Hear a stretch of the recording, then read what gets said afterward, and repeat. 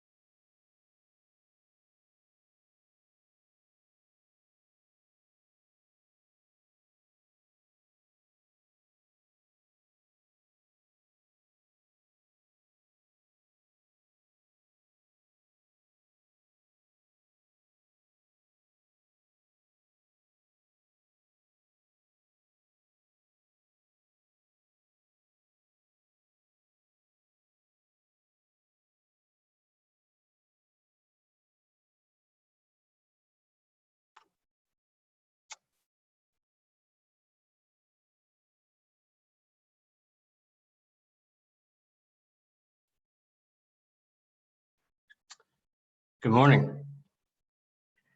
I'd like to welcome everybody to day one of the 2020 MIT Energy Conference. My name is Thomas Wilder. I'm a second-year MBA candidate at MIT Sloan. I also have the privilege of being this year's managing director for the conference. Although I would have loved to met you in person and seen your faces, I'm even more excited about the opportunity to broadcast this content to an even larger audience. Right now, we are broadcasting to about 1,500 people on 6 different continents. To each and every one of you, let me say how thrilled and humbled that I am that you chose to tune in to us today. Thank you for your support. I have to start off by saying that this event will be nothing without the team of phenomenal student volunteers. This month has been so hectic for all of us. I think it was almost a month ago on March 3rd where we gathered together for dinner and we were talking about the conference and how everything was going to work out and kind of congratulating each other on a phenomenal event. And I stood up and said that we had no intentions of canceling this year's conference. Well, a couple of days later, we got an email from MIT's president announcing the cancellation of all conferences, including this one.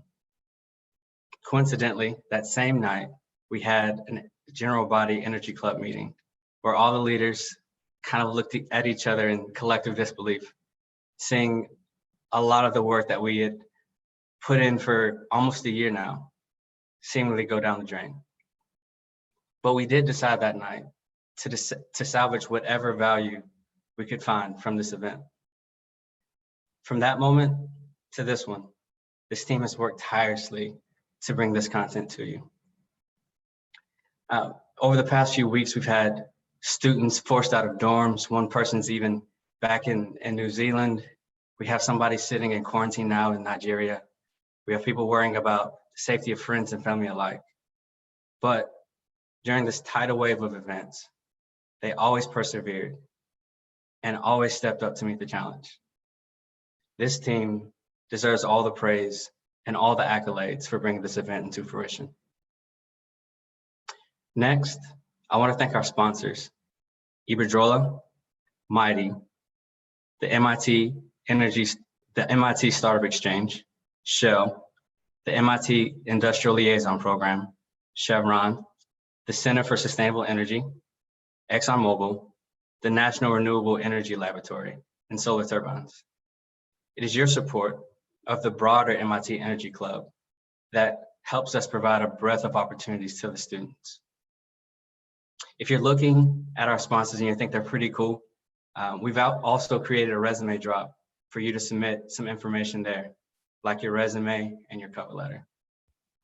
And I know that our finance directors will want me to tell you that if you want to become a sponsor, feel free to reach out to me or anybody else on the planning committee. Next, I have to thank our speakers who are selflessly giving up so much of their time to speak to us today and tomorrow. We know that you have a lot on your plate, but your commitment to education and enlightenment does not go unnoticed. There have been many changes to our schedule in the past few weeks, days, and hours. And for those that we've contacted on short notice, thank you so much for your flexibility. This is normally the time where the host tells you where the bathrooms are and how to get to the emergency exits, but I'm afraid to say if you don't already know where they are, I can't help you. Also, we will not be providing lunch today, although we've allotted time for it. And any stale coffee that you drink is no fault of our own.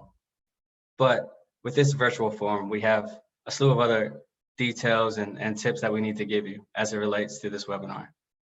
First, we've created a frequently asked question sheet to help answer any pressing questions that you might have on the webinar. Next, Zoom has enabled a Q&A function that's on the bottom toolbar titled Q&A. You can type your questions for the speakers here. For sessions that have Q&A, our speakers will try to answer some of those questions.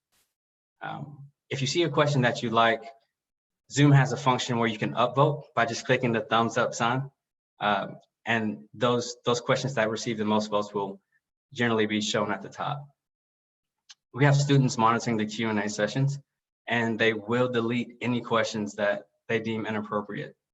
For those that are viewing via the live stream, similarly, we've sent out some documents for you to input questions, and we have students monitoring those as well. The students that are monitoring these will check them and then input them into the Zoom Q&A board. I guess it goes without saying, but this is our first, 2,000 plus person webinar. And we just ask for your patience and thank you in advance for bearing with us as we work out any glitches we might encounter. But we do welcome your feedback. So if you have any tips, tricks, suggestions, feel free to reach out to me at wilder@mit.edu or reach out to mytech-contact@mit.edu. There's also an option to go to the conference page, scroll to the bottom and click Contact Us. Well, as you know, well, at least I hope you know, this year's conference theme is Decision 2020. We wanted to discuss the key decisions made this year and next year that are going to play the biggest role in forming the energy landscape 5 and 10 years down the road. Today, our agenda is as follows. We'll have Mark Brownstein from EDF provide a keynote. We'll have a panel on oil, gas, and the energy transition. We'll have another panel on charging the EV future. We'll have a keynote by Daniel Kamen. We'll have a panel on the developing world and bridging the access gap. And we'll close with a panel on a clean yet broken grid. And we have even more content to bring to you tomorrow. For a full view of our agenda, please visit our conference website at mitenergyconference.org. Our team has worked extremely hard to bring this content to you, and I'm truly excited to hear from all the speakers and you during the Q&A sessions. Lastly, I have to address the elephant in the room, and this is quite a time to be alive, and nobody really knows how things are going to work out. But I'm reminded of a quote that says, "That which we lose in the fire, we'll find in the ashes." Me, I'm a nerd, so that directly draws me to the law of the conservation of mass that says mass is neither created nor destroyed. It's just rearranged in space. For us, the fire burnt down the house of having a traditional conference. But within the ashes, we found the opportunity to create an even bigger and more inclusive conference than a bigger, more inclusive platform to share this content than the conference normally would have been. And I don't know everybody's situation that's listening to me now, but I just want to encourage you to find the beauty and find the opportunity within these current circumstances. Again, thank you for choosing to spend this time with us. We really hope that you find this content useful and timely. And at this time, I'll now transition to one of our content directors, Leah Ellis, to introduce our first keynote speaker. Thank you.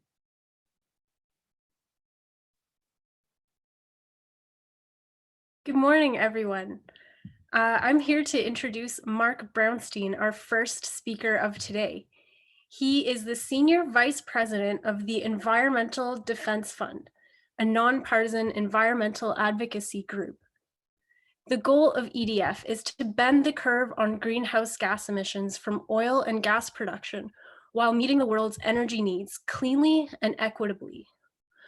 Mark is on the advisory board of the University of Pennsylvania's Kleinman Center for Energy Policy and is a former member of the National Petroleum Council and the Electric Power Research Institute's Public Advisory Board. He is an adjunct professor of law at the New York University Law School, where he teaches a seminar on public policy and energy project finance. Mark has also taught energy policy at Columbia University's School of International and Public Affairs. Welcome, Mark, and take it away with your keynote speech.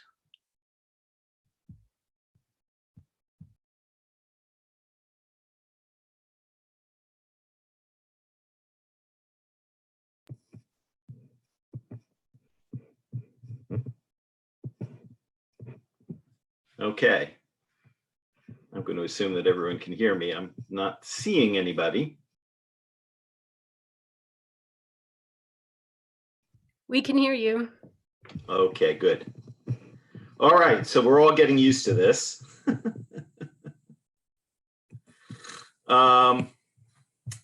So good morning, everybody. 2 months ago, this would have been a very simple talk to give. And what I would have presented to you then is a story of renewables becoming increasingly competitive against traditional generation technologies. I would have been talking to you about an increasing yet uncertain future for electric vehicles, particularly passenger vehicles, and the rise of shared ride technology and automated vehicle technology, and what implications that had for the future of passenger vehicles and vehicles mile traveled, and so on and so forth.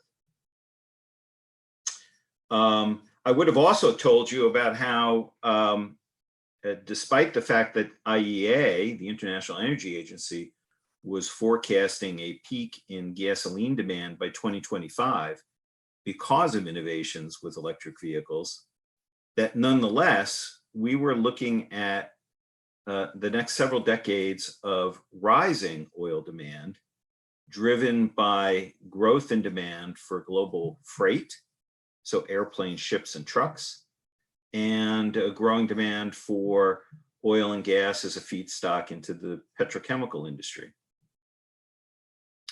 Also, as of 2 months ago, we clearly were not on a path to stabilize global temperatures at 1.5 degrees C, much less 2 degrees C. We weren't on a path to achieve those targets, either in terms of the commitments that the nations of the world made under the Paris Accord, or frankly, in terms of the real reductions these countries were making as a result of implementing the commitments that they made. Indeed, last year we saw China bump up the use of coal, in some measure because they were not able to access natural gas.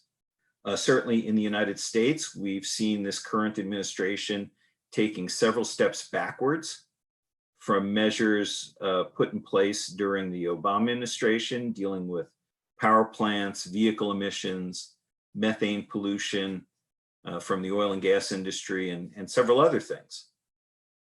Indeed, the Paris process itself, which is the global agreement by which countries ratchet up individual climate ambition over time to collectively meet the goal of stabilizing temperatures below 2 degrees C, that this Paris process itself was open to question after a disastrous climate summit in Madrid this past December.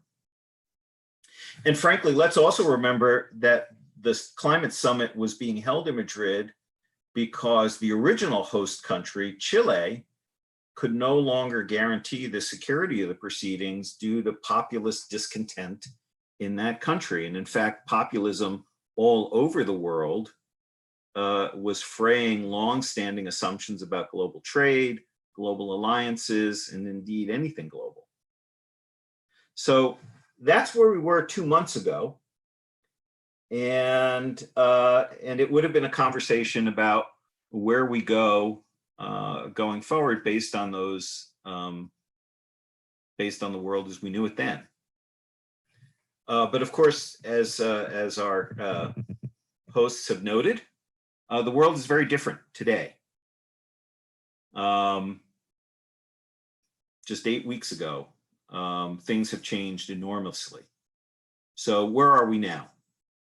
Well, the simple fact is no one really knows.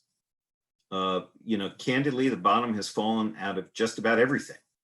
The only thing that we know for certain is that there is a viral pandemic sweeping the globe. It's sickening and frankly killing millions everywhere. and that the global economy is in lockdown at the moment. Indeed, we're in lockdown at the moment. Frankly, no one really knows exactly when things will return to normal. And I put that in quotes, normal. Because that is actually the question of the moment, right? What is normal after all of this? So here I am delivering you a keynote on the future of energy from the basement of my house on my laptop, which probably says a lot about where we are at the moment. And hopefully you will forgive me if what I have to say to you over the next 10 minutes or so isn't fully coherent, because the truth of the matter is I don't have a clue what the future of energy will be. The only thing I do know is that no one else knows either. And frankly, if over the course of the next 2 days, anyone tells you that they do, I think they're lying. I spent yesterday morning on the phone with a crisis consultant. This is a guy who used to lead counterintelligence operations for the British Army. And he told me that there isn't a CEO anywhere in the world right now that is prepared for this. The world's major corporations, and that includes energy companies, have contingency plans for days of crisis, maybe even a few weeks. But what lies in front of us is literally months and maybe years of crisis. And collectively, everyone on the planet right now is officially making it up as they go along. So with that as a backdrop, that's the first thing that I can tell you that I know for sure. The second thing I can tell you I know for sure is that the oil and gas industry is under unprecedented financial pressure.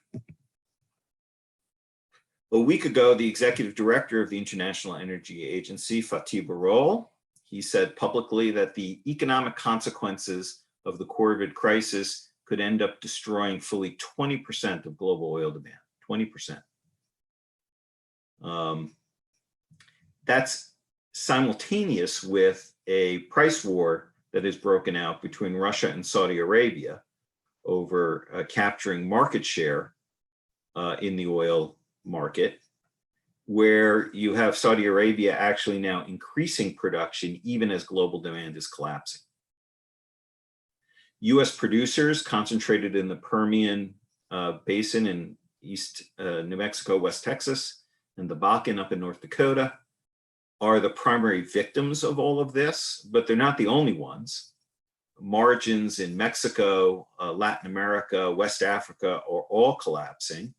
And this has really uncertain ramifications for political stability in those places. Now, prior to all of this, investor capital was already starting to leave the sector. The simple fact of the matter is that returns on oil exploration and production aren't what they used to be. And frankly, they haven't been what they used to be for the better part of a decade.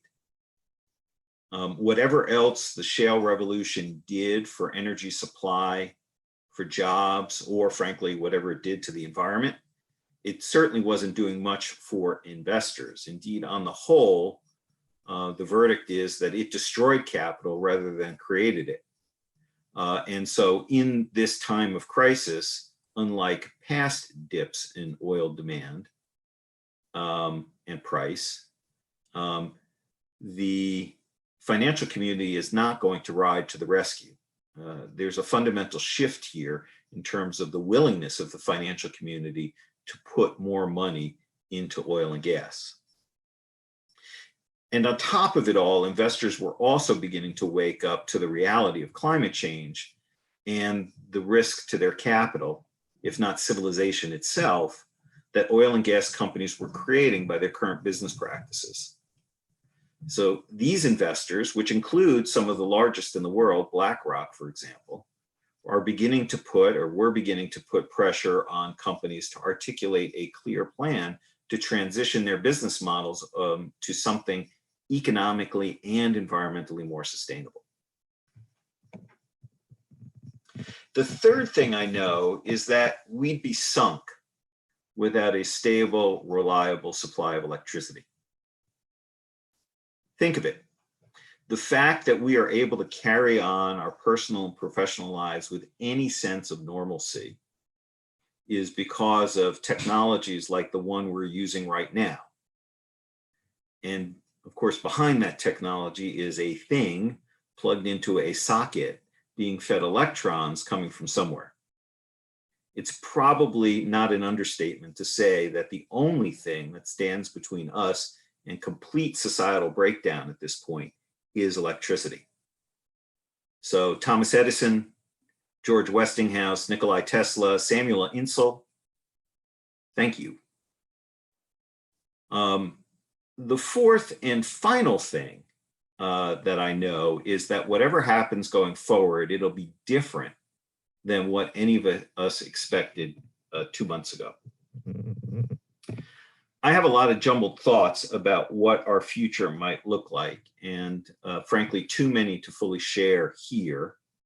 And frankly, probably many that if I were to share today, I'd be embarrassed about 2 months from now, that I even thought them, much less said them out loud. But for the sake of generating some questions and hopefully a little bit of discussion in the remaining time that we have, what the hell, here I go. So, thought number one, the future of oil and gas is in fact uncertain. Clearly, demand for both oil and gas will depend on, how much of that demand comes back will depend on how quickly the economy comes back. Of course, what we don't know is how long it will take the economy to recover, or in fact, how many waves of isolation that we have to endure before this virus is fully tamed. It's entirely possible that we could be, back sitting in our homes, in our basements, this fall, and maybe next winter. And so it is completely uncertain exactly when and how oil and gas demand recover. Of course, the degree to which it comes back will also have a lot to do with how quickly industrial production resumes. We have an office, EDF has an office in China, and we know from our China colleagues that in fact, China is beginning to turn the lights back on and get about the business of being the industrial supplier to the world. But we don't yet know how quickly it will take for American and European industry to come back, nor demand for the products that any of those places. How quickly industrial demand comes back, that's a major factor for natural gas. Frankly, the degree to which transportation services recover, that's going to be a major factor for oil. Some are speculating that aviation may never recover because, in fact, what this crisis is teaching us is how video conferencing works and how effective it can be in maintaining and advancing social and professional relationships. And that maybe companies begin to now move away from business travel in earnest, having now gained some experience with these new technologies. Candidly, having spent the last 3 weeks on Zoom, I'm not so sure that the technology is quite ready for prime time. But my guess is that the bright minds at companies like Zoom and BlueJeans and so on and so forth, they're busy at work on the next iteration of their technologies to improve them. Frankly, Hey, Mark. Yep. Would you be able to turn your camera on for us? Yeah, I thought I tried to. We all just see a blank screen with your name. Yes. The bottom left, says, you should be able to click start video. It says you cannot start your video because the host has stopped it. Ooh. Let's see if we can change that.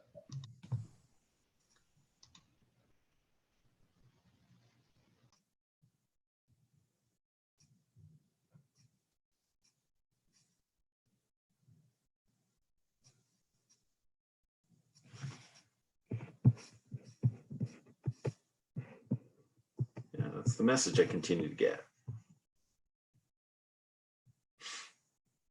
Shall I continue while you work on that?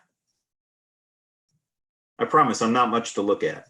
Yeah, go ahead. We'll work on getting that fixed. Okay. Thanks, Mark. So as I was saying, you know, aviation may never fully recover, but frankly, I think that a bigger factor in transportation demand is really going to be when, if ever, we learn to trust being in the same place together, whether that's an airplane, a subway, a restaurant, a concert hall. This idea that we can contaminate each other is, you know, candidly a traumatic experience for all of us. And trauma is not so easy to recover from. And so the degree to which we're ready, willing, and able to get back on airplanes or gather in urban areas, go back to our university settings, our office settings, with all of the energy consumption that that entails by way of transportation, commuting, and the like, I think that's really an open question right now. You know, how quickly do we trust being with each other again? That's a sobering thought, but I think it's real. The second thought that I'll leave you with is that, again, electricity is key. And what that means, I think, in practice is that in comparison to oil and gas, renewables as an investment look attractive. And they look particularly attractive right now, not only because of the steady returns that they provide in contrast to the volatile returns of oil and gas, but also because with the capital, with the interest rates being so historically low right now, the cost of financing new projects is really attractive. But here the question is whether capital markets remain liquid enough to support the development of new projects, and we'll have to wait and see on that. I think there's also some question as to how these prolonged periods of isolation that we're enduring, how they affect electricity demand. I saw some statistics here in PJM, where I am, that show about a 5% reduction in total demand in a somewhat different load shape than what we've seen historically. I think in Europe and other parts of the world, electricity demand destruction has been, you know, much greater. So again, we'll have to see how societies recover from this and what that means for electricity demand, and therefore the demand for new renewable energy technologies. But clearly, that's an attractive place for investors to go. It was before this crisis. I think it's only more so now. The other thing I think we learned from this is just how important the grid is.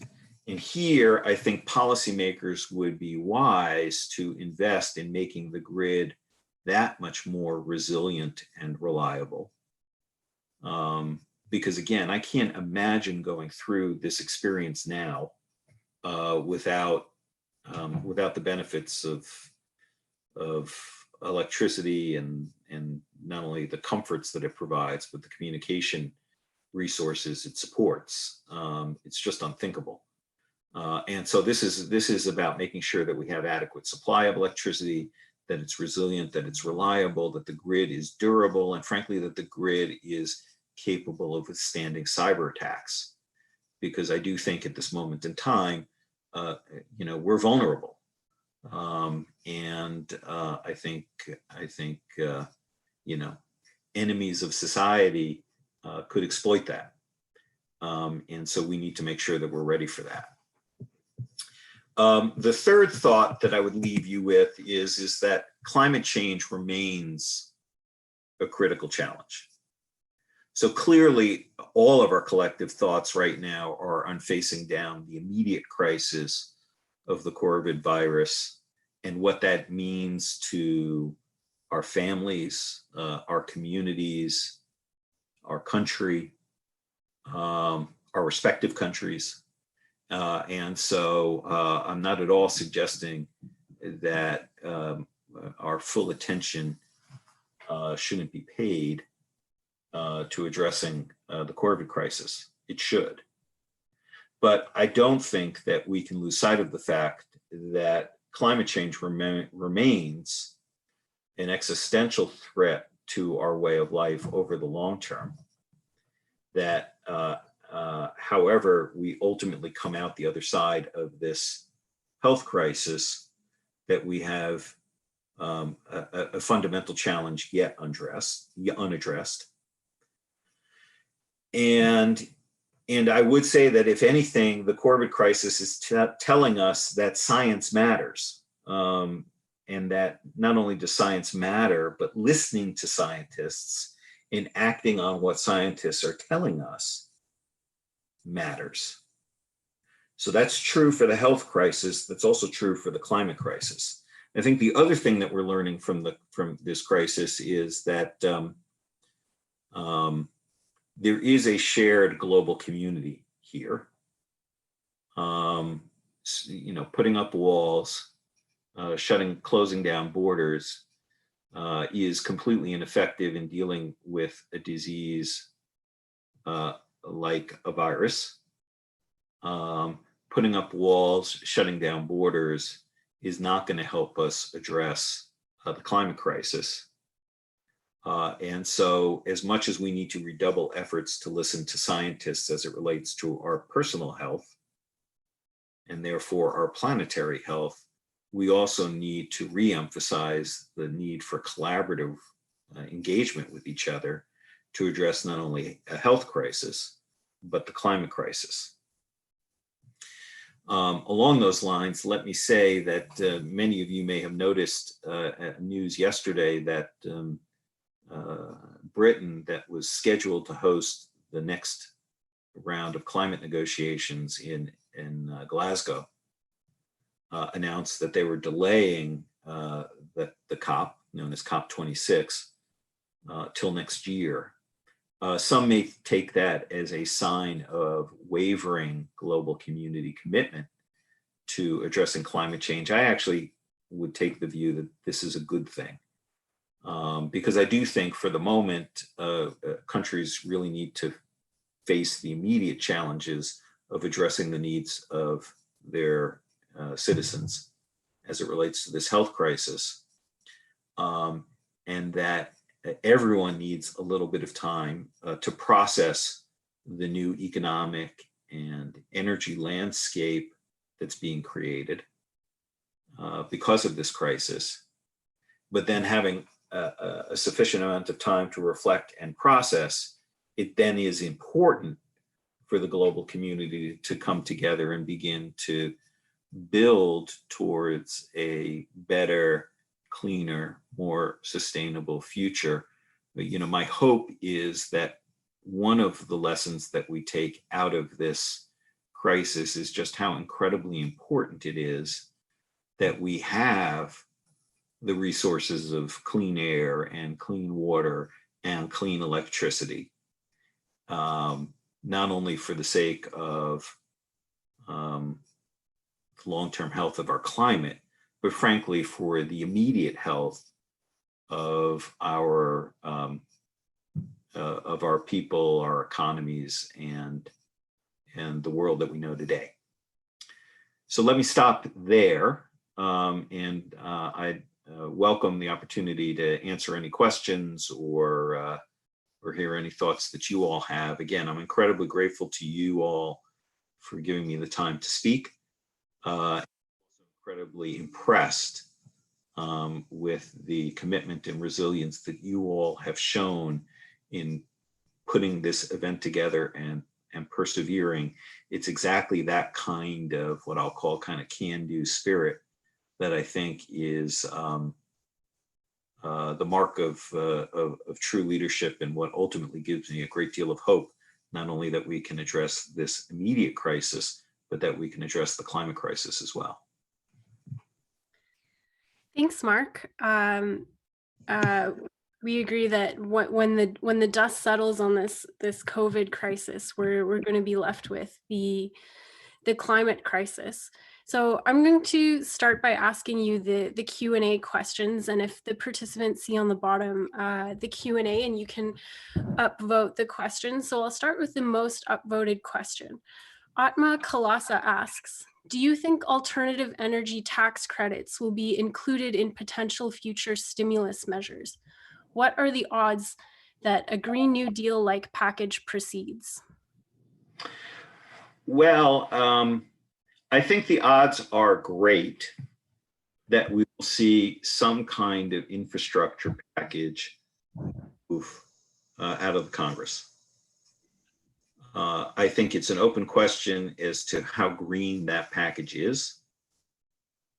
I think the test for any particular measure is how many jobs it creates, and not just how many jobs it creates, but I think this time around, unlike 2008,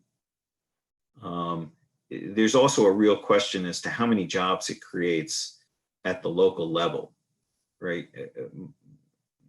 I mean, this is very much a crisis of Main Street, where, you know, local restaurants, local business people are in crisis in a way that they weren't even in 2008.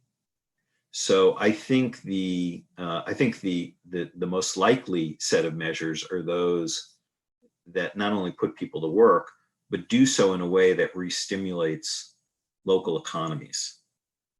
And maybe that's good news for folks in the energy services businesses, folks in the distributed solar businesses, you know, places where that are deeply ingrained in the local economy. I would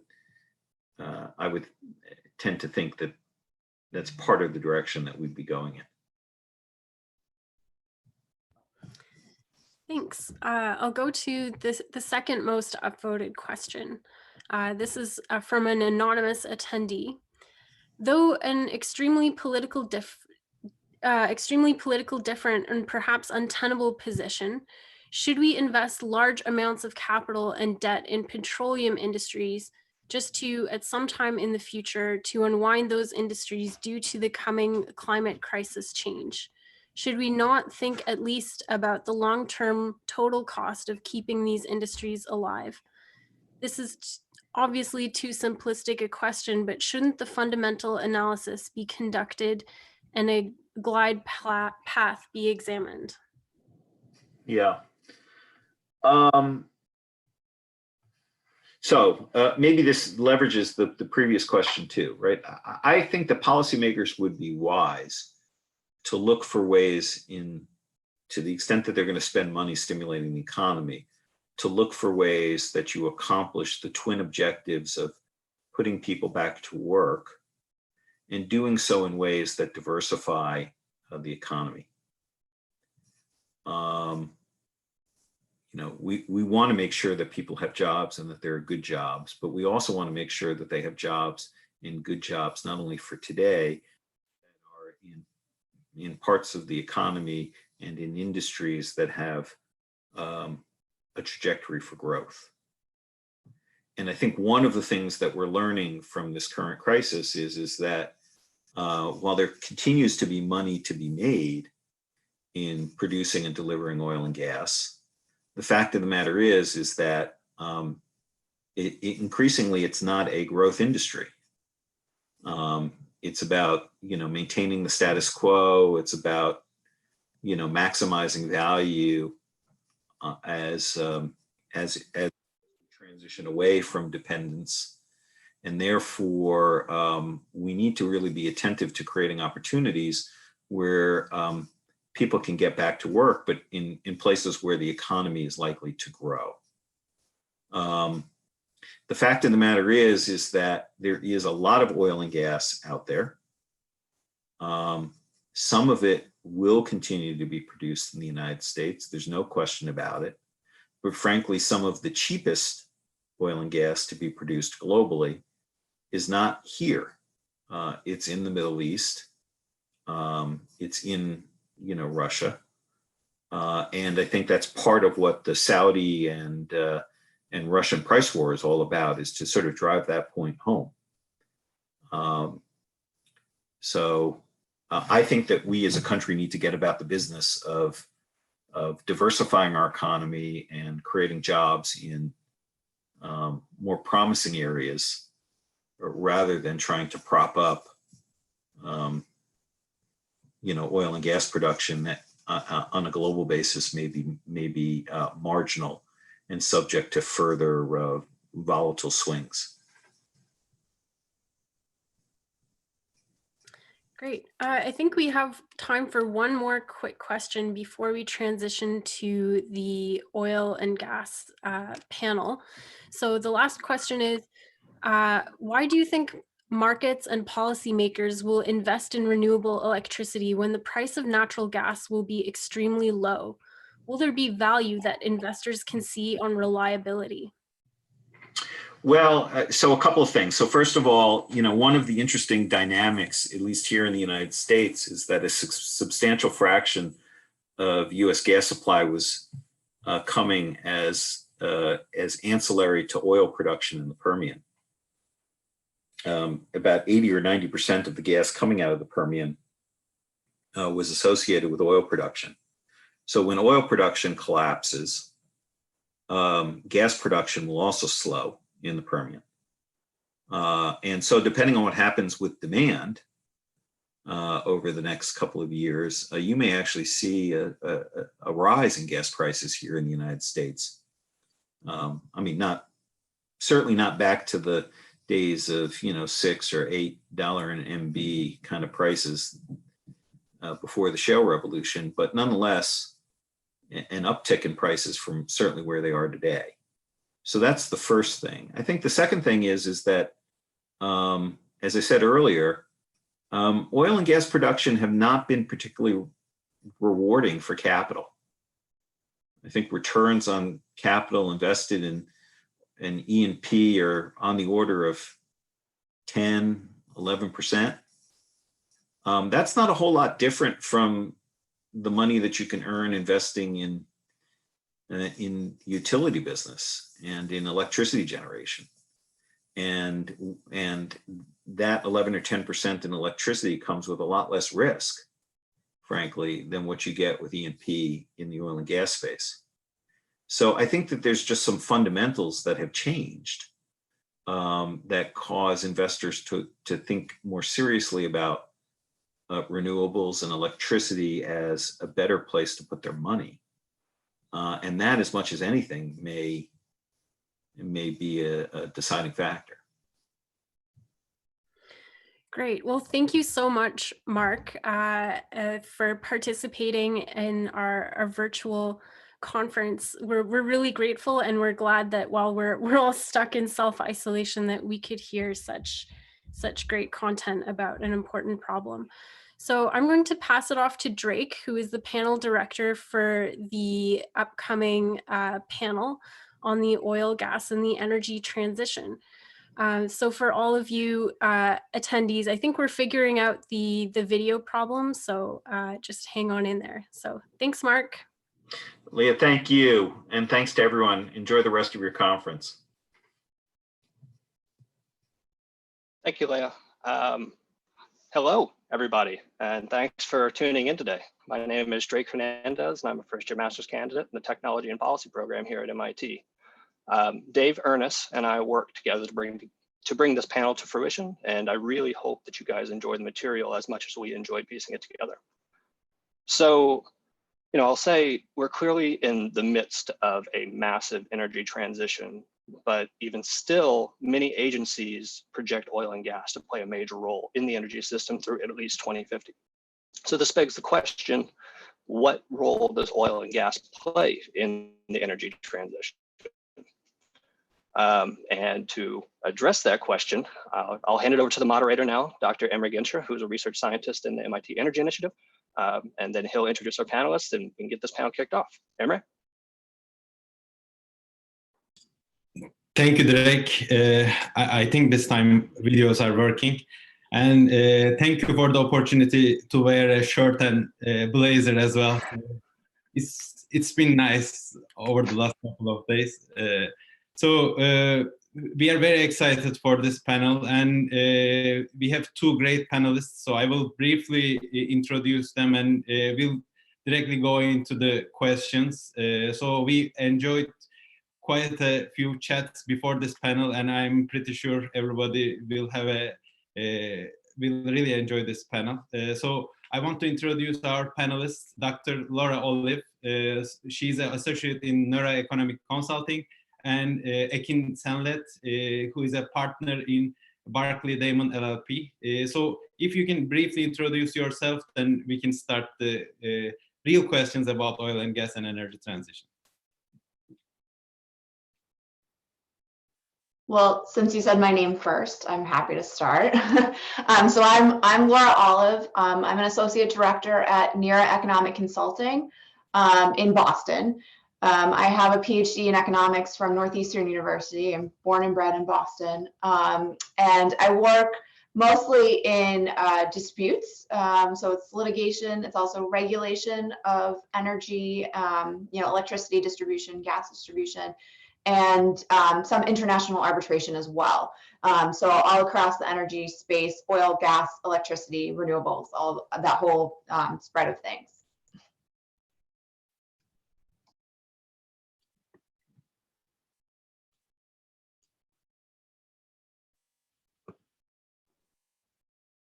Hi guys, I hope you can hear me well. This is Ekin Senlet from Barclay Damon. I'm a partner at Barclay Damon. Been practicing energy law for about 10 years. My area is mostly renewable energy and siting and permitting of renewable resources in New York and neighboring states. Besides that, I also work on oil gas infrastructure as well as some utility rate cases. So quite a huge bunch of regulatory work that happens in New York. My interests are mostly the energy transition. That's why when Drake reached out, I thought this will be an awesome conversation that we can have. Laura and I also work as colleagues in different cases that come before the New York State Public Service Commission. So I'm looking forward to a great chat. Great, thank you. So I will directly go into the main question of this panel, energy transition. So energy transition really describes the fact that we'll see a dramatic transition to a low carbon energy research and technology portfolio in the near future. And so the main question here is, what is the view on energy transition from your perspective? And I think probably your views has changed dramatically over the last couple of weeks. Also, it will be great if you can update your transition views based on the current pandemic crisis. And it will be great to hear both of your views on that.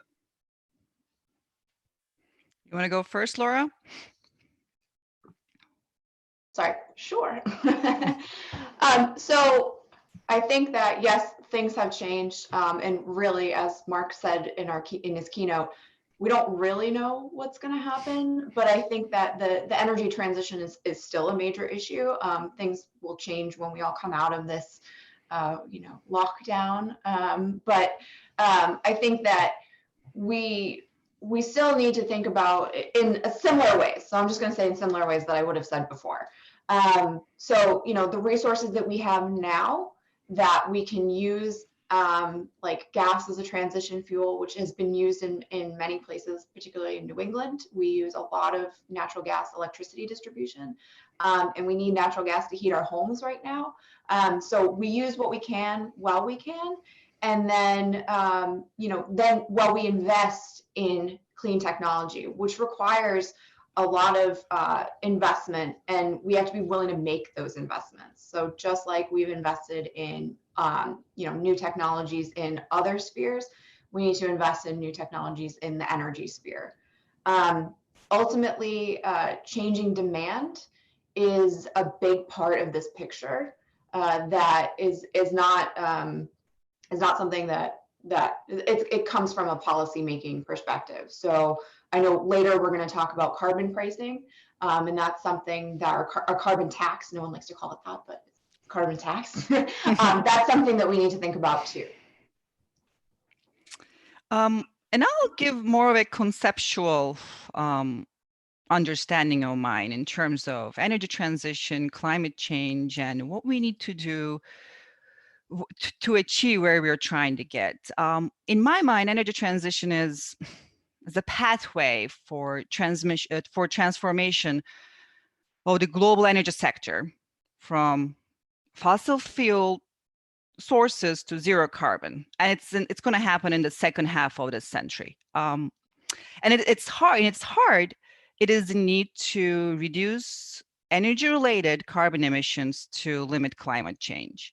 So we need to remember, and we need to always, I think, in the back of our mind, fossil fuels have been absolutely essential to the human race and to the growth of our wealth. So we achieved a lot of things with fossil, hence the Industrial Revolution.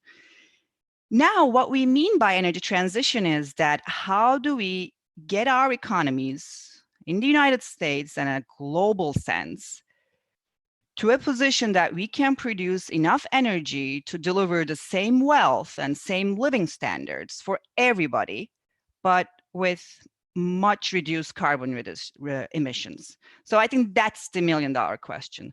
And decarbonization of the energy sector requires an urgent action on a global basis. While it's underway, I think there's still a lot more to do. That's kind of my take on it, and I don't think it's going to be surprising to anyone. Can I just add to that before we move on? Sure. Okay. So just to kind of put a little bit of a silver lining, I'm going to say something that's not such a silver lining, and then what I think would be a silver lining. So, you know, we're in a pandemic, we're in a lockdown, right? And of course, that's challenges for all businesses, you know, including energy, no matter if you're talking about oil and gas or if you're talking about renewables. And so, you know, that creates credit crunches, and, you know, access to capital is really difficult. But the silver lining is that we, as the human race, have always taken challenges to kind of find a new, better way to do things. And so I think that we can, you know, we could see that we had challenges. Let's take just one example. In the U.S., high natural gas prices, right? 10 years ago, a challenge and a financial crisis at the same time, right? 2008, 2009. That's when the shale revolution really started. We kind of took those opportunities to create new technology. Okay, so what I'm saying here is that maybe this crisis, which it is, can create tough economic times, can create the opportunity to advance. And so, I mean, I think that's a silver lining in this. And I think one undeniable observation is definitely this year our greenhouse gas emission footprint will be extremely low. That too. There is truth to that. Another silver lining. Yes. So, of course, we've seen a huge growth in renewable generation. So we've seen in California, in rest of the world, there are some leaders in the area implementing solar, wind technologies, so on and so forth. But whenever we look any energy outlook, and Mark also mentioned this in the keynote, his keynote remarks, we are still seeing a huge role for oil and gas in the next couple of decades. Actually, till mid-century, still the energy mix will be heavily relying on oil and gas and other fossil resources. So the role of oil and gas is really undeniable in the energy transition. And I want to hear from you, what do you see the role of oil and gas sector specifically in this energy transition? Is there a role for oil and gas? So what's your views on that? I'll get started, and then I think it will be more of a going back and forth between you and I, Laura, on this one. Sure. Well, the answer is, is there a role for big oil and gas? Absolutely. If the world is going to come to anywhere near to meeting its climate change goals, the big oil and gas will have to play a big part. There's no doubt about that. And big oil and gas are already willing to play their part. The industry's operations account for almost 10% of all human-made green gas emissions. Obviously, buildings, power sector, transportation take the other chunk. And in addition, the industry produces fuel that generate the other quite chunk of the global emissions. But what is the role for, and what is the benefit of having oil and gas? I think it's, and experts agree as well, it's enormous. From the renewables perspective, let's talk about the renewables perspective in terms of power generation. The increased participation of oil and gas will be extremely positive for those industries. As the first issue, it's the financial aspects of things. The scale of investments that are required to implement the energy transition is enormous. We already know that. And the oil companies are still financially strong amid the pandemic we're having. And they have the know-how. Plus, they have the local knowledge and the connections, and these are hugely beneficial for project development, especially in the renewable arena. Connections with stakeholders, permitting authorities, suppliers. So all of them are extremely important for us to get with the infrastructure we need for renewables. So seasoned oil and gas companies know how to do it the best in the most efficient way. I'll stop there and then we'll talk about challenges. Let's hear what you have, Laura. So what I would completely agree with what you said. You know, I think there is a role for big oil and gas, and as you say, they have the know-how, they have a history of doing this, they have connections, they know what to do. And I would just mention something that Mark mentioned in his keynote. You know, the International Energy Agency, the EIA, they expect demand to continue to grow throughout the world for the next few decades. And so I think that it's something when you think about that, you know, it's some of it's combustion, obviously, for transportation, aviation fuel, for cars. And so we start using more, you know, alternative fuels or electric vehicles. And the other use too is for petrochemicals and plastics, which is something that we don't realize how much of that we use. I think that's something that people don't think about as much as, say, gasoline in your car. And around the world, oil, the demand for oil is growing because of that petrochemical use.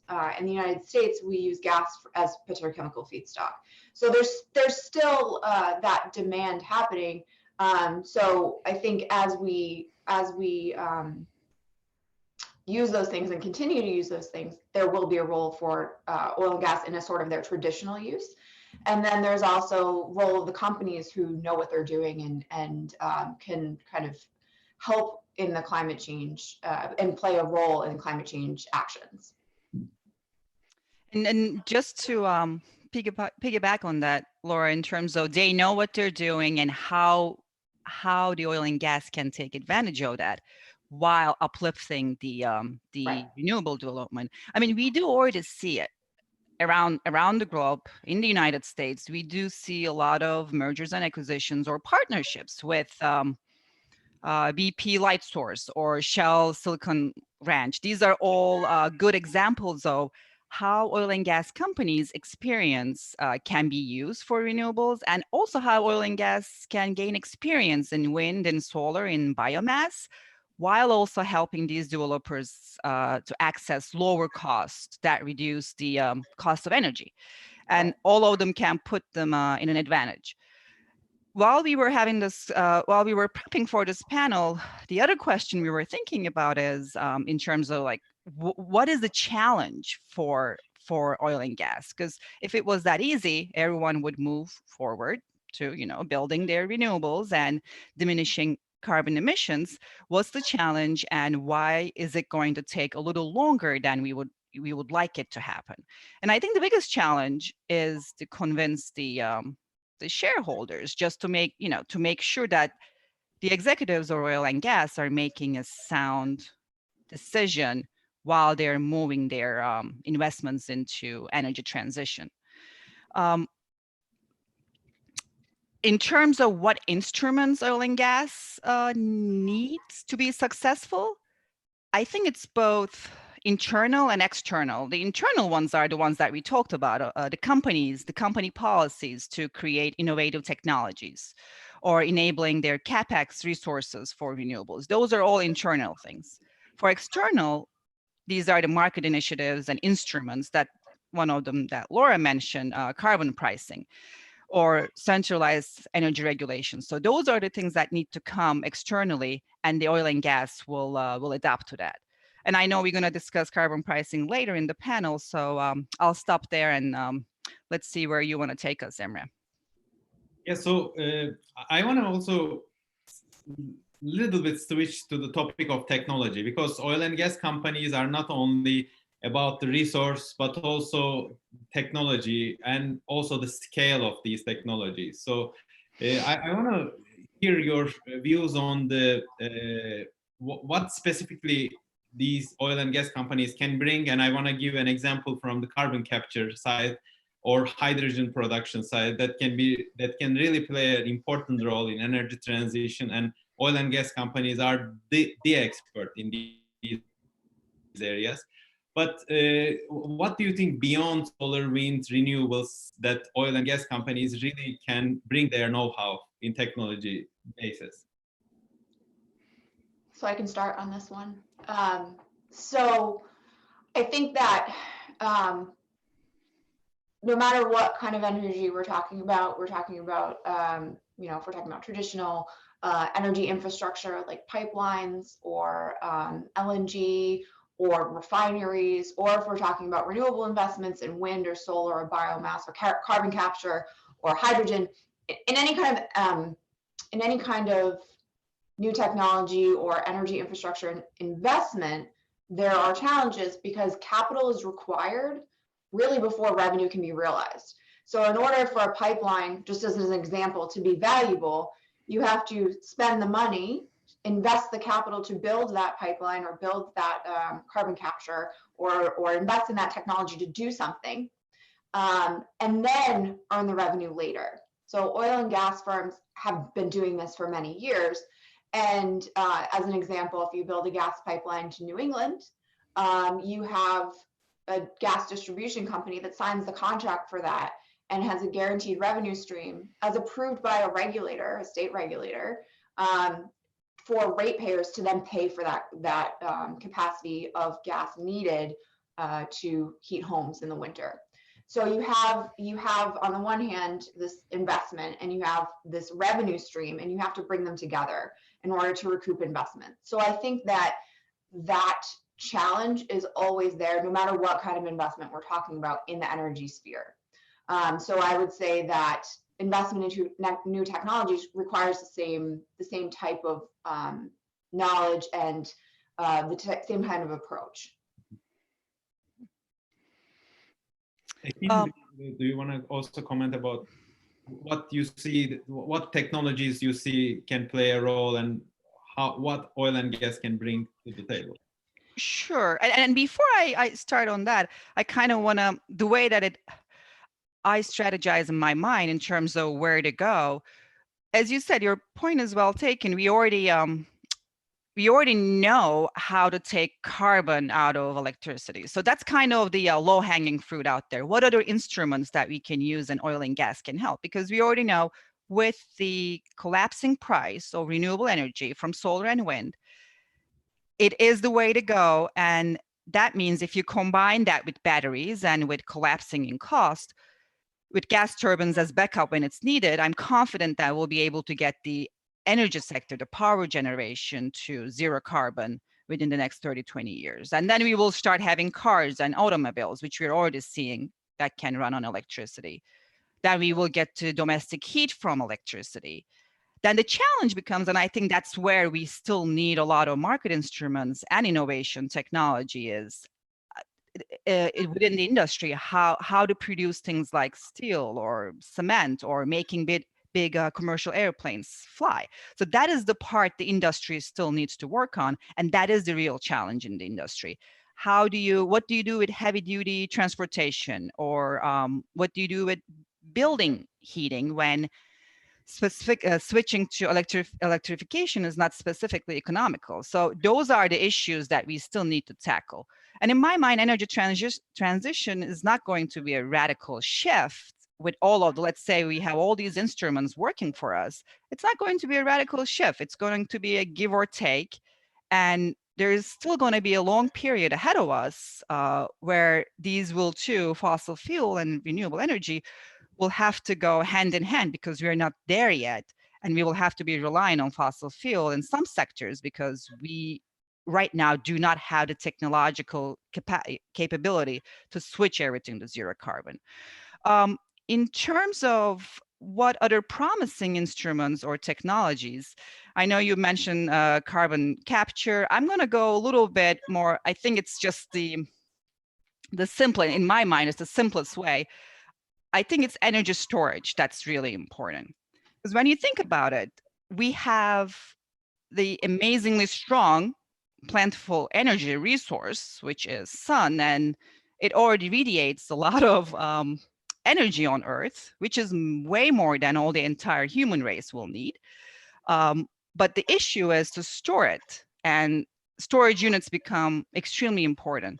And most of the time, what we have in the energy industry is not where the energy comes from, but it's about our ability to generate it at 1 hour and then use it at another. So in that sense, I think energy storage and implementing energy storage hand in hand with renewable energy is the critical path that we will need to follow. I would just add to that, it's not a new technology, but like electricity transmission is a big part of that. So you might have a lot of wind power in a place, or solar generation in a place where there's not a lot of folks, like there aren't a lot of people there. And so you need to bring it somewhere else. So investment in transmission is also a big player in this transition. And that's usually the hardest one to get through, because when you think about it, you're trying to get the energy to condensed areas. That's the problem we have, right? But when it comes to outside of condensed areas, it gets really challenging with permitting issues, which I know we will talk about it later as well. Yeah, so, but you're still thinking that the electricity, low carbon electricity is the key here, and we need to enable it either by supporting with energy storage or increasing the electricity transmission from one region to other. But personally, I'm really also curious to see what you think about potentially another energy vector, like low carbon energy vector like hydrogen. Do you think also for decarbonizing other sectors that you mentioned, this can play a role, or you're mostly thinking that the electricity will be enough to pretty much decarbonize the whole economy? Your point is well taken. I think it's not about we don't need outside of the electric power. It's more about it's the low-hanging fruit out there that we can decarbonize the power sector. Once we adapt to that, then the rest of the technologies will have to come as well. I think we're thinking about in terms what needs to be done first in the immediate future, in terms of what can be done, like hydrogen. It is happening. There are incentives, at least I can talk about New York State. There are incentives within New York State for hydrogen.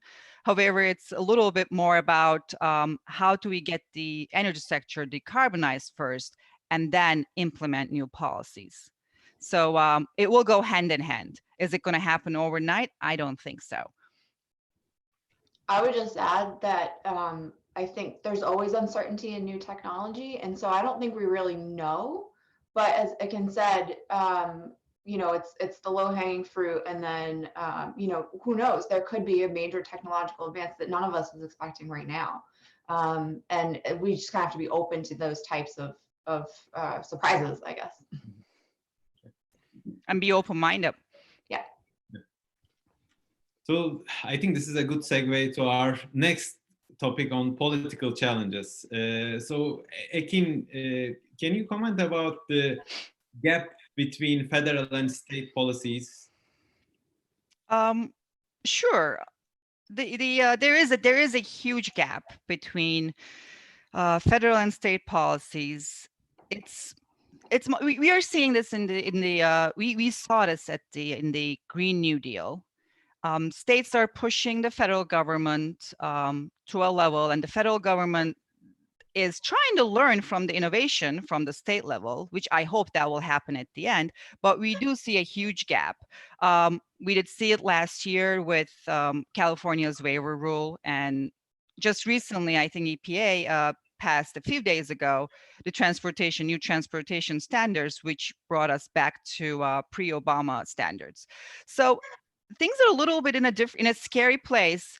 And when I was thinking about this, it's actually similar to what we are dealing with the current pandemic.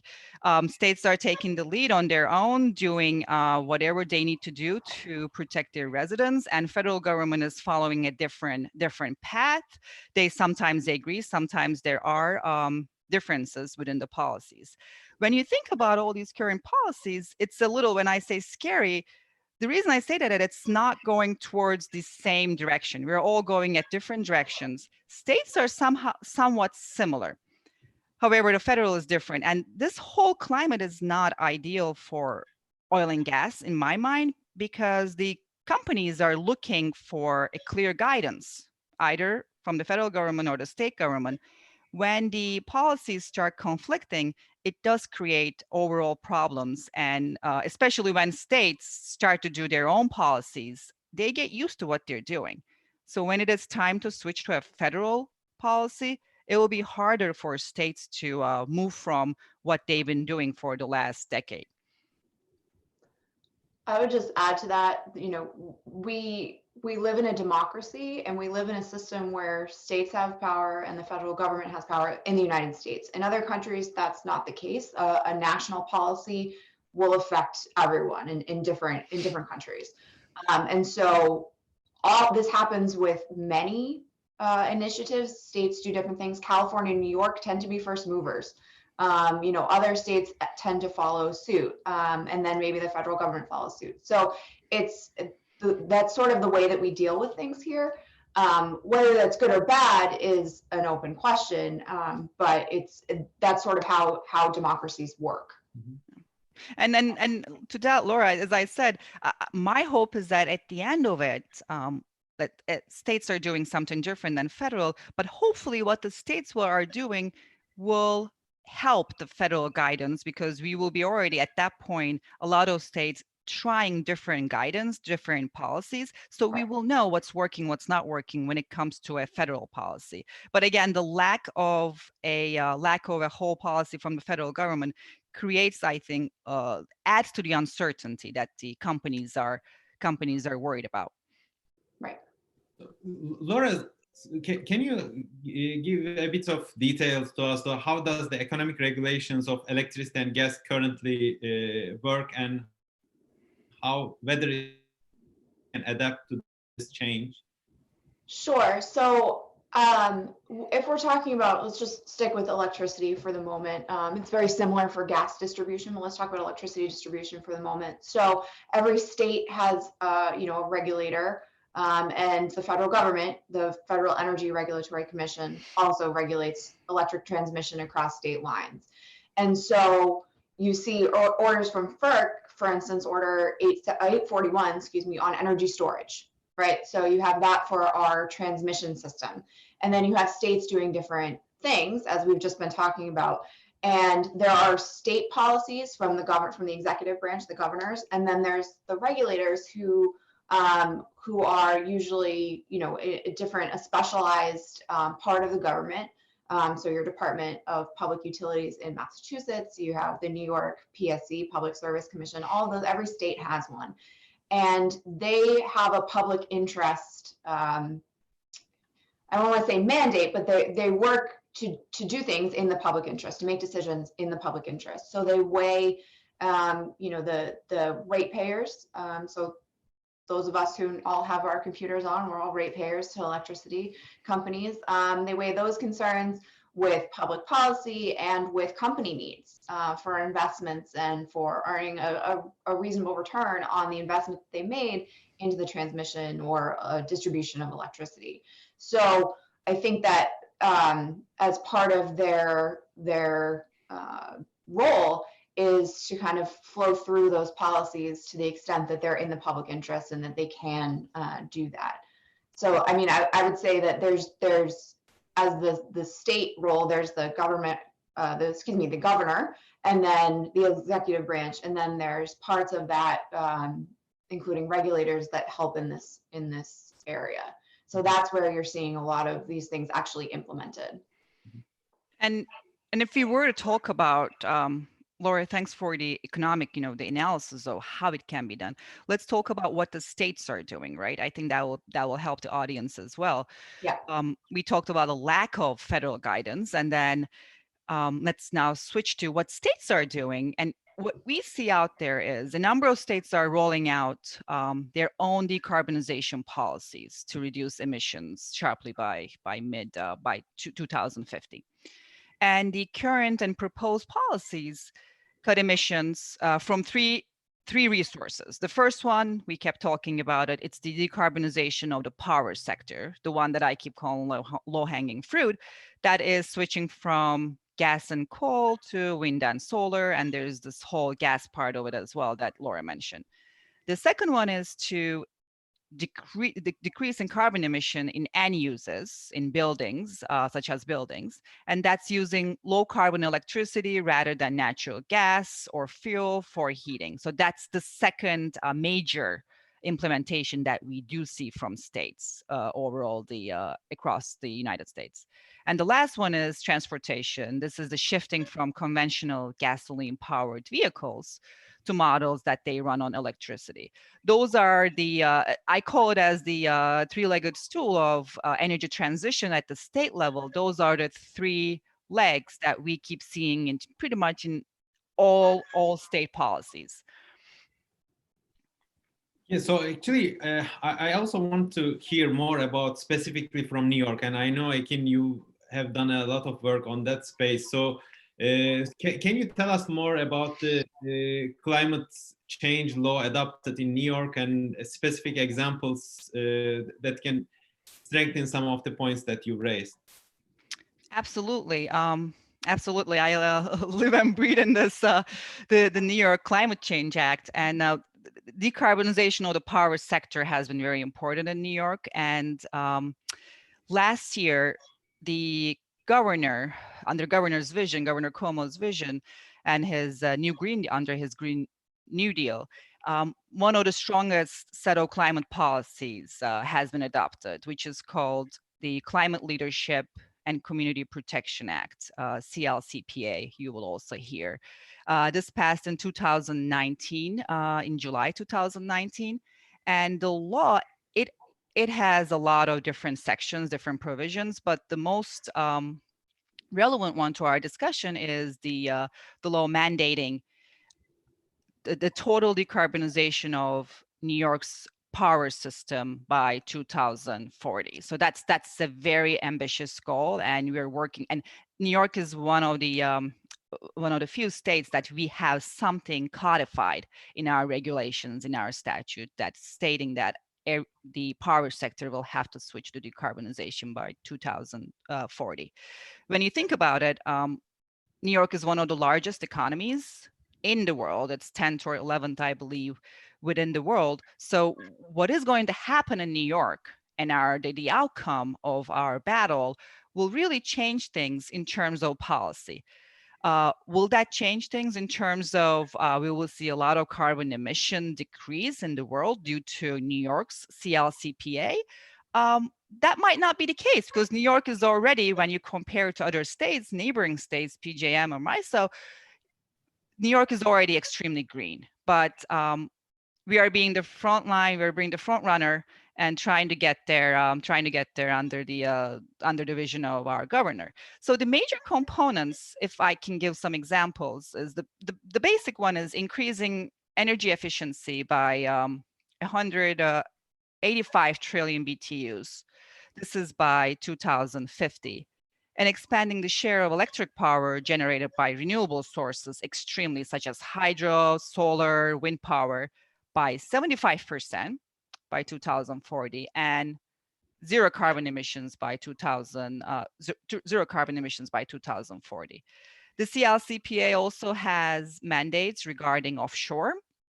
That is 9,000 megawatts that we need to have by 2035.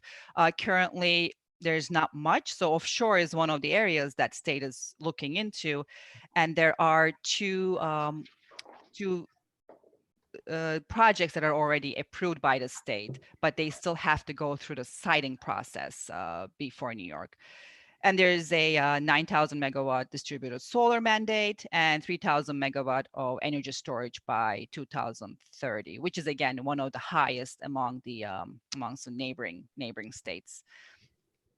So, Laura, I think New York is one of the first front runners for the carbon pricing as well. So maybe zooming out a little bit and looking for what is the role of carbon pricing in reducing carbon emissions, and why do you think it's an attractive tool from the economics point of view? Sure. So carbon pricing is something that it aims at the demand side. Okay, so if you say there's a, I don't know, I'm going to say $1 price for every gallon of gasoline that you buy, or something like that, right? It's a price that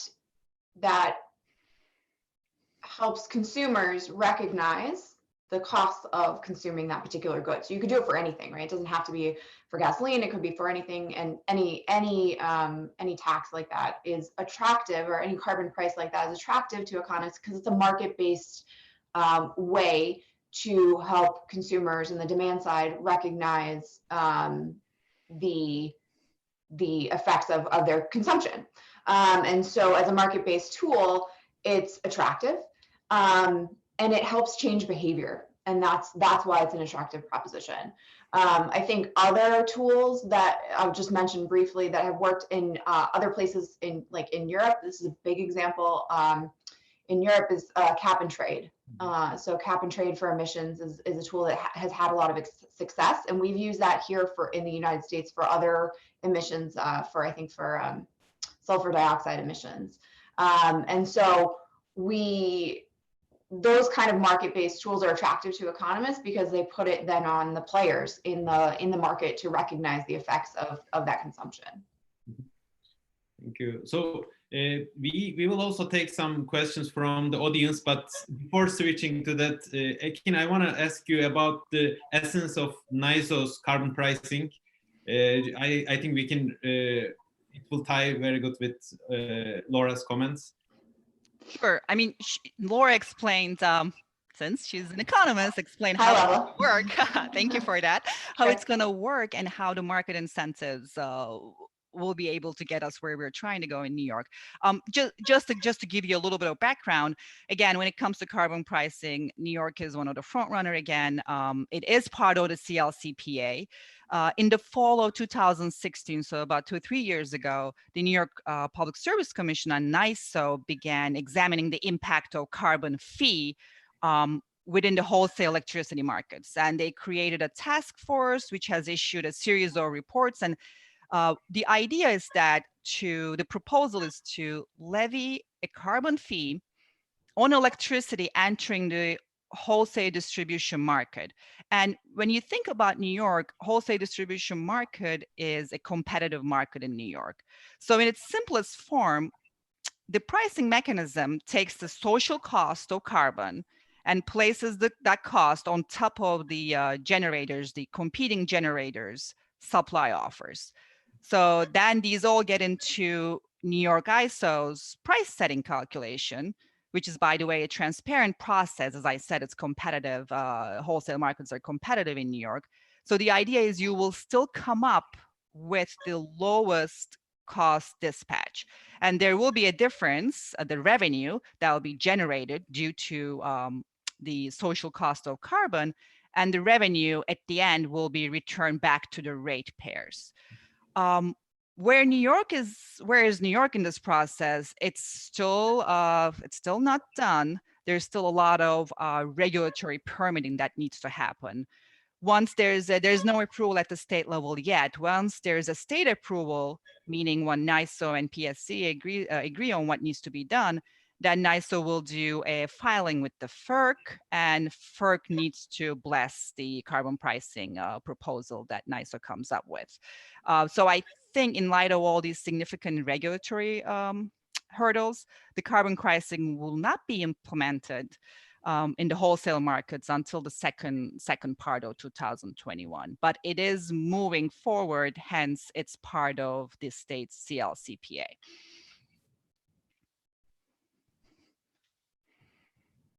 So thank you very much. Then I'll switch to audience questions, and I will start from the most voted ones.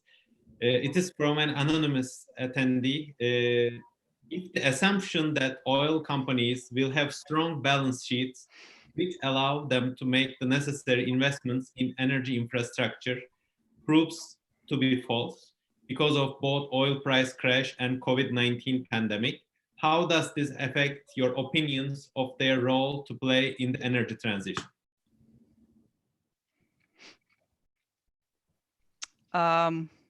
You want me to try? Sure. Okay, sure. I mean, it's a good question in terms of we can't just ignore what's happening outside with the current pandemic crisis, and it's timely. The question is definitely relevant. When you think about it, before the coronavirus pandemic, big oil and gas was already under significant pressure to speed up their transitions to cleaner forms of energy, right?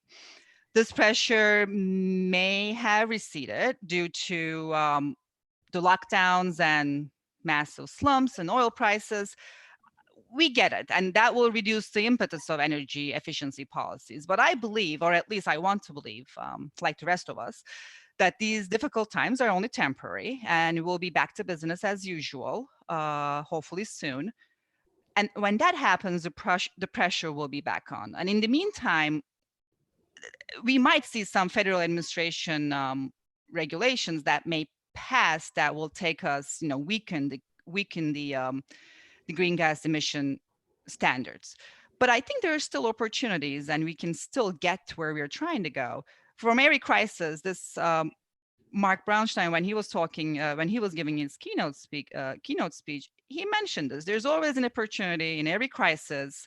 And when you think about it, the governments directly or indirectly drive a lot of energy investments, meaning there's an opportunity to steer those investments onto more sustainable path, which will give the signal to oil and gas companies. And also, I will just end with again, this is kind of going back to what Mark said. I do think there are opportunities to be learned from the pandemic as well, one of which is the power of sound science. If we follow the cues of Mother Nature, we will be able to tackle the climate change with sound science and dedication. Same goes for the pandemic, same goes for the climate change, and providing the right signals to the oil and gas companies for their investment opportunities. I would just add that there's a couple of things going on for oil and gas companies right now. So it's not just the pandemic, it's also this drop in oil prices because of Saudi Arabia and Russia. So that has, that has a very large effect on kind of a view forward. But oil and gas companies and oil and energy investments, infrastructure investments generally are something that take a long-term view. It's not just a 1 month, it's definitely a much longer term view. And so I think that once we get through this pandemic, the expectations for the oil price to continue to be as low as it is right now are in the market for, if you look at futures prices for global oil at Brent, they expect prices to go back up again. So I think that in not that distant of a future. So I think there's just a lot of uncertainty, and that is only exacerbated by a pandemic. And then, you have Saudi and Russian, competition happening. And so I would just say, I'm not really sure. There's a lot of uncertainty, but I don't think that there isn't now an opportunity to think about what we can do next and how we can do it. So we have a hydrogen-related question, and I didn't plant it this, so thank you, Sarvesh Handa. What do you think is the prospect of the hydrogen economy? Is this current crisis going to help open up opportunities for investors and more innovations in this sector, particularly in the energy storage industry? That is the hope. Definitely, that is the hope. In terms of combining energy storage and hydrogen, as I said, there is a lot happening in New York. I can just give my perspective on that one. That where New York is trying to go under the CLCPA has an energy storage perspective.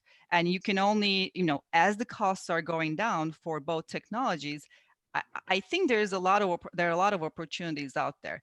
Whether the pandemic slow us down or not, it is kind of to be seen. I'm on the in the optimistic camp, and I'm hoping that once we get out of this crisis, we will be back on with our policies, and hydrogen will be part of it.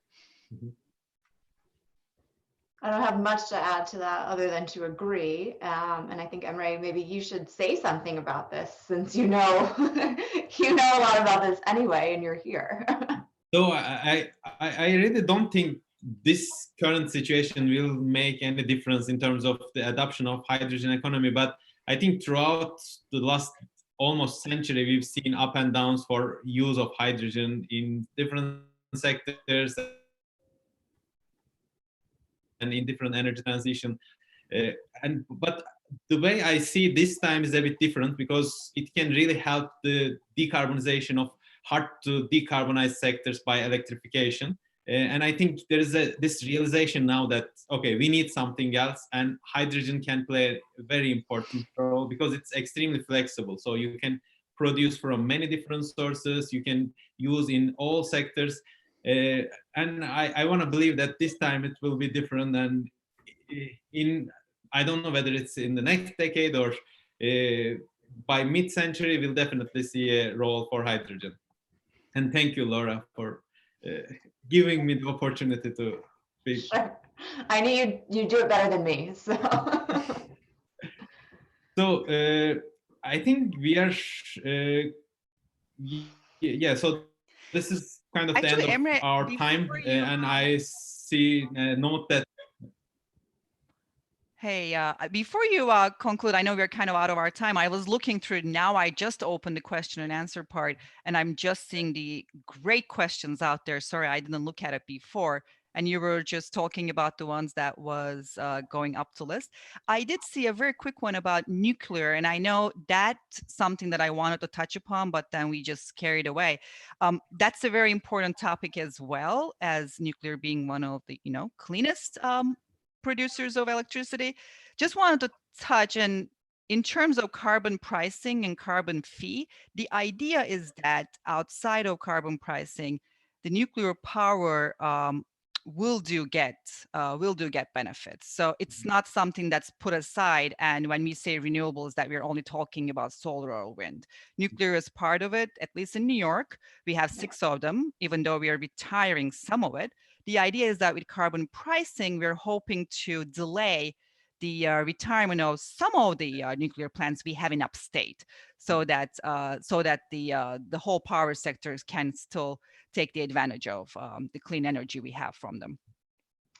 Can I just do the same thing really quickly? There's a really good question about, will a single global gas market emerge? And I have a lot of things to say about that and have said them in the past. So. Let me just interrupt for a second and say that our next panel is at 11:55, so there is no need to rush. This time is perfect. This time was originally slated for a coffee break. Yeah, so like Trey said, we don't take responsibility for the quality of your coffee at home. You can continue to drink your coffee and to discuss right up until 11:55 if you like. Well, I don't have that much to say. I think 10:55, not 11:55, right? Yeah, 10:55, right? Not 11:55. All right, that's good that at least we don't have to rush. But if yeah, going, sorry, I'm in a different time zone now. Yes. Gotcha. Oh, okay. Go ahead, Laura. So I would say I'll just be brief, and I'd be happy to chat about this more. But gas markets are regional. And because pipeline and gas markets are regulated very differently in different parts of the world. So in the US, we have a competitive gas production sector. We have pipelines that are heavily regulated, and that regulation includes the ability to have a secondary capacity market, meaning if the primary capacity holder, so say your gas distributor in your city A, whatever, doesn't need the gas, say in the summer when it's not cold, they can sell that capacity in the secondary market, and someone else who does need it, who wants to use it, say for electricity generation, can buy it in the secondary market.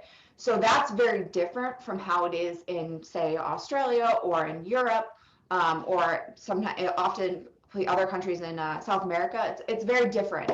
And so when you have LNG, right, liquefied natural gas, as a potential link between countries, that's definitely true. It is a potential link, but the economics of LNG are they follow all of those highly upfront, capital-intensive investment issues that I was talking about earlier. And then getting into a different market is very difficult. So if you were to bring LNG here, which now we don't need, but in Massachusetts we still do bring in LNG for gas in the winter. We do a couple of loads a year. It can get right into the pipeline system and then be kind of traded. Capacity can be traded, and it's a competitive system. To get into, say, the European system, it's a very different. You don't really have the ability to get into the pipeline system in that way, because countries like Russia have market power, and there's a lot of different issues that I won't get into. So the ability to have a global single gas market like we do in oil is very difficult, because shipping is a very expensive prospect. And so it's not that it's not possible. It's not that there aren't some spot or short-term contracts, less than 4 years, but it's only about 25 to 30% of the market. And it's been like that for the last 5 years. So it grew a lot between 2000 and 2015, say. But since then, it's really stayed about that, because of you need a long-term contract to kind of support that investment upfront. And then getting inland transport is not competitive the way that it is in the US. So that's my short answer to that.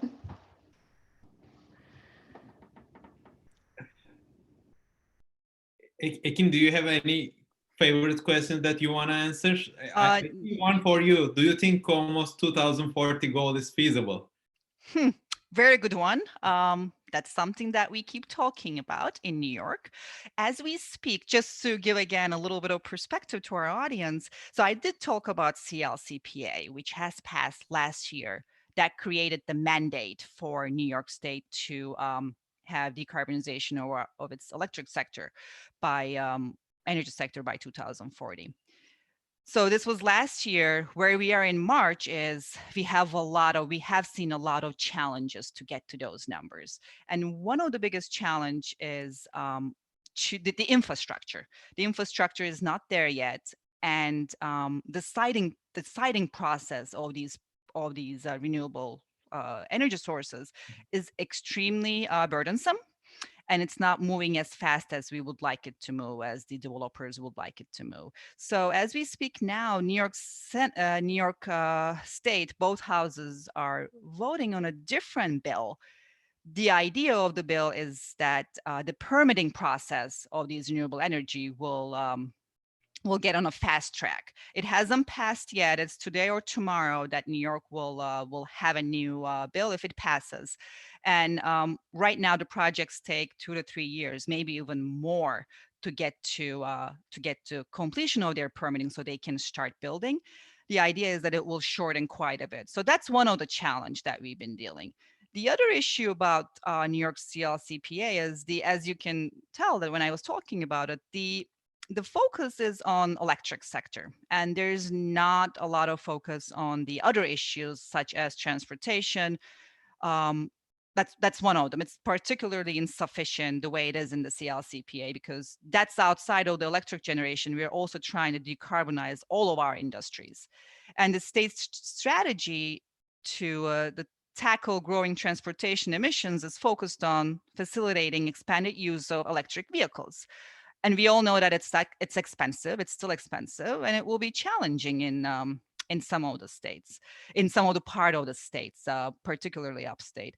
So critics say we heavily rely upon electrification of the power sector, but we need to move forward more with transportation and building in industrial sectors, and more needs to be done there. Is it very aggressive? Yes. Will we get there? That is the part with carbon pricing, with the market initiatives and market signals. There are a lot of instruments that the government can use at this point within New York State. Of course, the pandemic is kind of putting us a little behind in terms of the policies, but I think we're just going to continue to move towards it. Will we get there? That's my hope, but I agree that it's extremely aggressive. Laura, maybe one final question, if you have any favorites? Let me look again. I really like that, like global gas one. That was my fave.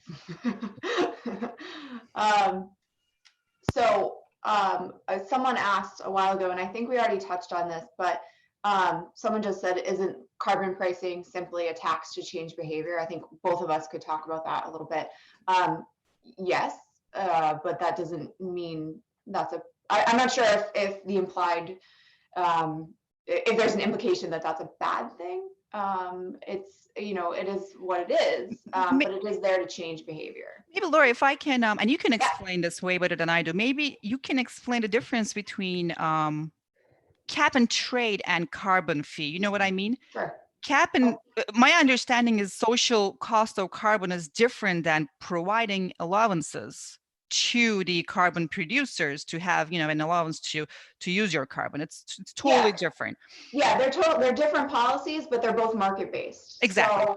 So if you take a carbon price, which is what New York is calling it, it's a tax.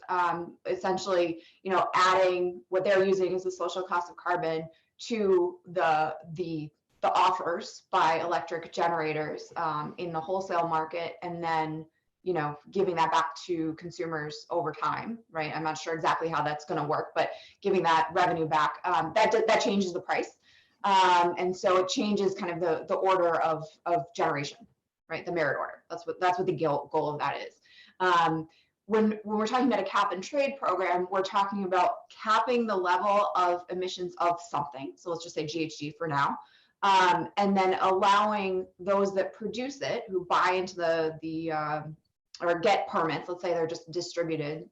You could do it in different ways. You could have everyone pay for a certain amount of permits. You could just hand out permits, and then they can be traded.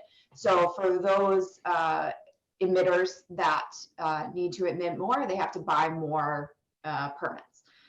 For those that don't need it as much because maybe they use a new technology, they're not as big of a plant, for many different reasons, they can sell those. So it's creating a market for the ability to emit.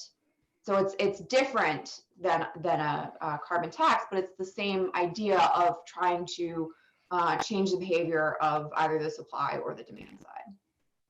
And there was a question about how the revenue is going to be used. Mm-hmm. We don't need to go, I won't go into details, but the objective is that these programs, the carbon price program, will increase the cost of carbon incentive fuels, right?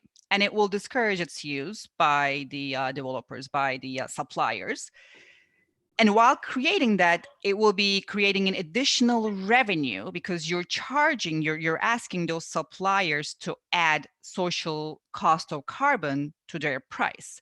So there is going to be extra funds that it will be returned to, we call them load serving entities, the distribution utilities in New York. So it's going to, as if I can give an example, to National Grids, to Con Edison, these are the utilities. When we talk about consumers in the NYSO market, we're talking about the load serving entities, the entities that are sending, who do have the wires, who do have, that comes to the end users. So at the end of the day, the tax is not going to put on the ratepayers. Right. it's actually going back. The extra revenue is being sent back to the LSUs, the load sending entities, and they will pass it on to their ratepayers as an extra revenue. That was going to be my follow-up question, and maybe they haven't decided exactly how this is going to work, but I'm going to ask the question. Is it so the National Grids, Con Ed, et cetera, the LSEs will get the revenue back, and then is there some sort of, what's the function for it to go back to ratepayers, if you know?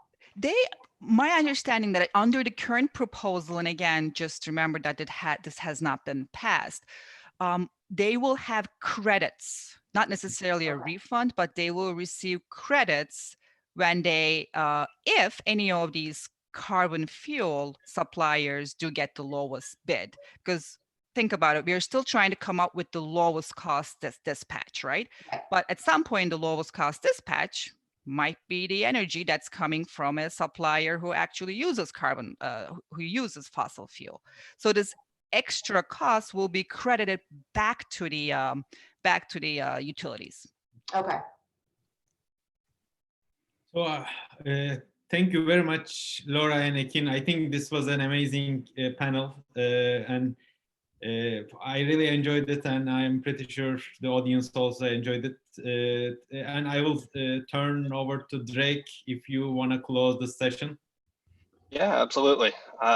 Thank you so much, Ekin, Lauren, and Emre. I will say early on in our conversations, we were worried that, you know, how are we going to fill 50 minutes with just two panelists?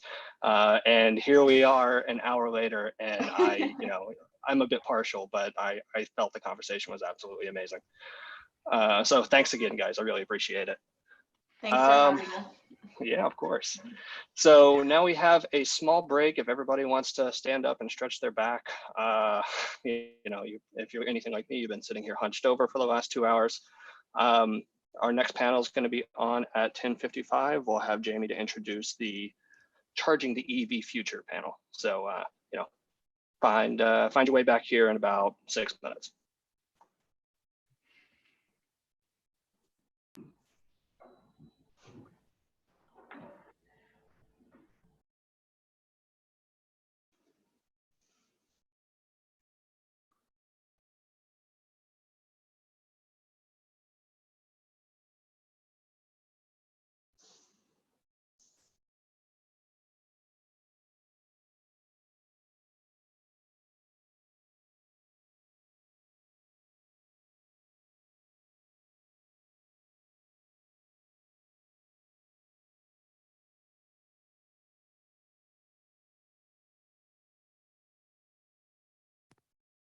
Hey, can you guys hear me?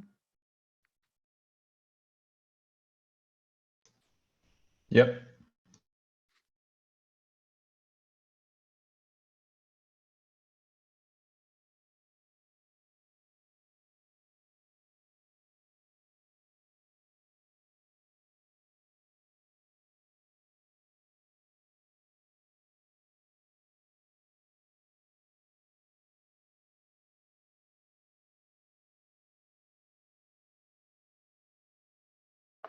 Ooh, promoted.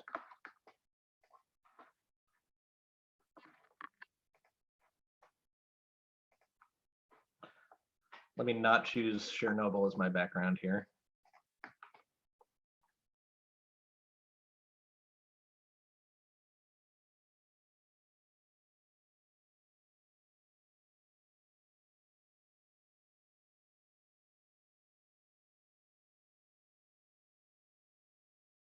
Can you all hear me? Yep, you're good. Okay, good. Thanks.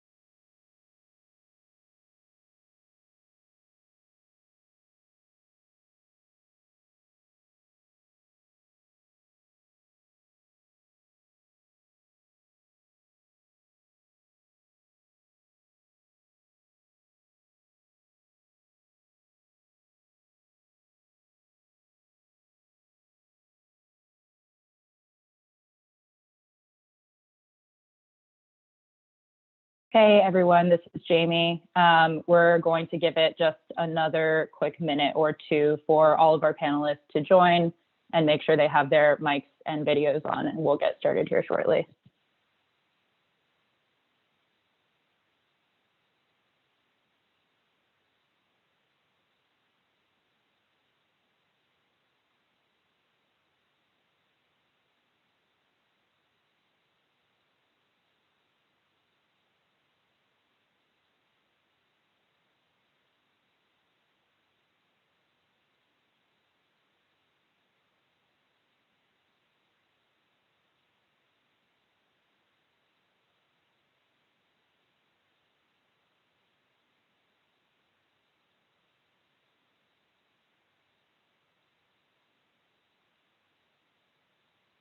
Okay, I'm going to go ahead and kick us off for the next panel today. This is the Charging the EV Future panel. We're really excited to spend the next 50 minutes with you all. And this panel will really explore challenges and opportunities involved in building the EV infrastructure of tomorrow in order to support widespread EV adoption. So thank you all for joining, both participants on the webinar as well as those joining us from the live stream. I know all of us have been spending a great deal of time on Zoom and other video conferencing lately. So we appreciate you joining us here today, and we're really excited about this panel. So first of all, a quick introduction of myself. My name is Jamie New. I'm a second-year MBA at MIT Sloan, and alongside Nathan Neiman, who is a second-year MBA at HBS, we've had the pleasure of putting together this panel over the last couple of months, speaking with our panelists and coming up with some of these discussion questions. And so with that, I'll be moderating this discussion. As a quick reminder for anyone who's joined recently, the format will be approximately 30 minutes of moderated discussion with our 4 panelists here.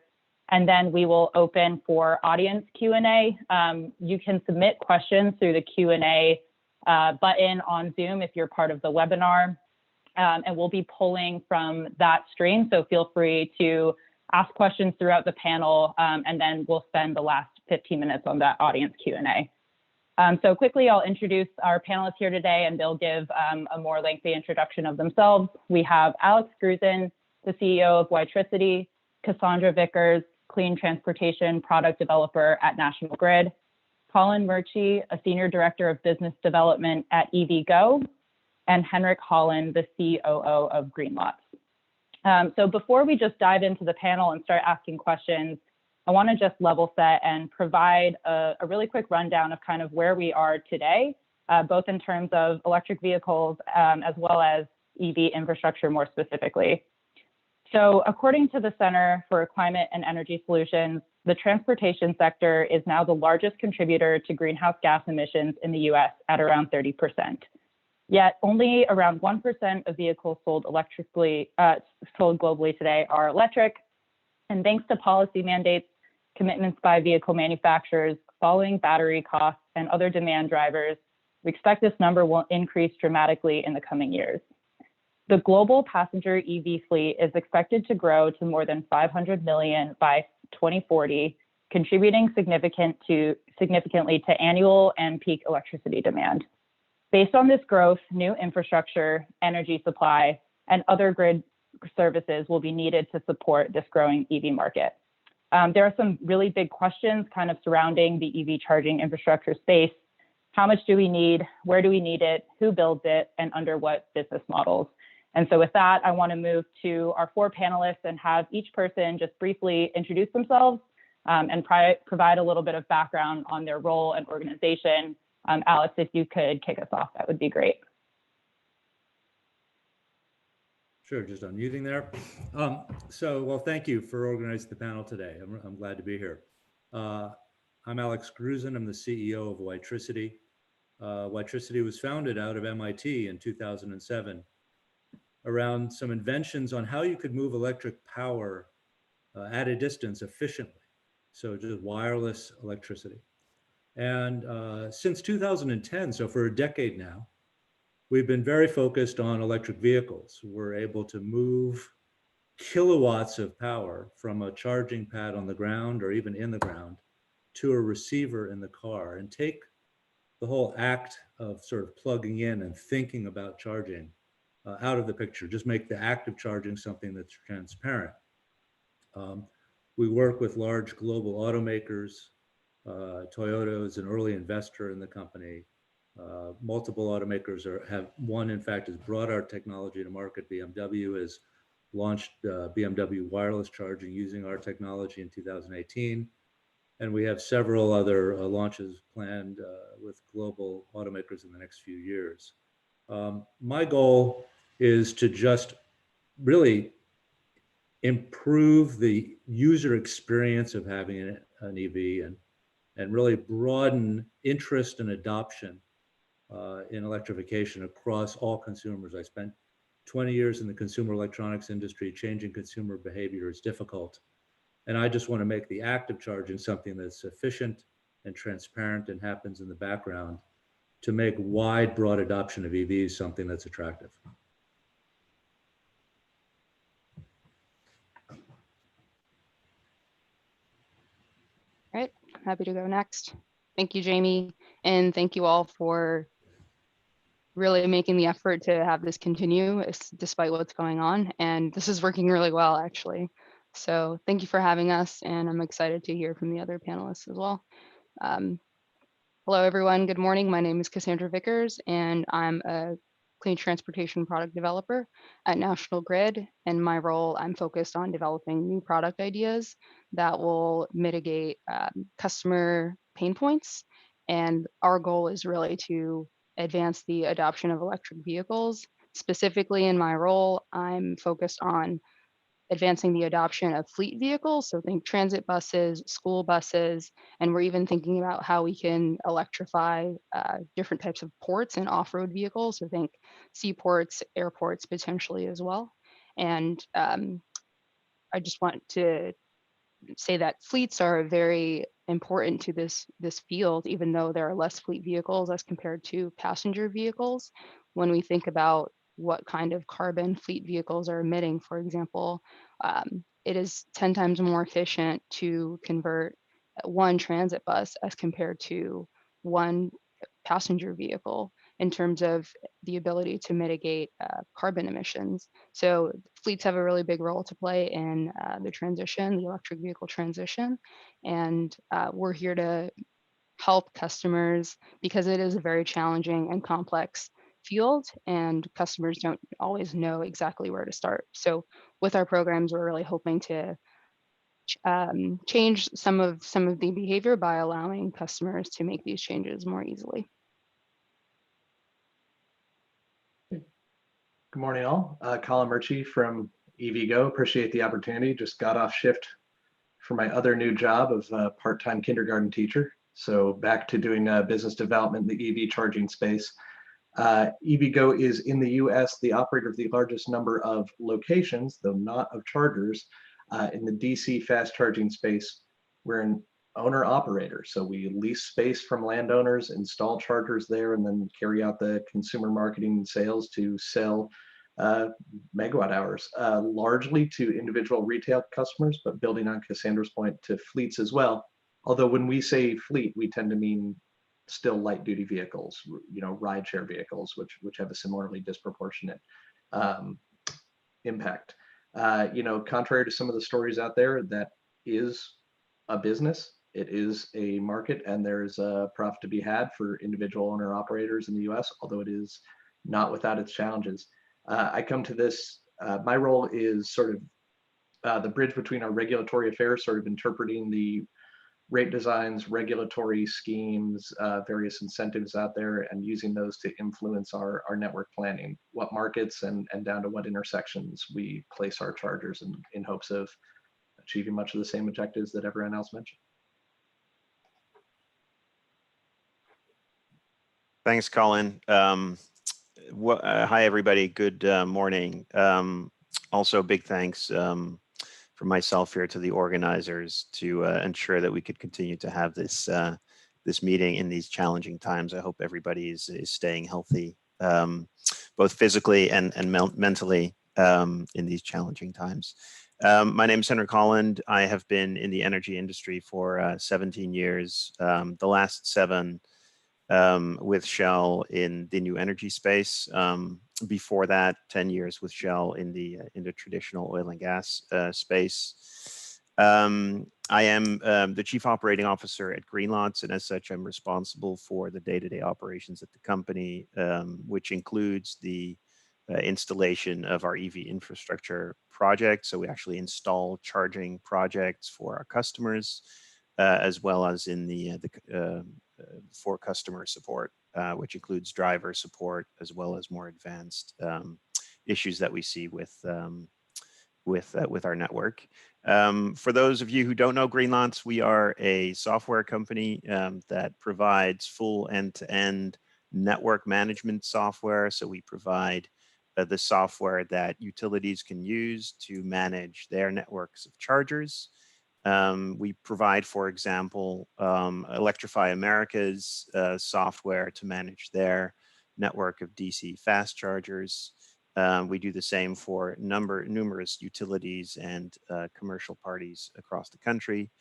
That software includes managed charging software so that you can schedule when your vehicles need to charge. It also includes driver software. So think about a driver app to start charging when you're at a charger.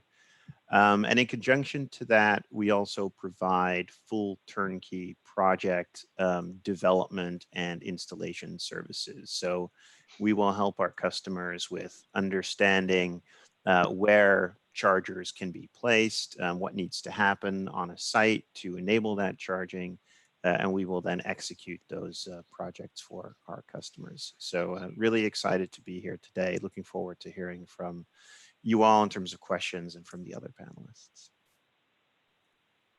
Perfect. Thank you so much, guys. So I'll start out with a relatively broad question, and I think several of you kind of already touched on this a little bit in your introductions.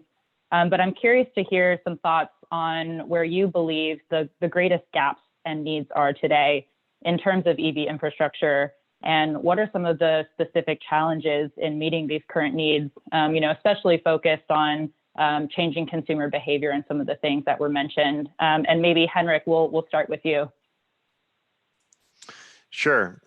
Thank you, Jamie. So I think in terms of where EV infrastructure really should go, a way to think about it is that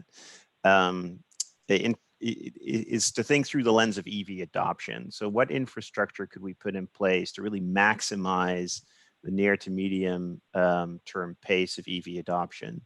And that will change by market segment, but that is leading to investment in fleets, as Cassandra mentioned. We think that's a really exciting space. The challenge, I think, with that approach is that it leaves a lot of people behind. So the need to install infrastructure to drive EV adoption leads to supporting a lot of Tesla drivers that have the money to buy these cars. I think a challenge that this panel is well suited to talk about a bit, perhaps, is that of charging equity, that we need to ensure that various players in the market actually have access to infrastructure. So I think the answer is let's put the infrastructure there where we get the biggest bang for our buck. I think the challenge is that might mean that we leave people in underserved communities behind in this transition in the near term. Yeah, I could build on Henrik's comments there.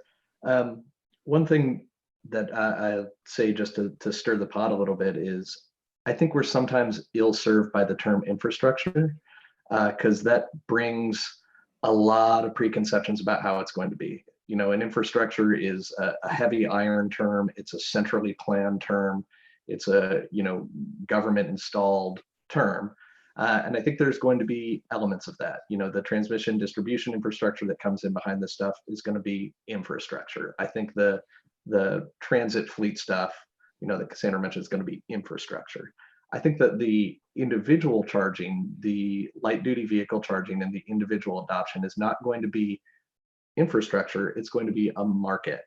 And I think that if we look to the policy tools and the policy frameworks that sort of encourage that, it's going to involve looking at things that look more like what we did to encourage distributed renewable generation than, you know, to do large scale transmission planning. So it's going to be, how do we get an economic incentive and some education down to the individual consumer to do that? To Henrik's point about equity and underserved populations, I do think that that's something we need to get ahead of. I think that we also will tend to head into this with the conception that the underserved populations will be the lower income populations. And we find that that's almost a second order effect. We can make our business model work in fairly low income areas. Where we have a lot of trouble is in low density areas, which also frequently are low income, but they're more rural. So I think that a lot of the tools there, you know, a lot of the environmental justice, environmental equity concerns are going to look like stuff from the 1930s.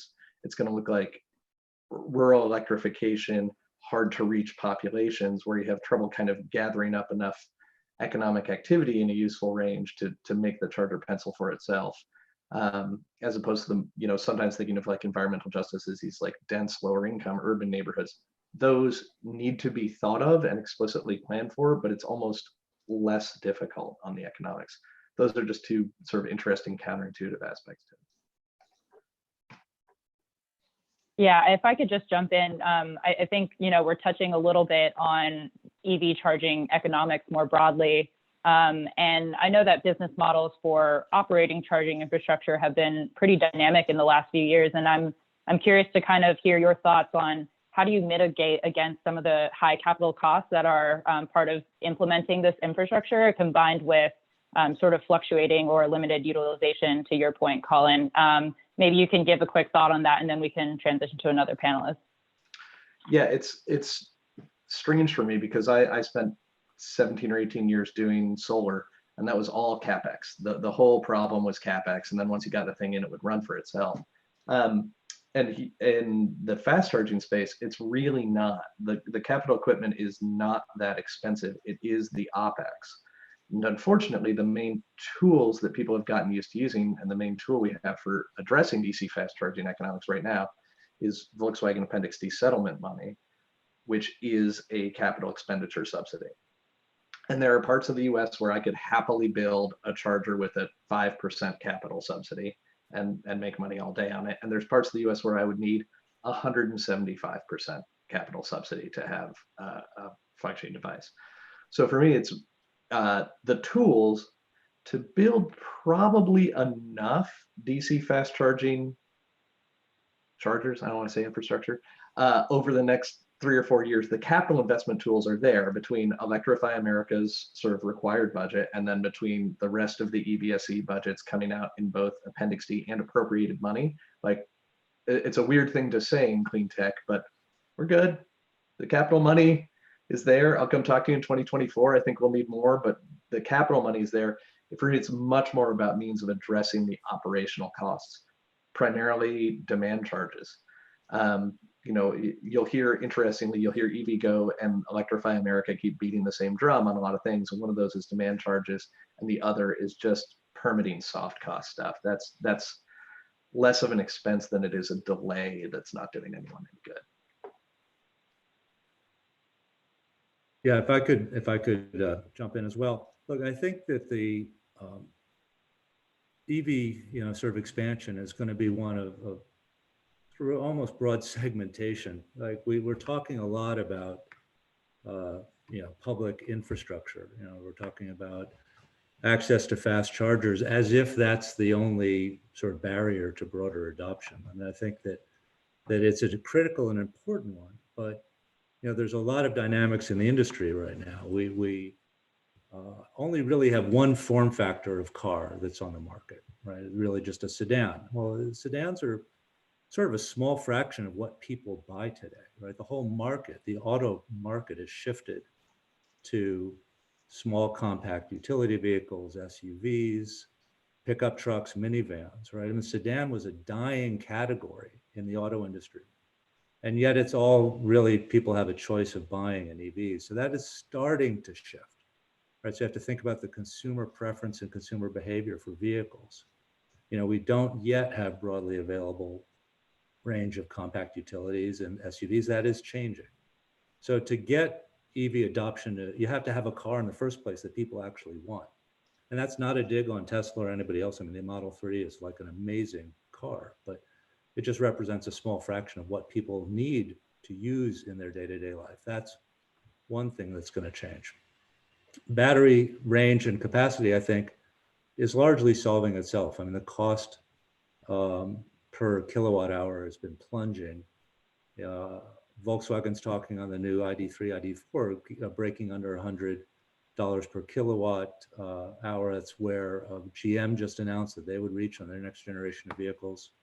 So, either both the cost problem and then the expected range per vehicle will clearly, no vehicle is going to be competitive if it doesn't have maybe around 250 miles of range, which is 90% of what people drive is within that range, right? So I think the critical thing here is making charging broadly available where people park, right? It's what's going to be affordable for the economy. I do believe that for people to be comfortable buying an EV, they need to know that there is available fast charging, right? I need to know that I can get to grandma's house. I need to know that I can go from LA to San Francisco or from Boston to DC, and that along the way I'll be able to charge. But day to day, if we expect that the day-to-day cycle is going to be a fast charge, that's going to put a lot of strain on the grid. It's going to put it's going to be challenging from economics point of view, whether that's just the sheer cost of siting and installing DC fast charging. I mean, it's critical, it's important, but my view is that with the exception of the people who live in multi-tenant dwellings or don't have access to a charger at work, and I'm not diminishing how many of those there are, but for the vast majority of people buying EVs for the next 5 years, really maybe even 10 years, we need to really focus on the incentives for broad deployment of affordable chargers, at the sort of 7 to 11 kilowatt level for overnight charging or charging where you work, for the economics and the user experience to make sense for across the United States and around the world. I 100% agree with that. I mean, DC fast charging, I work for a DC fast charging company, so it's fantastic and it's the only answer. No, it is a useful and necessary product, but the majority of charging should be and will be level 1 and level 2, not least because, Greenlots talks a great deal about the fact that you need to be able to manage this charging. DC fast charging load is, sorry to say, much less susceptible to load management. The customers are a lot more inelastic. They're going to charge when they need to charge. A lot of them are rideshare drivers that can't spare the time. It's kind of a must-have when needed product. Whereas you have this enormous headroom on your home charging, your level 1, level 2 charging. You could have the utility controlling that thing to 0 90% of the time, and you would never notice. So it's just this really, really good load management case. The problem that I sort of foresee in level 1 and level 2 charging, when I worked at SolarCity for many years, SolarCity eventually failed at being an energy efficiency company. You can argue about whether it succeeded as a solar company, but failed as an energy efficiency company in large part because the ticket size was too small. So you go out, you would drive someone to someone's house, they would do an elaborate evaluation of the house, they'd sit down and talk to them, they'd hand them this packet, and the homeowner would say, great, I will do that $400 worth of stuff. And you could never get finance to get on there. It was so easy for the customer to just sort of leave it in their inbox forever. And so you had this strange thing where these complete no-brainer investments were just individually so small as to be kind of hard to move the consumer behavior around, as opposed to fast charger, it's a 6-figure investment. You can bundle them together and you can start to use normal finance tools. I have to imagine the answer is going to be something like incorporating it into the auto sales process, but I really don't want to trivialize that. Yeah, quickly, I just want to provide a utility perspective on what some of the challenges are and how we're dealing with facilitating the installation of charging infrastructure, or charging stations, Colin, rather. And I think one of the biggest issues that we're seeing actually is just the unpredictability of the cost of some of the installations. When we're looking at the average cost, we're seeing about $9,000. And maybe this is a question for some of the other panelists since you're in the charging infrastructure space, manufacturer space, but we really feel that the cost of charging installation needs to come down, especially when you talk about wanting to put charging stations in rural areas where you want the economics to work. At $9,000, I would venture to say that it's not very cost effective to station them in rural areas. But our research shows that customers are more comfortable purchasing an electric vehicle if they can see chargers. And so there's this you're kind of in a pickle because customers are not seeing the chargers because it doesn't make sense to put the chargers there. But if we can really think about how to push down the cost of installing these chargers, then I think you start to have an answer to both accelerating adoption and making the business model work in rural areas. Yeah, maybe one thing to add to that, this all very much resonates with us. The cost to install, level 2 chargers. For those people who don't know what level 2 is, so you have the fast kind of Tesla superchargers, the high power 150 kilowatts. You have 50 kilowatts, which is DC fast charging, which is a lot of EVgo's network, I believe, Colin. And then you have a level 2, which is more, at home or at your workplace. And those are indeed, very, very difficult projects to do at scale because the cost is so variable and you really have to be extremely operationally efficient to do that profitably at all. One other thing I'd like to bring to the table in terms of managing the cost of infrastructure, there's the cost aspect to it, but then there's like the revenue, or let's just translate it to utilization side of it. Obviously, higher utilization levels will just be better for the economics of that particular charge point. So anything you can do to drive utilization is going to help you. And I do think that software there, and Greenlawn's software can do this, but there's others in the market as well that will help drivers identify, let's say, chargers that are free, that are underutilized. So you can utilize data, information, through software very smartly to push drivers to assets that are not utilized at that time. So overall, on average, kind of upping the utilization of the network that you're managing.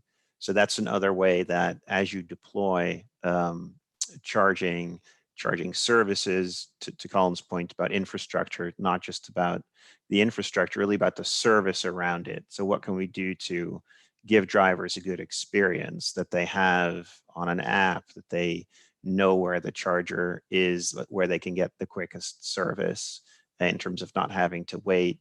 And through that process, also really managing the utilization of the network. So I think that, going forward, there's a really important role for, smart software to drive that bit of the equation. Yeah, I want to quickly move just on a topic that I think each of you have touched on a little bit. And I just think given the diversity of panelists that we have would be interesting to discuss around ownership of EV charging, I'll say infrastructure, I'm sorry, Colin, but around ownership. So utility versus, a private standalone charging company versus an automaker themselves. I'm curious to kind of hear how these different stakeholders can work with each other and what some of your thoughts are. And maybe we can go back to you, Cassandra, to kick us off in terms of representing the utility perspective and how some of these companies and investors can best collaborate with utilities on this. Sure. Yeah, it's definitely a space where there are a lot of stakeholders involved, OEMs, charging station manufacturers, utilities, trade allies, and we've actually been seeing very, very good uptake on all of our Make Ready programs, where we pay for the charging, the utility upgrades within a reasonable cost and a portion of the actual infrastructure, the actual charger itself. And we've seen an oversubscription in all of our programs, which has been great. And I think we've been working very collaboratively with the charging network dealers and the trade allies as well. In terms of utility ownership, I think because it is such a wide field and there are a lot of different stakeholders, I think the argument could be made that the different stakeholders might need to play different roles to establish a robust enough charging network to allow customers, again, if they can see the chargers, the vehicles will come, to allow for that kind of situation and scenario. So I think the argument can be made, and we're already seeing other utilities own chargers, especially in areas where the economics don't make sense or in lower socioeconomic neighborhoods, for example. Yeah, I think I agree on the substance of that. I mean, you are seeing utilities start to own these in certain cases. I will say that you are also seeing an evolution in those filings. The first generation of utility ownership filings had about an 8 or 11% batting average. So of the money applied for utilities to own charging, they would get disapproved 92% of the time. And it wasn't really a disapproval in principle. It wasn't, how dare you, you should never own this infrastructure. It was, go back and do your homework. Because the utilities commissions, they've been around for 100 years for the explicit purpose of regulating the utilities return, given that competition has been essentially banned from that space because it doesn't make sense. You don't want to build the grid twice. That's not necessarily true in DC fast charging. There is competition. We are a private sector operator. We have competitors. So there is competition possible. However, the regulators have a very hard question for the utilities, which is, show me why I should let you into the space. And the utilities need to do their work on that. Then they have a hard question for us, which is, you say, if the utilities should have a limited role, how are you going to serve these other populations? You know, which I think tends to be, again, more of a low density thing.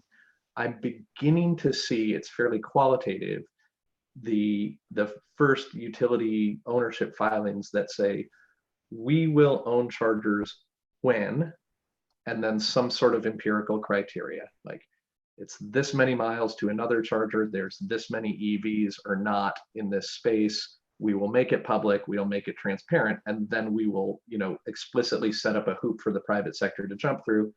The private sector jumps through that hoop, great, we can't build there. If they can't, then we will.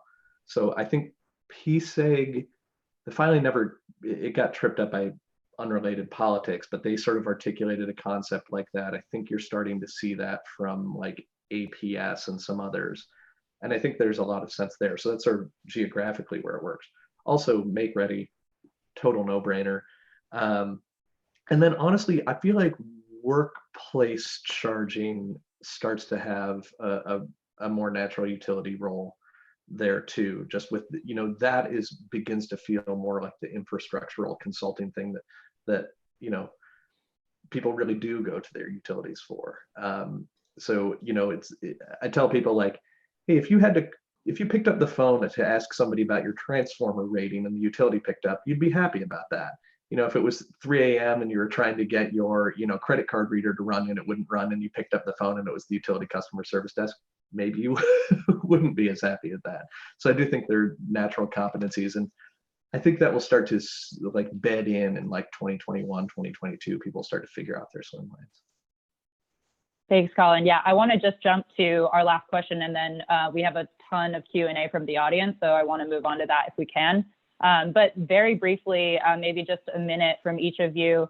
There are a lot of students in the audience here, and so what should students who want to enter this field consider? Maybe just one or two pieces of advice based on your experience. And Alex, we can start with you.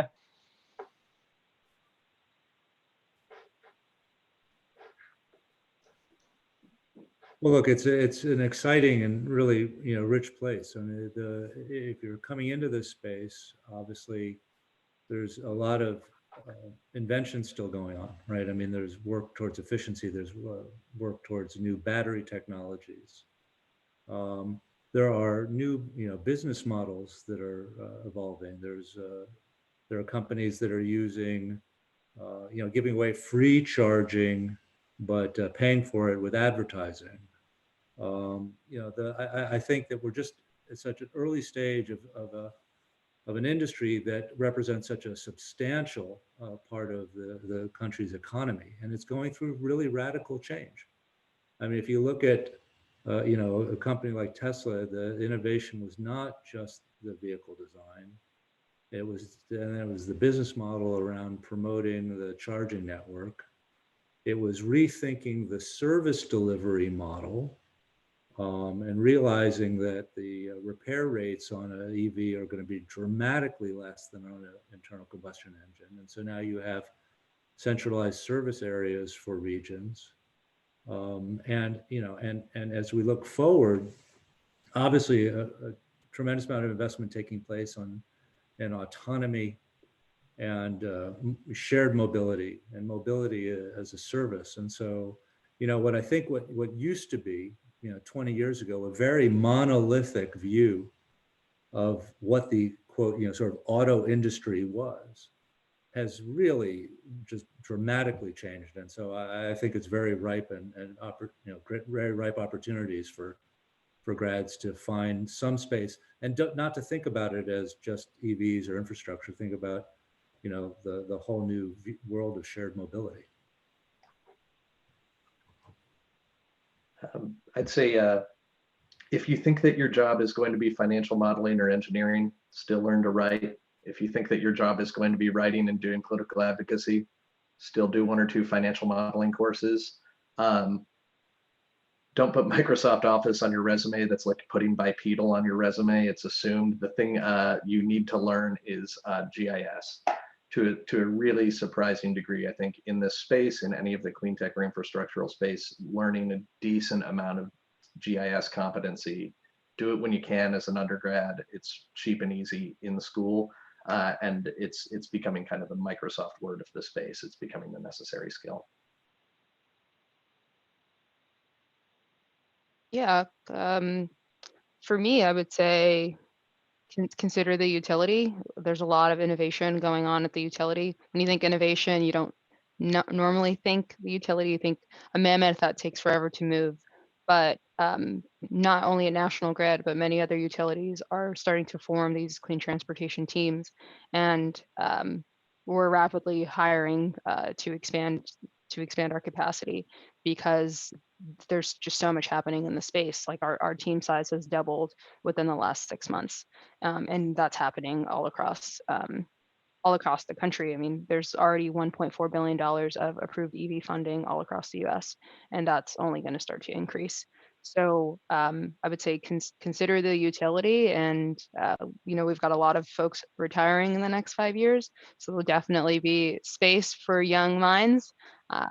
So with that, keep an open mind and consider that for postgraduate career development. Yeah, I have 3 points.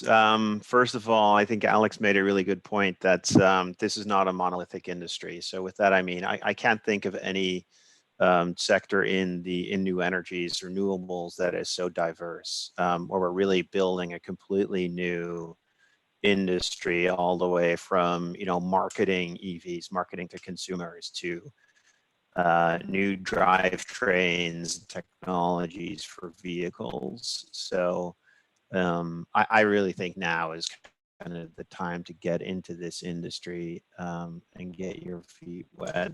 The second bit would be get your hands dirty. If you have a choice between roles,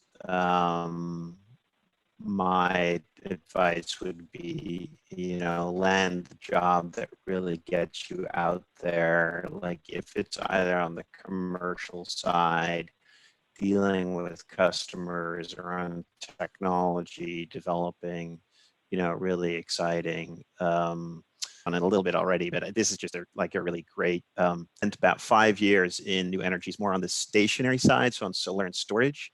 And it's just really hard to sell a purely financially driven product to a customer, which is, you know, if I put this battery next to your building, it's going to save you a little bit on your utility bill. It's just not as exciting as, hey, you know, you have these EVs coming, everybody understands that they're coming. There's an appeal around it. Like there's just a lot more customer pull in this industry. I think that's very different, much more tied to real customer desire and imagination than anywhere else in renewables. So I think, you know, a real plug for this industry. I think this is a great place to be right now. Awesome. Thank you all so much for sharing your thoughts and your advice. And with that, I want to move into the audience Q&A. I think we have a good deal of questions here. So if we could do maybe 1 to 2 perspectives per questions, try to move through as many as possible. So we have a question from Andrew in the audience, which is, do you see any potential for infrastructure spending around EV charging stations emerging out of the stimulus bills, similar to how advanced metering infrastructure was pushed out via ARRA funding post-Great Recession? Yeah, it's in the discussion. One thing that I'll say is I'm a little concerned about it because, you know, to Hendrik's point, utilization is key, and it is very possible to put out too much fast charging and to juice that space too much and to fully pay for a lot of white elephant chargers. I do think there'd be a role for a 0 kilowatt fast charger, so you could just put it out on the highway and people could see it and be like, oh, okay, I'm never going to use that, but I'm glad it's here. I will go buy a car. So that's a product I think we should develop. But I do think there's a discussion of it in the stimulus. But man, stimulus is CapEx and fast charging is OpEx. I'm a little bit concerned about that. To be utterly honest, I would think we'd all be better off if that all moved to the vehicles themselves, which would be fantastic, you know, or to workplace and home charging.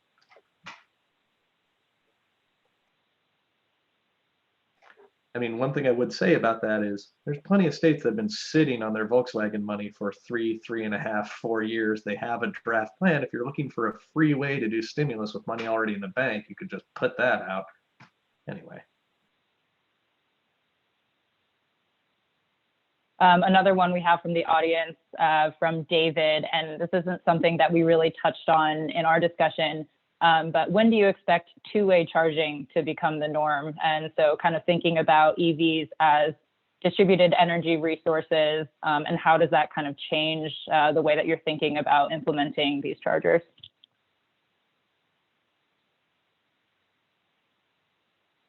Yeah, I mean, I look forward to hearing Henrik and Cassandra's comments as well. From what we generally refer to as vehicle to grid, we've been working with the automakers, with Honda in particular, to demonstrate wireless vehicle to grid, just to, you know, as part of our creation of a global wireless charging standard. We had to validate that, you know, even if you went wireless, you could still demonstrate power flowing the opposite direction. Obviously, that's a few years out. Right now, you see Nissan in particular has been most aggressive at doing pilot programs in Germany to show vehicle to grid that it's viable. You hear more talk about it being applied in commercial settings, for example, using school buses with their major capacity and their very sort of finite use in the morning and the afternoon as a source to power school districts during or communities during the central part of the day, and then fully recharging overnight. So it's absolutely being contemplated, but I think it's sort of trailing, and there has not been a great sort of global standardization around how to make it work. It seems so far to be, you know, sort of manufacturer by manufacturer. I'm curious if Henrik or Cassandra have any different view from what they've seen in the deployments, or Colin as well. Yeah, Alex, definitely seeing those same things with Nissan is kind of the leader in this space right now. We are conducting actually a V2G vehicle to grid pilot in Massachusetts with school buses to test out that exact phenomenon that you mentioned. And we're also actually seeing it as a potential revenue stream for the school to make the payback period of buying the electric school bus a little bit shorter, because as we know, the electric option or substitute is more expensive than the diesel or gasoline option. So vehicle to grid can definitely be seen as another way to generate revenue for those who are buying the vehicles. In terms of when it will be the standard or the norm, I think the ball is very much in the court of the OEMs. That's where we're kind of seeing a roadblock, and it's really OEM by OEM whether or not they'd be willing to allow this two-way exchange of energy. I think there's definitely some concern about battery degradation and what that does when the battery is cycling energy in and out. So I think that's to be seen. But the utility is definitely considering it from a point of view of it has the ability to assist the grid, especially during peak times. Yeah, I'd agree with that. I think it's a few years out. I mean, think about the fact that this is an item with a lot of system interdependencies. And whenever you have a lot of system interdependencies, you know, the road to something being the norm is generally quite long. The other issue here, I think, is that the value streams associated with vehicle to grid are very variable across markets. So it's very challenging still to put like a large generalized business case around this functionality. But in many instances, the technology is here. Our sister company in the Netherlands, NewMotion. So Greenlots is a wholly owned subsidiary of Shell. So is NewMotion. We have a V2G product in the market. We recently powered our entire site there with our own vehicles using that V2G product. So definitely Nissan, there's a few leaders in that space. The technology, I think, roughly is there, but it really is about you know, getting it into the majority of cars, which has cost implications, which is an issue right now.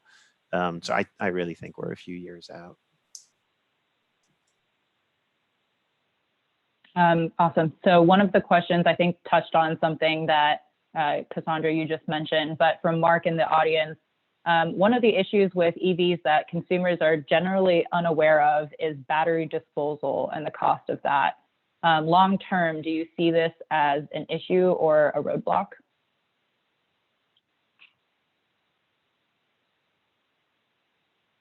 I don't want to like give a glib answer, but I think there's a little bit of a false premise there that when the battery can no longer serve the needs of the EV, that the next step is disposal. Vehicle applications are exceptionally demanding. It's probably from an engineering perspective, something like space applications, defense applications, automotive and marine, and then a big step in everything else. Like those batteries are beaten to death in the cars. Whereas even the most demanding, you know, grid ancillary service doing frequency regulation or something, it could be a long, cushy retirement for a lot of these batteries compared to, you know, what they had to do in the car.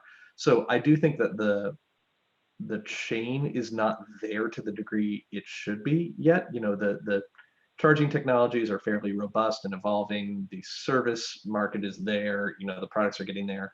I think the to grave part of the battery does still need to emerge. But again, you know, if we look at this sort of quantitatively instead of qualitatively, those batteries are not dead in terms of their economically useful life by the time they come out of that car. They are, you know, prepped for a pretty significant second life, even before they have to enter the recycling ecosystem. I should add that you know, those economics are going to come into play, right? So right now it's sort of discounted. I buy this internal combustion engine for this car for this price. I buy this EV for this price. But you know, in a world that's increasingly driven by leases, and then the residual value of the vehicle factors into the end user's cost of operating that vehicle. I think you're starting to see the automakers, design in that second life, anticipate it in the designs, and think, how do I capture another $10,000 of value from this vehicle, at end of life. The other thing I should add is that a lot of the early fears, and this was mentioned earlier, about battery degradation are actually turning out to be maybe a little overstated. I think generally, for every automaker I've talked to, they've been actually very pleasantly surprised by how the batteries are sort of maintaining range and maintaining life. And it's certainly as perceived by the end users, you know, when they ship a new vehicle, they leave a little bit in reserve and then they release that over the life of the battery. So the end user experience is really not one of real decreasing range over their practical use of the vehicle. It's on the order of, you know, single digit percentages over many years. So, Awesome. Thank you. those batteries have a lot of life left in them, as Colin was just saying. Jamie, quick comment on battery recycling. I definitely agree with Alex and Colin that there's a tremendous opportunity to use the battery and some second life form for ancillary services for the grid. At some point, though, we do have to think about battery recycling. The materials that go into batteries are very expensive and finite. So I think it will be critical to figure out how to recycle the components of the batteries that are limited. And that space is kind of in its infancy at the moment, but definitely is developing. I was pretty excited to see at a recent Greentown Labs event that a few startups were pitching, and I want to say there were about 4 different battery recycling companies. So it's definitely growing in popularity. We're just not there yet at scale with battery recycling. Thanks, Cassandra. If I could just ask one more question. I know that we are technically at time, but we have a pretty long lunch break after this. So I'll ask one more if that's okay with our panelists, and then we can close and give everyone a lunch break. But one of the questions from Nathan in the audience is, what opportunities do you see for financial investors as opposed to strategic investors in terms of EV infrastructure?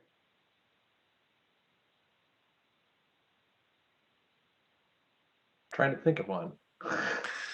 Yeah, I'm happy to give a few thoughts here. And I just got a note from my computer that it wants to log off and do an update. So I hope I don't get cut off mid-sentence here.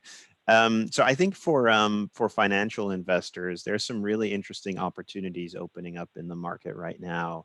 I think specifically around what we call charging as a service. So providing customers, be it let's say retail outlets, shopping malls with a kind of no money down charging service, and then on the back end, figuring out a way to tie in some level of utilization into that infrastructure through deals with fleets. And that could be, your ride hailing fleets, e-hailing, Uber, Lyft, pushing their vehicles to that infrastructure. It could also be, local service delivery. So on the one hand, doing deals with customers that require charging services and charging infrastructure to fuel their cars, and on the other side, putting that infrastructure out there with entities that are interested in having that at their sites.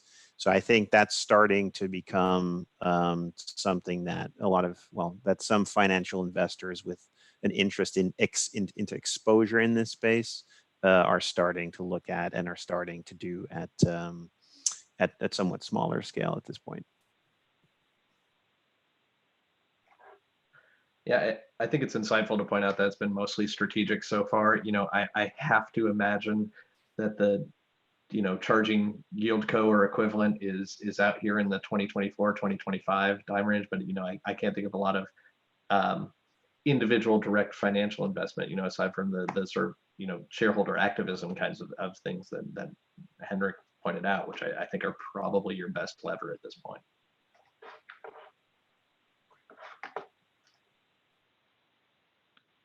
Perfect. Thank you all so much. It's almost 11:50. The next session will be after a lunch break. Like I mentioned, at 1:15, we'll have a keynote from Dr. Daniel Kammen, Professor of Energy at UC Berkeley.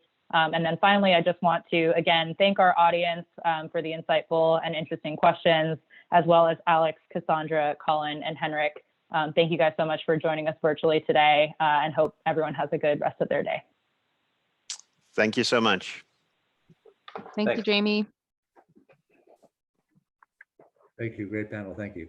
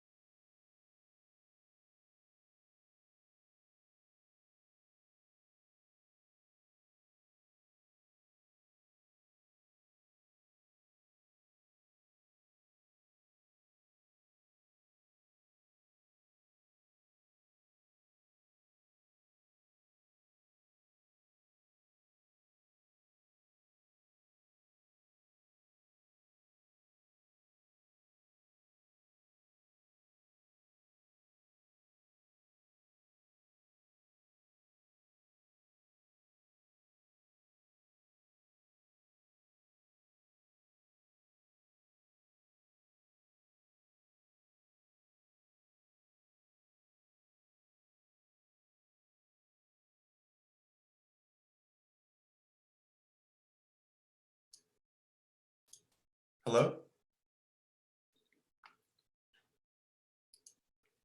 We got you, Hi, is Daniel. that Daniel? How you doing? Great. Not letting me We're- start the video for some reason. That's odd. Oh no, not this problem again. I can switch computers, but I had this problem earlier today. You've had it for other speakers? Just one other one, yes. Yeah, for some reason it won't let me start video. I'm going to just switch machines very quickly. I have it on both. That's very unfortunate. Try now. It must be on my end. I'm clicking on video and it's not letting me start it. Let's see.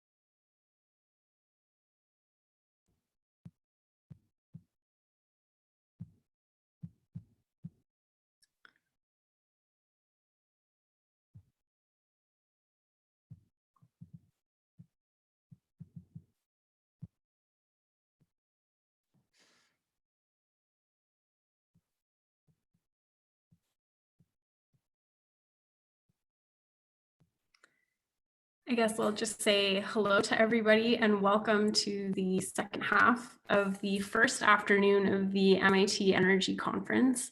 We are so happy to have you here on this virtual conference. As many of you know, this was supposed to be an in-person conference, and because of current events, we have switched to online.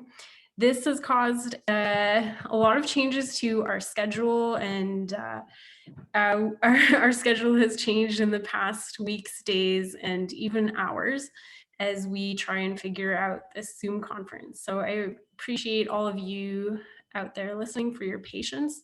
We have participants both on this Zoom meeting and on the YouTube live stream. So people on the YouTube live stream, there is a way for you to send your questions through the comments, and we have someone piping them in here through the Zoom meeting. So you can submit your questions via the Q&A chat, and we will take the most upvoted questions.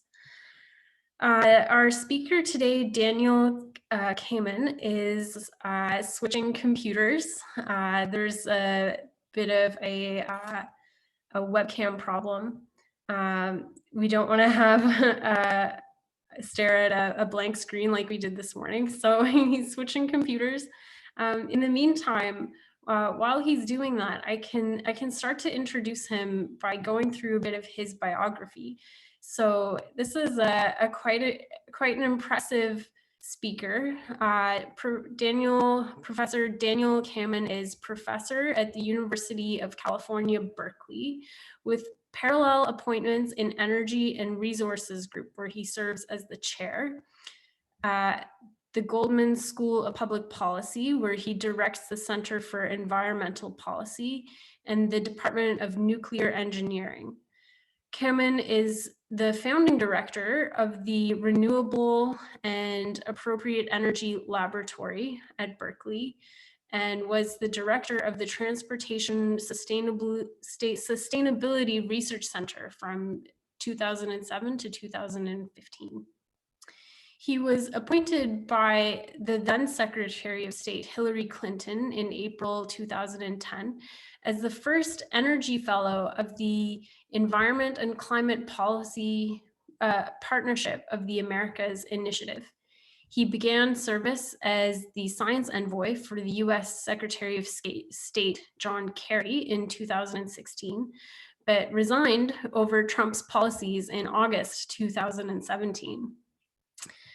Dr. Kammen was educated as a physicist at Cornell and at Harvard, where he did his master's and his PhD.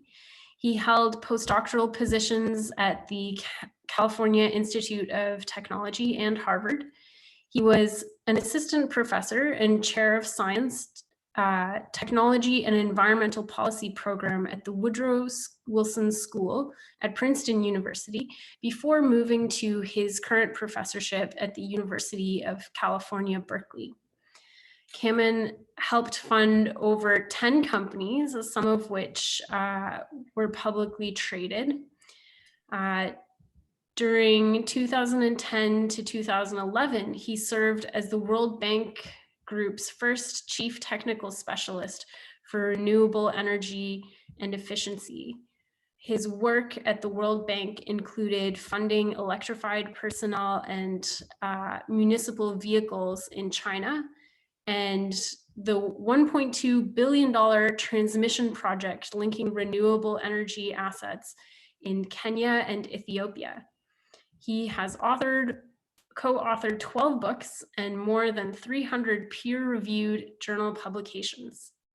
Not only that, he is a frequent contributor and commenter in the international news media, including Newsweek, Time, the New York Times, The Guardian, the Financial Times, and he's appeared on 60 Minutes twice, Nova, Frontline, and he has hosted a 6-part Discovery Channel series, Ecopolis. Daniel, are you back? Yes, I am. Apologies for that. No worries. I was just going through your very lengthy and impressive biography. Well, I do apologize. I will apparently need you to run the slides, however. They are downloaded. Let me just open them up. And I'm just going to try it again while you're running. I really apologize to everyone for this. That's okay. We are doing what we can. As Trey, our managing director, said this morning, we're just really grateful that we could take the ashes of our conference, which was supposed to be an in-person conference, and put it online. And this has actually been quite a beautiful rejuvenation because we've been able to share with more people than we could have done in person. So a much wider and more accessible audience. So there are 200 people here on the Zoom, and there are more people live on the YouTube channel. So I have your slides up. We're going to have to do that awkward thing where you go, next slide, please. But here we go. I'll share my screen. Very good.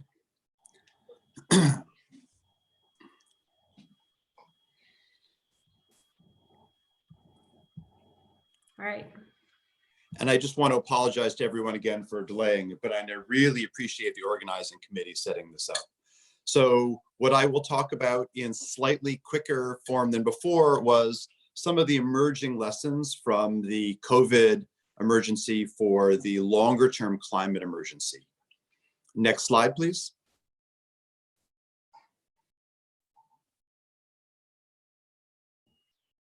Bear with me.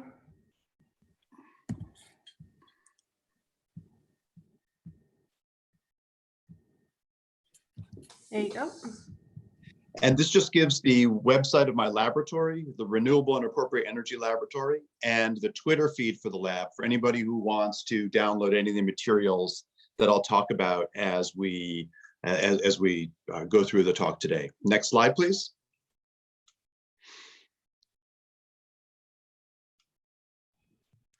I apologize for this delay. I'm just having to switch between PowerPoint and Zoom, but I will get the hang of it. There you go. And I just wanted to introduce my laboratory team to you. And the next slide just indicates some of the locations they've gone to. If we move to the next one, including people like Professor Antonio Buonasisi at MIT. But this is really to introduce the team, and much of the work I'll talk about has been done by this and some other remarkable individuals in the lab. Next slide, please. And I think that many of the lessons have started to filter into the popular literature. There's no question that one of the oldest mantras in the world of research comes up again and again here, and that there's simply no substitute for being prepared. And in both COVID and in the climate crisis, that really means a focus on research and development and education, both within the traditional academic and think tank worlds and to the broader population. One of the features that's been most striking about the response to COVID has been how vulnerable our supply chains are. From the slightly humorous issues of running out of toilet paper, or in Berkeley running out of tofu, to the more serious issues of not having enough ventilators and masks, and watching some of the truly heroic efforts to scramble to get them re-imported from China, whether it's on Robert Kraft's airplane or professional basketball players, or finding that we're much, much more dependent than we normally think by looking at the way we purchase goods, be it by Amazon or anything else. This really highlights how on a hot, crowded planet, we are all the more vulnerable as we try to deal with these sorts of crises. And of course, that leads into what may be one of the most shocking revelations for many people, and that is that these tipping points happen fast. It went very quickly from talking about this as a problem that seemed more similar to some people in Europe and the US as an episode like SARS or Ebola as a horrible thing, but for someone else. It very quickly came to our shores, and now that the US is ground zero for the worst response, arguably, of any country, we're seeing this tipping point happen particularly fast. And even though most of the dialogue around climate is that it is a slow process, I want to highlight that the same sorts of remarkable damages to our supply chains, to food supplies, to local and regional weather are likely to happen in this crisis as well. The next point is one where there's a great deal of debate, and that is that individual actions matter, and both they matter in the good and the bad ways in terms of infecting other people, but also educating and partnering with other people. What we do individually does critically matter, despite many of the debates that the climate crisis is not about moving to recyclable straws or individual actions. And I'll argue later on that while it's critical, we have to inform the big changes. These individual actions are truly critical. The last point is really the one that I will spend most of the time on the talk about, and that is that we are learning the hard way that without thinking about environmental justice and putting the needs and the lack of resources for the most vulnerable first, we will never solve this. And that's everything from reinfection rates to lack of medical care in many of our least served communities around the US and around the world. And it's this last one that is really the key. So next slide, please. So in terms of thinking about the numbers and noticing this is a log plot, I really want to highlight just the key feature here that if you look back when the US had 2,000 cases, this dotted line, what it said about your odds of infection in terms of attending groups of various sizes. And so back then, it looked quite reasonable to think that, oh, smaller gatherings were okay because your percentage of illness was low. But if next slide, please, if we update to today with over 200,000 cases in the United States, I made this slide when it was only, quote unquote, 186,000 yesterday. We now see that even those smallest gatherings are in fact critical for infection. And as much as the affluent can socially isolate, it's harder and harder the more your employment goes through the gig economy or through the uninsured world for which many people work. And so highlighting the justice angle is not just about providing for the needy, it's about recognizing how interconnected we are. Next slide, please.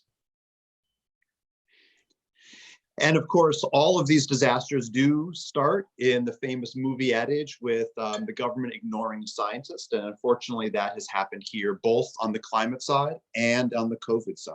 Next slide, please. And as we look at the numbers that are now starting to appear, the unemployment figures, which seemed a distant worry, are now quite immediate.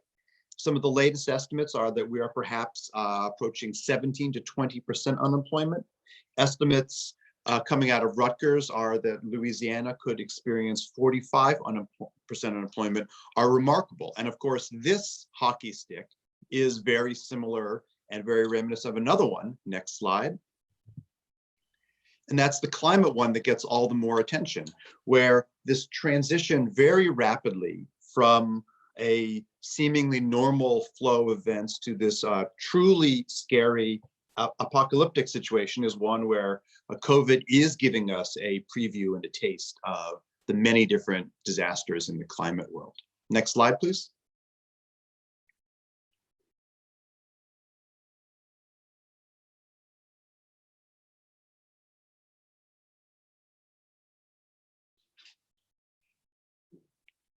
Whoops. And so you're doing the heroic duty. And of course, one of the areas, if we begin this march through the COVID climate connections, one of them is simply if we are not staffing and doing proper preparation, both for new research and development and for managing that which we need, we put ourselves in an incredibly vulnerable, in fact, an embarrassing position. And I just highlight this data from the level of unfilled positions in the current administration as yet one of the many condemnations of our inability to act properly and quickly and think through the implications. Next slide, please. As we look at the climate issue, the health aspects become particularly clear. If we look at what a 3°C world will potentially bring us, we see that essentially everyone will be affected and affected quite seriously by heat waves and water stress affecting roughly half of us. And the impacts on crops and other things are quite severe. Next slide. The 2° world shows a relatively similar picture. And thankfully, the international community, unfortunately, with the exception of the United States, has adopted what we see in the next slide of the 1.5 scenario, where far from a pain-free world, dramatic issues in terms of exposures, water stress, crop yields, but a dramatically different and hopefully more manageable picture. And so getting on the proper climate path and getting on early is absolutely critical. Next slide, please.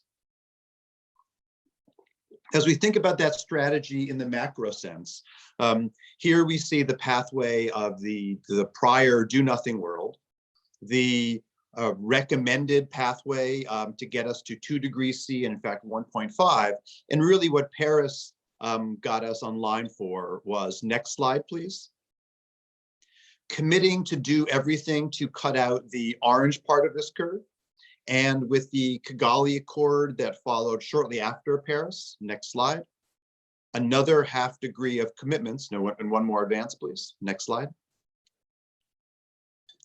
where if we had done what we've said in Paris, we would have been on a pathway to roughly cut our warming in half, but recognizing we need many more innovations to go. And arguably being on this path would make the types of events like COVID that much less likely in future. And that's emerging research coming out of a number of groups where we see roughly that our overall population times our levels of affluence lead on a very rough basis to the types of events we see in the COVID crisis. Next slide, please.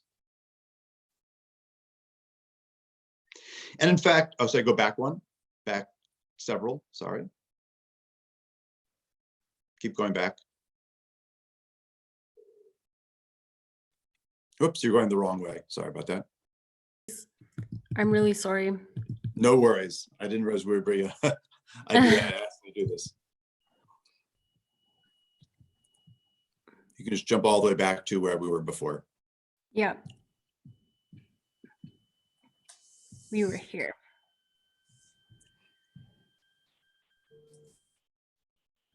Oops. Am I going backwards or forwards? You're going forward. You want to go the other way. This way.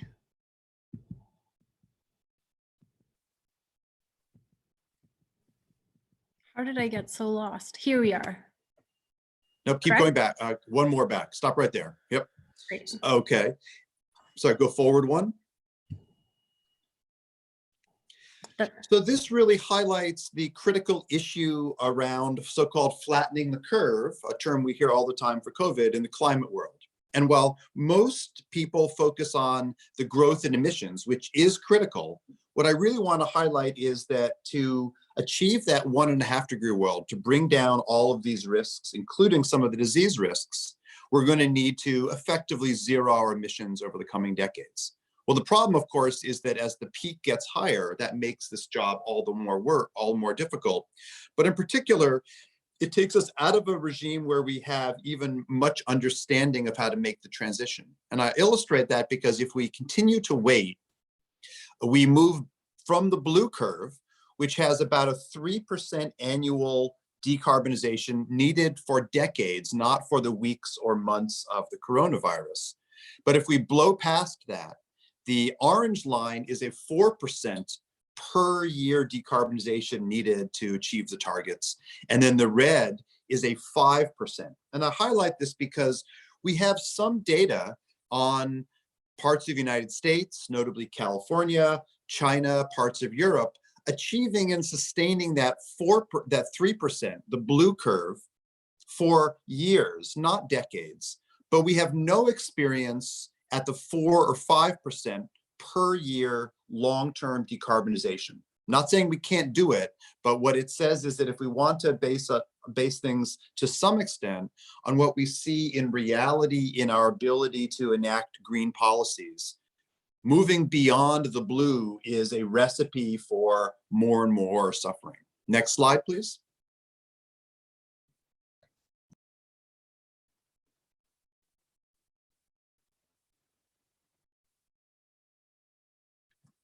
I'll just go on while she switches it over. The next slide will highlight some of the good news out there. Whoops. There we go.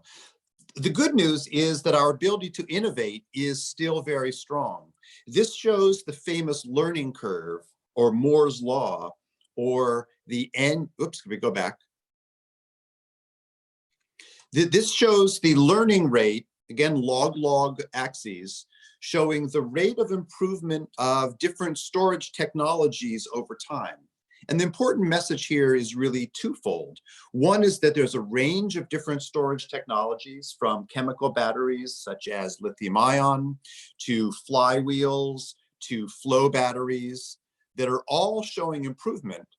And we have a diversity of different types of materials, different applications, different market niches available, such that the type of learning we talk about all the time for solar having dropped dramatically in price is going on today for storage. In fact, It's going on as rapidly for storage today as it ever did for solar. And that gives us great hope that if we can truly take the lessons from climate change and COVID to heart, we are building the technology base to absolutely get us there. And I illustrate that in practice by the next slide,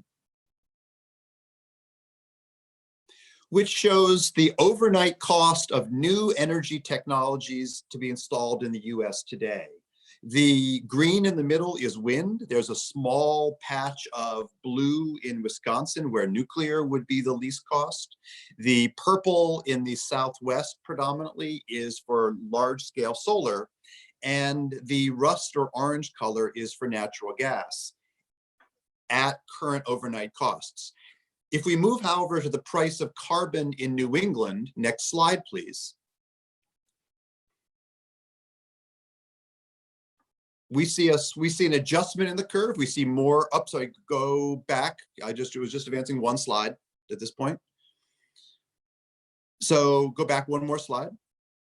This is with the price of carbon that you're experiencing in Massachusetts under the RGGI coalition, even though I'm a little bit worried about watching some states potentially look to remove themselves.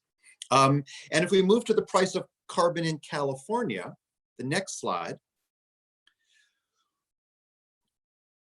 just advance one slide here if you could. There we go. Here we see solar taking a huge bite out of natural gas as the least cost. And many economists, certainly most environmental economists I know, say that the market price of carbon, even in California, is not reflecting its true social cost, which is the next slide, at $50 a ton. And you can see this is a world dominated by renewables. There's a tiny patch of gas remaining. Ironically, it's in the area partially served by the Pacific Northwest Hydro. But this really puts the innovation and the evolution of our energy technologies from solar to wind to storage in a market context. And it says that if we take the lessons from COVID and stimulus seriously, we really do have the tools to make this dramatic transition to 100% renewables. Next slide, please. That story is not just one that plays out in the United States. This shows a map of electric vehicle deployment in China, and I want to get there via a brief video. Now, this will be the more challenging part for me not to run it directly. If you can move your cursor over to the black box at right down the bottom, this is a map of New England. Don't click it quite, oh, okay, here it goes. This is a simulation of electric vehicles in use in New York City if every taxi was an electric vehicle. And what you can see from midnight when the simulation starts to moving through rush hour during the day, here we are in rush hour, if you could just let it run, there we go. What you see is red taxis are occupied, the blue ones are not, and you see the flood of electric taxis down into lower Manhattan. The green circles appearing are where the vehicles would optimally need to go to recharge. Maybe we can just run that video again. So you can see that over nighttime, there's some activity, and then people are charging up during the night. And then as we get, now we're at 3 in the morning, 4 in the morning, as we get to rush hour, you'll see a flood of taxis into lower Manhattan. And then as rush hour ends, they need to go find places to recharge themselves. And while I won't get into the politics of Governor Cuomo and Mayor de Blasio, the battles over New York played out in an interesting way in this work that we did for the city of New York, but eventually adopted in China, not in New York, where instead of just talking through what it would take to implement large-scale electric vehicles, several Chinese cities took the lead. Next slide, please. Here is an image from Shenzhen in southern China, where they committed and achieved a complete transformation in their electric vehicle fleet, going in just a matter of a year and a half to more than 25,000 EV taxis. And now we see in Guangzhou and Chengdu and elsewhere, similar transitions afoot, not only for electric vehicles, but also for buses. And I highlight this for two reasons. One is that we know that building key demands for green electricity will be critical in the process. as is happening here in China, and because the data energy interface, or the IT-ET interface, if you will, is critical to using our renewable resources most efficiently. In the case of Shenzhen, it took a very simple app that we developed to dramatically improve the charging waiting times for this rapidly growing fleet of EV drivers. Next slide, please. This really highlights a industrialized nation version, but the same thing is true in the world of developing poorest economies. In an effort that's joint between MIT, Berkeley, University of Waterloo, Arizona State, Karlsruhe in Germany, and Oxford, we have also developed an effort to work with local communities to bring renewable energy to relief camps. And this is an effort that I'm very, very proud to co-chair with the team you can see here. We recently published the first wave of these findings in the proceedings of the IEEE, and very soon we hope to be able to announce a massive program focusing on relief communities in Uganda, South Sudan, and in the Congo to start, and then working more globally to bring distributed renewable energy to the communities that truly have the least of all the resources to battle both outbreaks like COVID and climate. Next slide, please. And next slide as well. An example that really brings this into stark contrast is an effort in Kibera, the largest slum in Nairobi, and you can just advance the slide, I believe, twice to bring everything online. And this is again, the largest slum in Kenya, where a women's center powered by renewables, which you advance the slide twice more, I believe, installed solar and storage on its rooftop, but is using that hub of clean energy in the midst of this very low income area, advance the slide one more, to build a franchise model where taking advantage of IT solutions, in particular billing by cell phones, and the deployment of solar and storage, you can advance the slide again, we are able to offer the neighboring homes and stores an ability to hook into this mini grid to power, to provide a collective power that is then sent out to the communities in the area. And again, I highlight this one because this center in particular is one where hand washing and medical supplies are being provided in a setting where there is very little state management. Next slide, please. And really, when we talk about these opportunities, from the large scale ones I mentioned in China to these very small scale off-grid ones, one of the most pressing lessons that I think all of us on the research side and many on the public policy and industry side are having to grapple with is how can they learn the lessons from COVID to think more broadly, but act more locally in terms of their solutions. And there is no better image than the Greta Thunberg climate strike for just over 2 years ago, when she was literally striking alone. To next slide, please.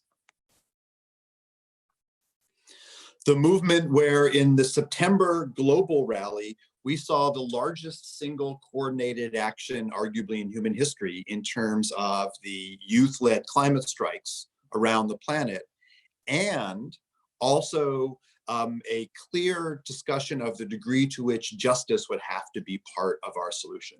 In Greta Thunberg's case, it's intergenerational justice. And the next few slides, which I'll do quickly because we started late, I want to highlight the energy lessons we can learn. Next slide, please.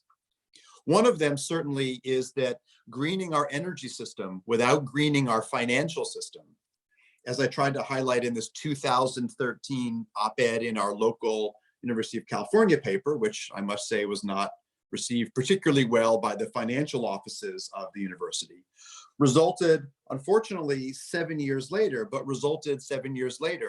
in a vote and a move to divest entirely from fossil fuels in the entire UC system. And those of us who are related to that red brick university up the road from you at MIT are right now in the voting process, and hopefully will be our divestment process there.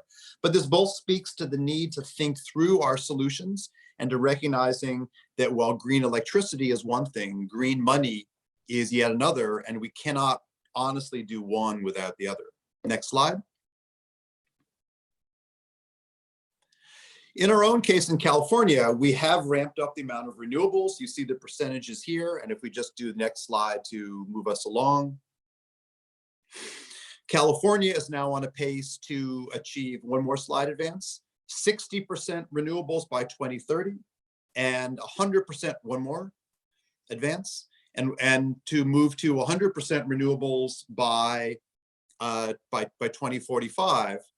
And an example of that is a slide you see right now. Let's just stay right here, where all new homes built in California after January 1st of this year must generate as much energy as they consume. And again, it's the sort of investment effort that makes great climate sense. But as I'll try to highlight in my remaining few minutes, we do have a challenge on the justice side.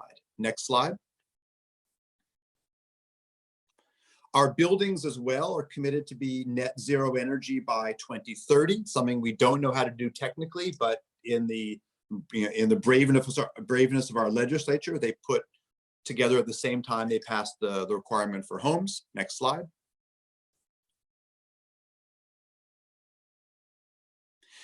And I'll finish up quickly on the mismatch between what we can do technically and what we do socially. So one of the big challenges in many places that have taken on climate is that environmental justice has not been a co-equal part of that dialogue.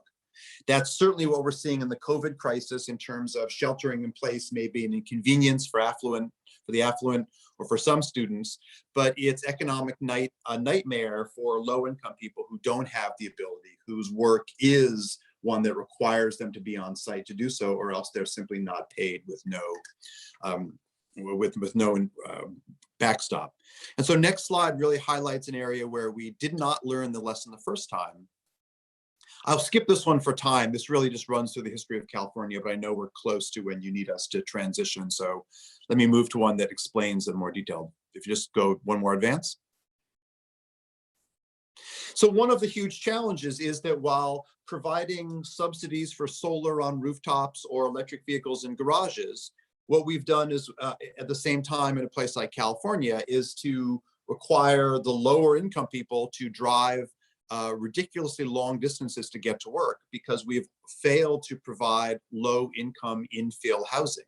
And so in this New York Times piece, we highlighted this in terms of the so-called drive till you qualify phenomena that people in many of our high-tech centers, 128 around Silicon Valley here, around UT, Texas, Austin, all have to push the lowest income workers with the longest drives, the most inequitable choice we make in terms of housing, because housing is in fact a key element of our climate policy. Next slide.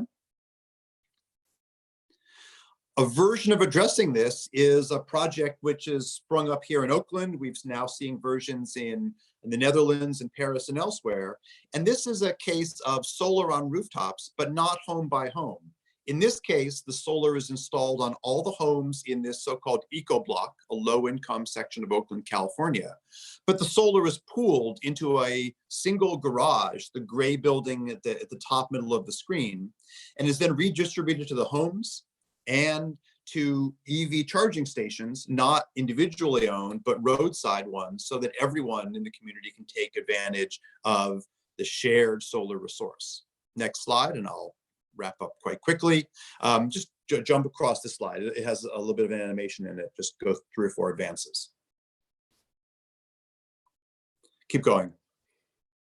And one of the really, yes, right there. One of the really worrying results is that while we've done a fine job, as I mentioned, in starting to bring solar for the more affluent, here we have data in a project with Google where we found that even when you control for income, solar is far more common on the roofs of white households than on Latino or African-American households. In fact, 30% more likely on a white rooftop than a Latino rooftop, and up to 70% more likely on an African-American rooftop.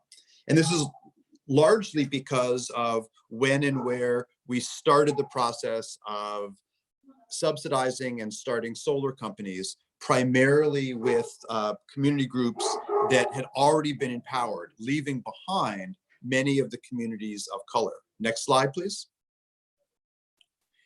Just highlight numbers. I'll skip over this one because I know we're very tight. Next slide, please. And really to wrap it up, one of the, go back one if you don't mind.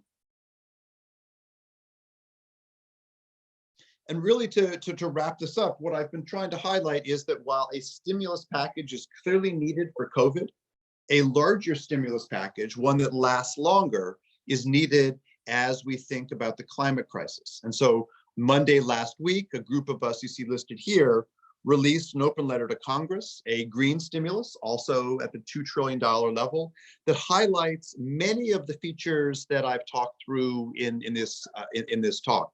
I urge you to go to the website to look at this. There's been more than 2,000 signatories endorsing this position and ongoing dialogues with members of the House and Senate to talk through how investing on green vehicles, green roofs, urban efficiency, essentially provides the best route we know to inoculate ourselves against the climate crisis.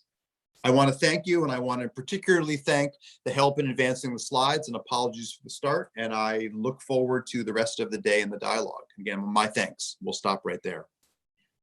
Great. Thank you for this really interesting talk. And we are running a little bit over time. However, since the next panel is followed by a break, I think we do have time for a couple questions just to honor this great talk. So we have, let me stop sharing. We do have some questions here. So I'm going to read from the most upvoted question, which is, can you post the slides? Do you mind if we share this, or? I'd be delighted if you do that. You have the deck, and please post. It's a large file because of the video, but you may absolutely share it. Great.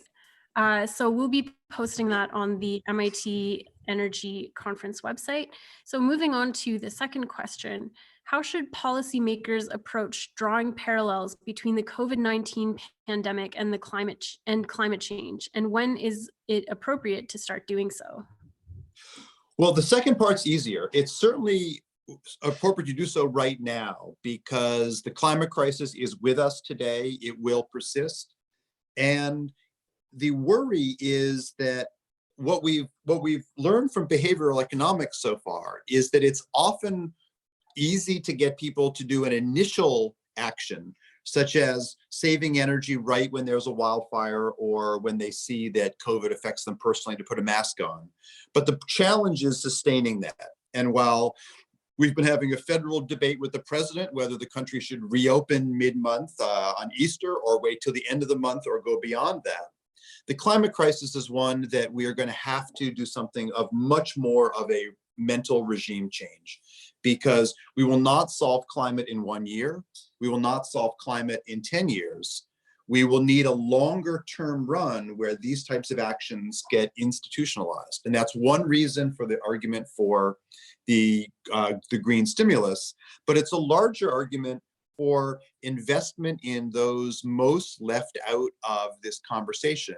Because ultimately, if the green energy movement doesn't much more rapidly become one that's equitable and inclusive, our ability to sustain interest and relevance is going to be very challenging. So both need to happen now, but the real challenge is the mind shift change so that we can see the 30 years or so of transition we need for climate, not as a 30 years of austerity. Few would endorse that, but as a true opportunity to invest in these more job creating, more equitable technologies. Thank you. So I'm just going to ask one more question before switching to the next panel. This one is from Sharon. The most upvoted one is from anonymous attendee. How can citizens and state and federal governments in the US promote and support development of next generation nuclear power? With concerns about nuclear scientists and waste management, no one seems to want to touch this, but it would be critically important part of the path to decarbonize our economy. So as a professor of nuclear engineering, I'm well aware that the opinions on nuclear are varied and strong.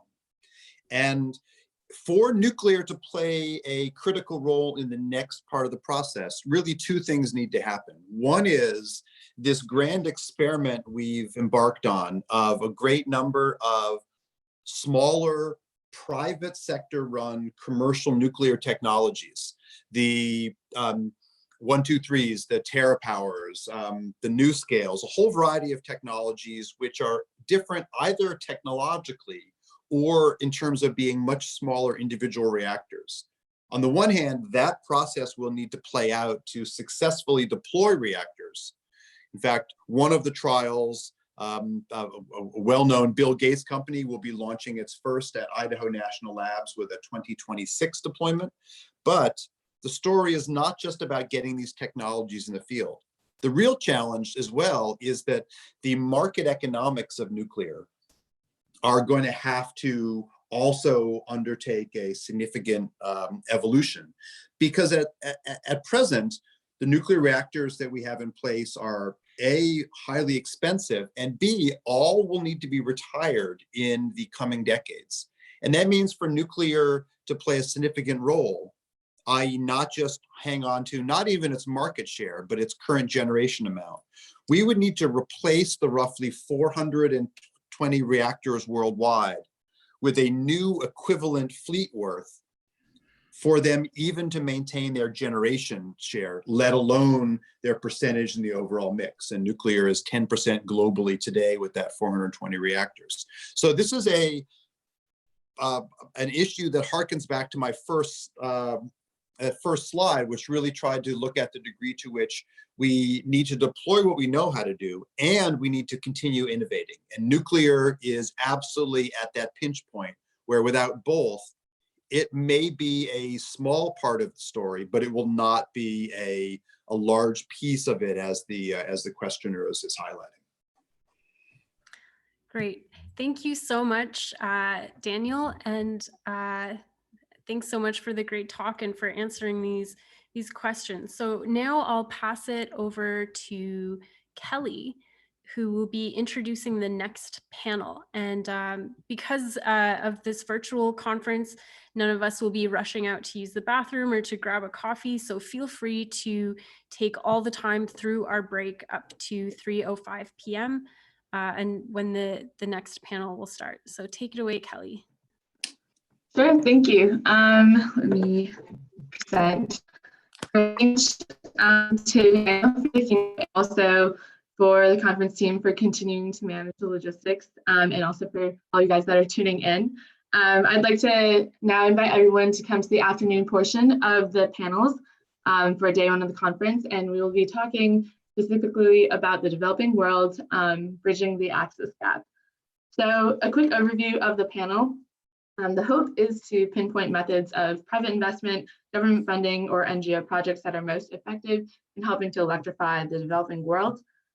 We will hope to focus on how to attract funding and develop business and operation plans for infrastructure development projects in this realm, as well as answer questions such as how to scale up electrification initiatives like microgrids, or whether projects should focus on developing centralized or decentralized grids, as well as whether development should be focused on renewable electrification or more widespread general electrification.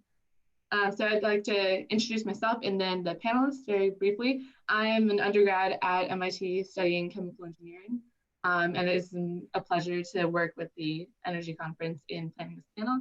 And then my co-panel director for this panel is actually also here. Her name is Mariana Garcia Valdecasas Dorrego, and she is a second-year MBA Sloan student, also interested in a career in renewable energy.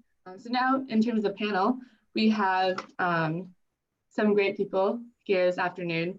The first is our moderator, Dr. Erin Boyd. She is the Chief Research Officer and Data Scientist at the Center for Sustainable Energy. And then we have Ignacio Perez Arriaga. He's a visiting professor at MIT since 2008, and also professor at Comillas University and the Florence School of Regulation in Italy. And we have Ayla Chiprojo. She is the co-founder, chairman, and CEO of Nethio Holdings, and was previously the Minister of Energy in Tunisia and the first executive director to establish and manage the Green Climate Fund. And finally, we have Aditya Pitti. He is the co-founder and CEO of K Pay As You Go, as well as the owner of the Pitti Enterprises Group, a diversified conglomerate with interest in precision automotive and aerospace component manufacturing, solar photovoltaic and solar thermal energy solutions, Tego Technologies, real estate, and angel investing. So without further ado, I will turn it over to our moderator, Erin, to take it away. Excellent, thanks. I'm assuming everybody can hear me. So if not, then I'm assuming Kelly will wave at me or something. I just want to say thank you to everybody for joining us for this panel. I'm really excited not only about the topic itself, but as well the panelists who are just an amazing set of people, really understand the field well.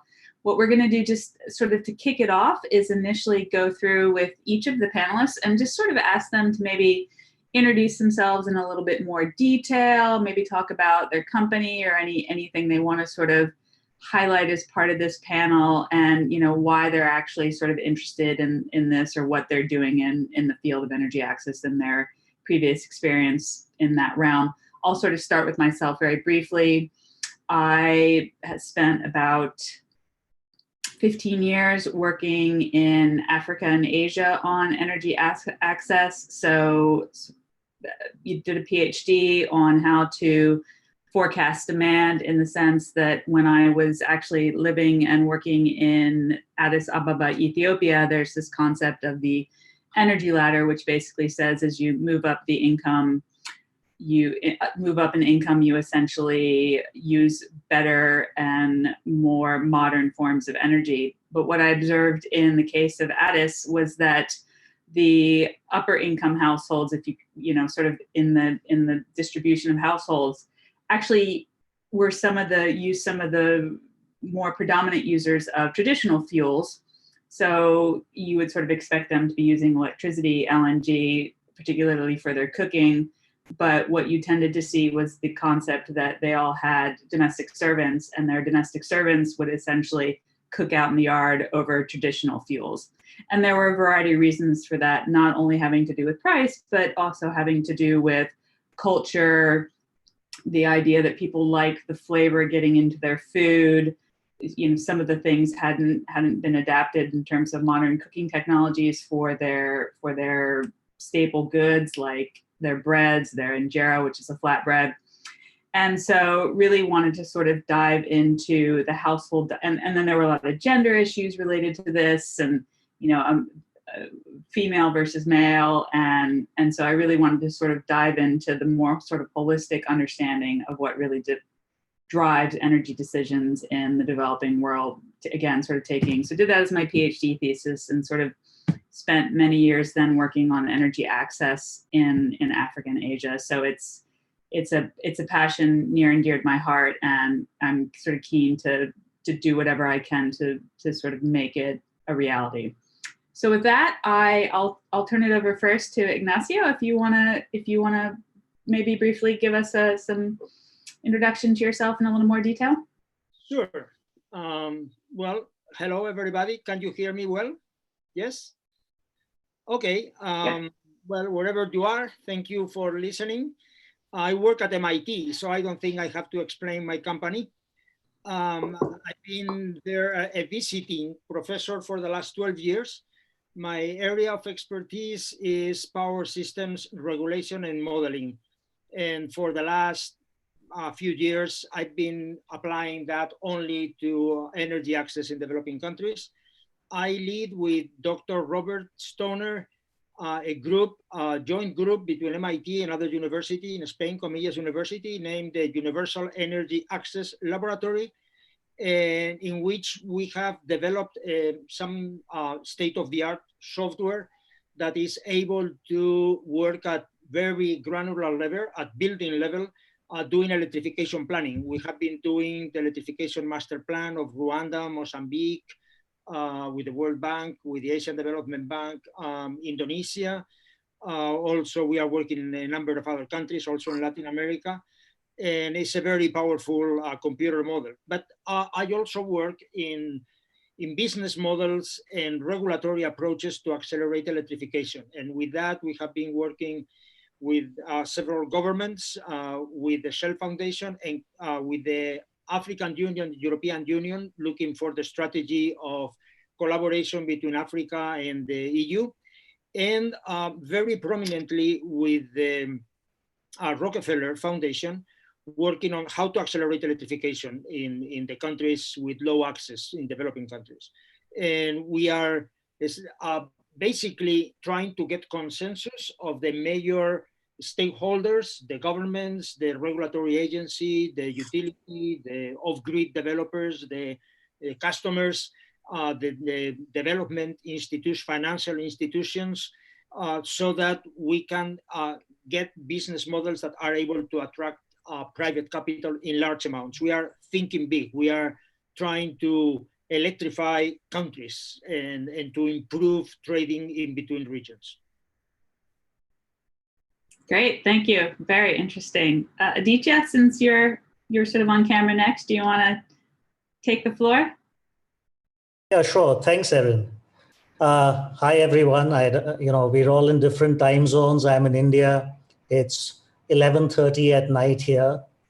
Wow. So I'm taking a few shots of espresso and trying to keep awake, but I'm really glad to get onto this panel. From the introduction, I'm involved actually with a diversified conglomerate with interests in many different things, like manufacturing, especially automotive and aerospace component manufacturing. We're active in solar photovoltaic and solar thermal energy solutions, real estate. I'm also a fairly active angel investor in India.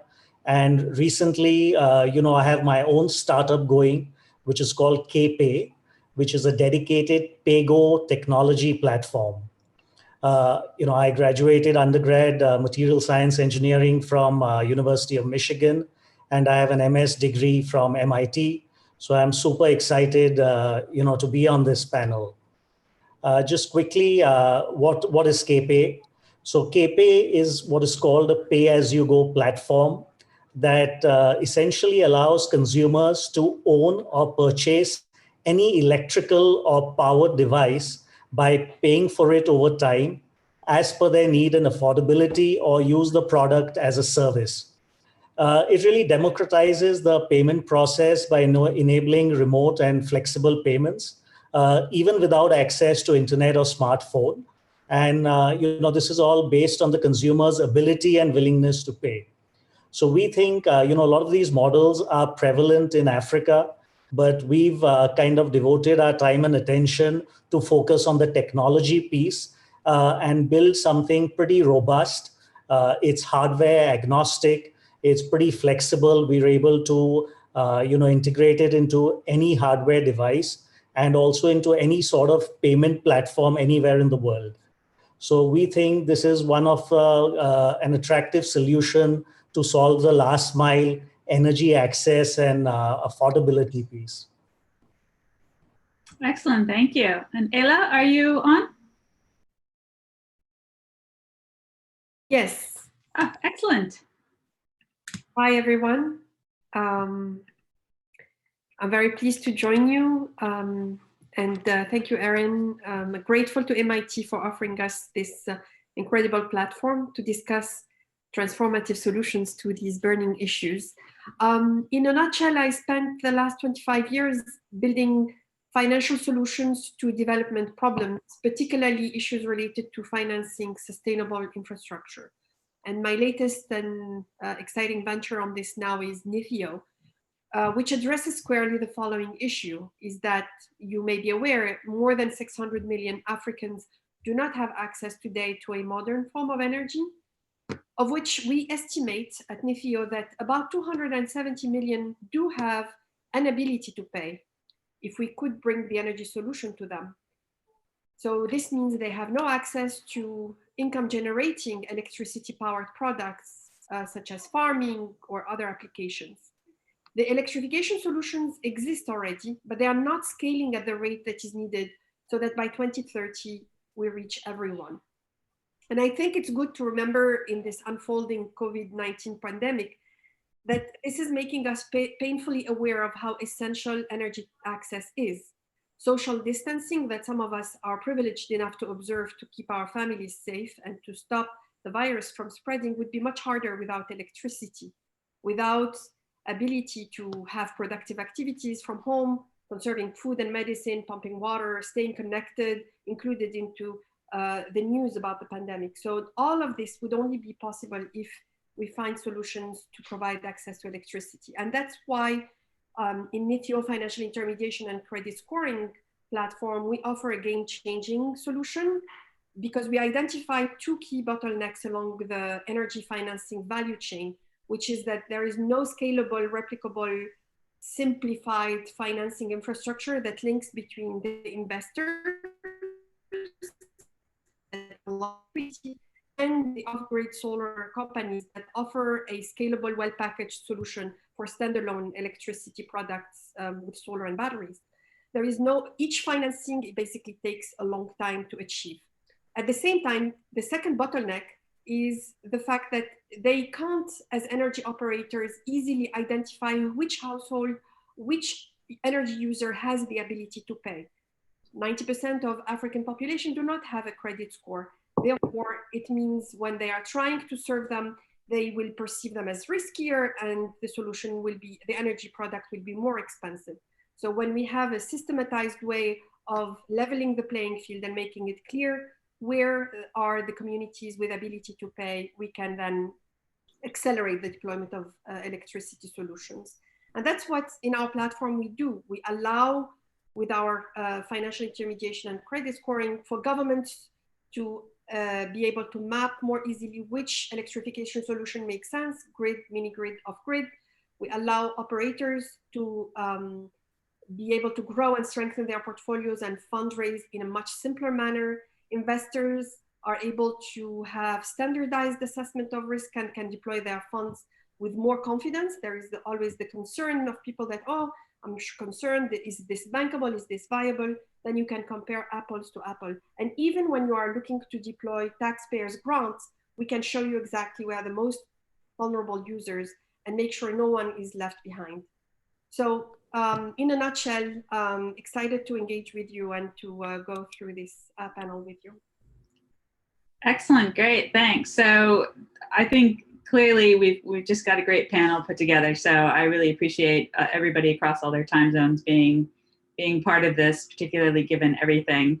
So I think we've, as your introductions, particularly Ayla, I think everybody sort of alluded to or perhaps was more specific about what some of the sort of main challenges are, but I would be interested to sort of actually sort of hone in a little bit on that. You know, I'm, you know, in my mid 40s, I've been working on this issue for, 20 some years. I'm guessing all of us have likewise been working on this issue.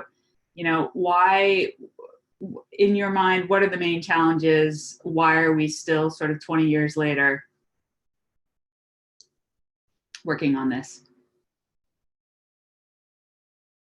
Ignacio, do you want to go first? Well, actually, in our team, we have been examining systematically what are the bottlenecks. Again, thinking big.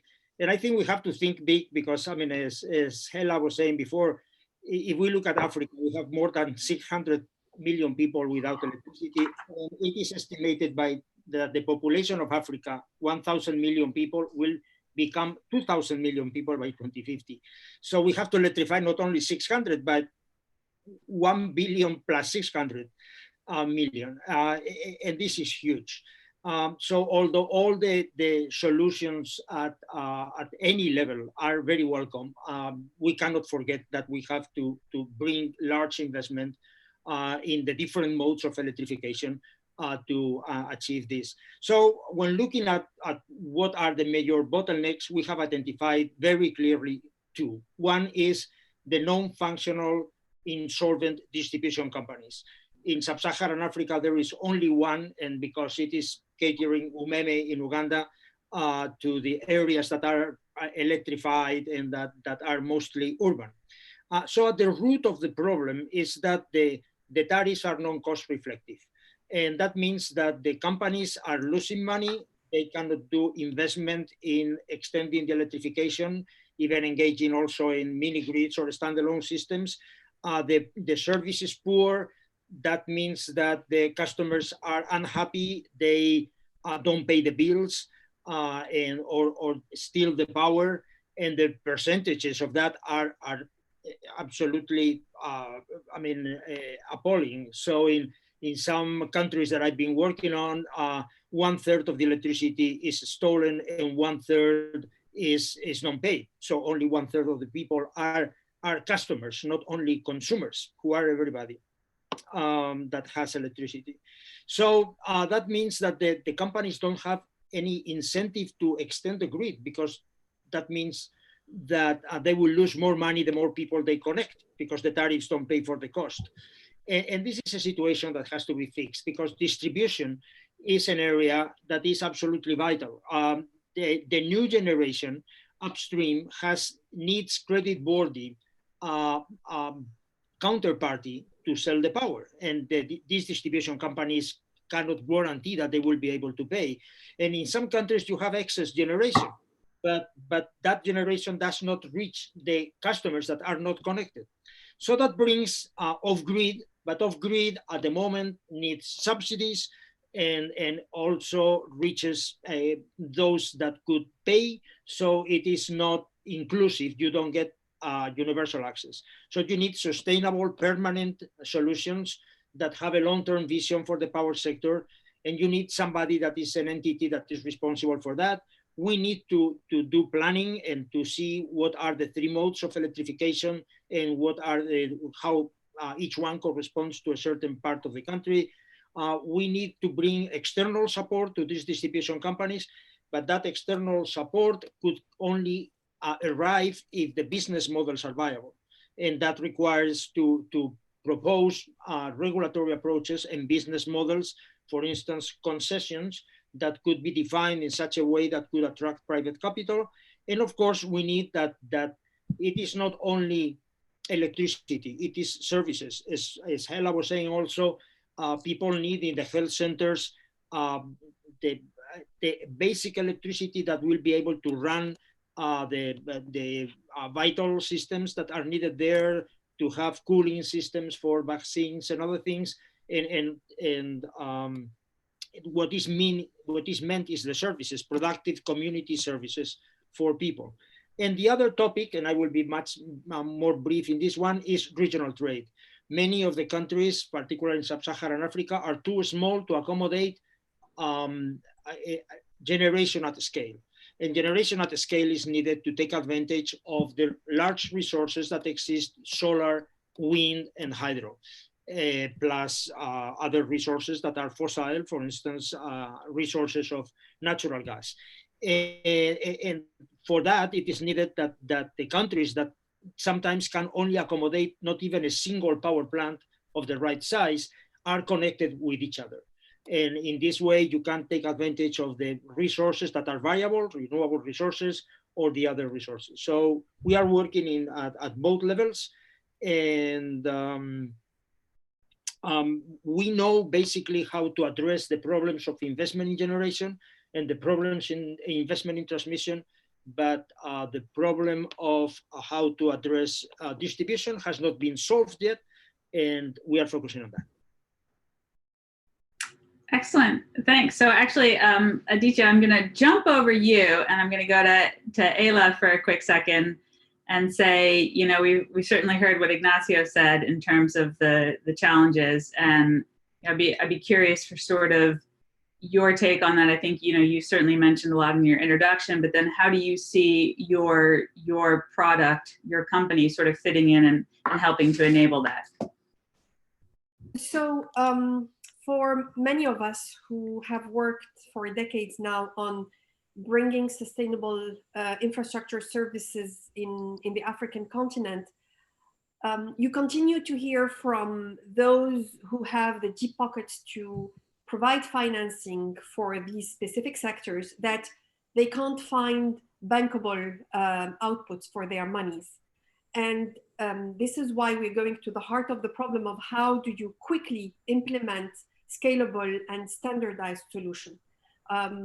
If we have less than 10 years, basically. So yes, we need all of what we've been doing, but we need to put it all on steroids and focus also on everything that can happen by firing up the ingenuity of the private sector and allow energy users that have some ability to pay to be visible to investors right now and not await a government-driven solution that will not happen within the next 7 to 8 years for everything. They have fiscal, there are many things that we all know about why, especially if we take, you know, some of the countries with very large numbers of people without access to electricity, Nigeria, Ethiopia, DRC. The solution will include some government-led initiatives, but a lot of the solution will happen when the government creates a positive enabling environment, very light touch, that allows for the financial infrastructure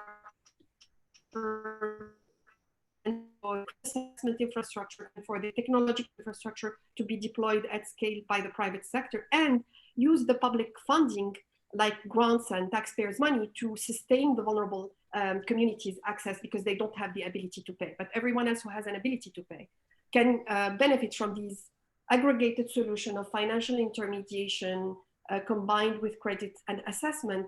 And that makes these users of energy perceived and understood better about their relative ability to pay, as opposed to characterizing a whole country, which is so large and so diverse, under one umbrella.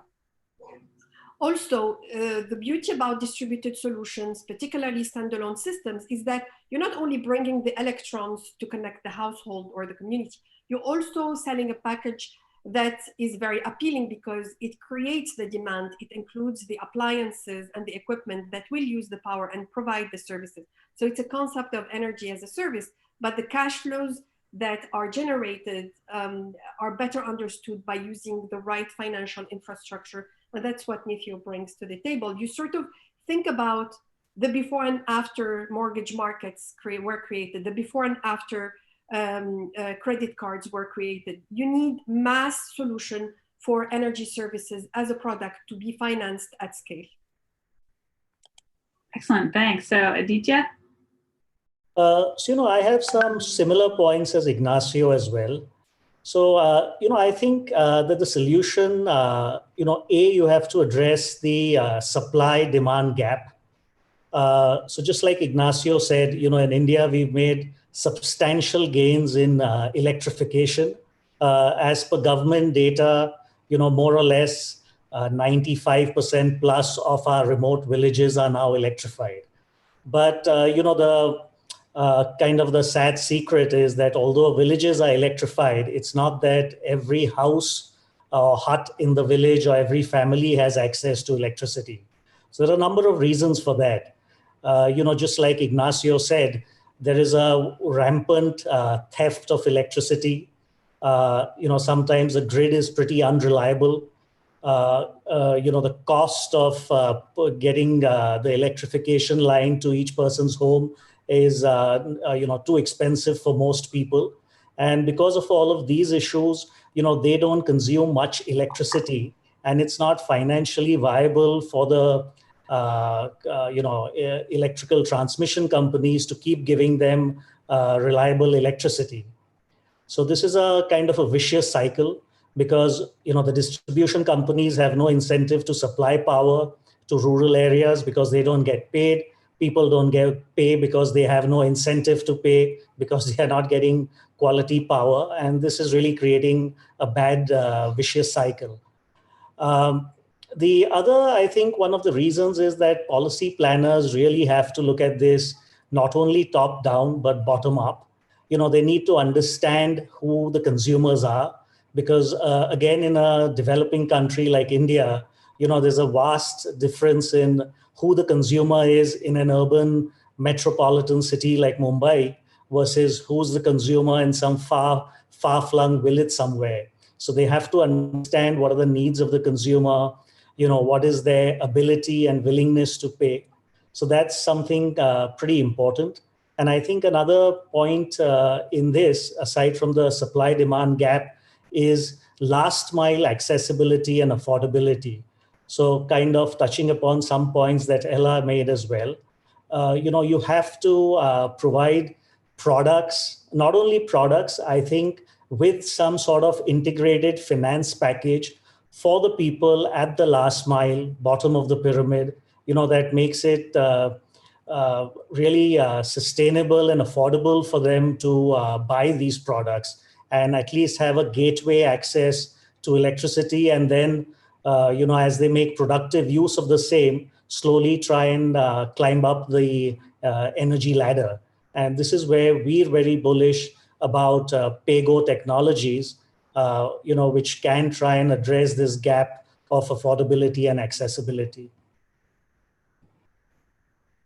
Great. So actually, we've got you, as somebody that's sort of been doing this in terms of sort of, your private investments and that sort of thing, Aditya, what has been your experience in terms of, sort of bridging that gap, working with customers and investors and governments and all of that from an energy solution company side? So we're active in PayGo, which is fairly recent. But before that, we have been running a solar energy company, supplying a lot of off-grid solar devices in India through our distribution networks, also through Amazon and other e-commerce sites in India. Most of these products are manufactured in China, contract manufactured by us in China, and then distributed here. So we have a good sense of what sells. We're realizing that the simplest of products, which is a solar lantern, really does a whole lot of good. Energy is a basic necessity. Light especially is a basic necessity. And aside from using it for basic lighting, people start using it for many productive uses. We've all heard about this. Kids can study at night. People can earn some living using that light. Luckily for us, at least at the last mile with off-grid solar, the government, there's no really regulation around it. So in some sense, it's good that the government is off our back and, we can operate freely and deal with these products. But as we further try to make it affordable by enabling PayGo technology, that's wherein we have to work with other partners and stakeholders.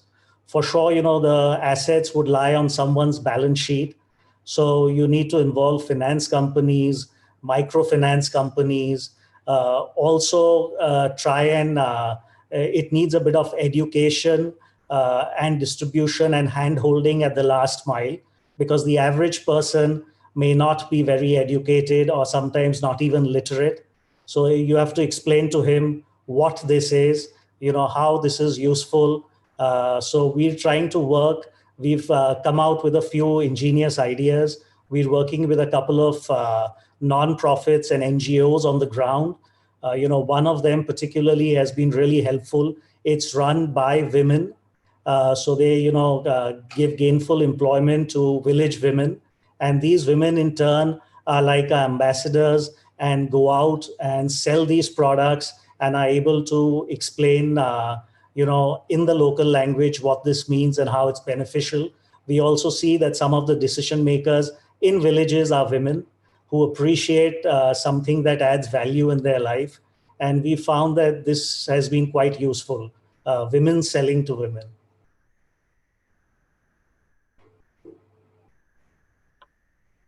So I think we're sort of hearing, certainly in terms of bridging access, one of the key things is definitely the need to collaborate, and there's so many different stakeholders and sort of bringing them together. Ignacio, as somebody that's trying to do this,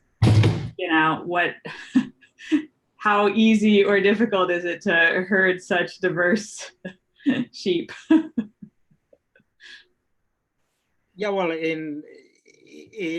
the collaboration between public, private, and NGOs is absolutely clear. On the one hand, the incumbent companies are publicly owned, but we need investment that should come to help those companies, and that should be private, and then the private investment in the off-grid solutions, which at the moment is a privately run business. Then we need the NGOs, as Aditya was saying, to bring the bottom-up approach and the connection between having electricity and the productive and community uses.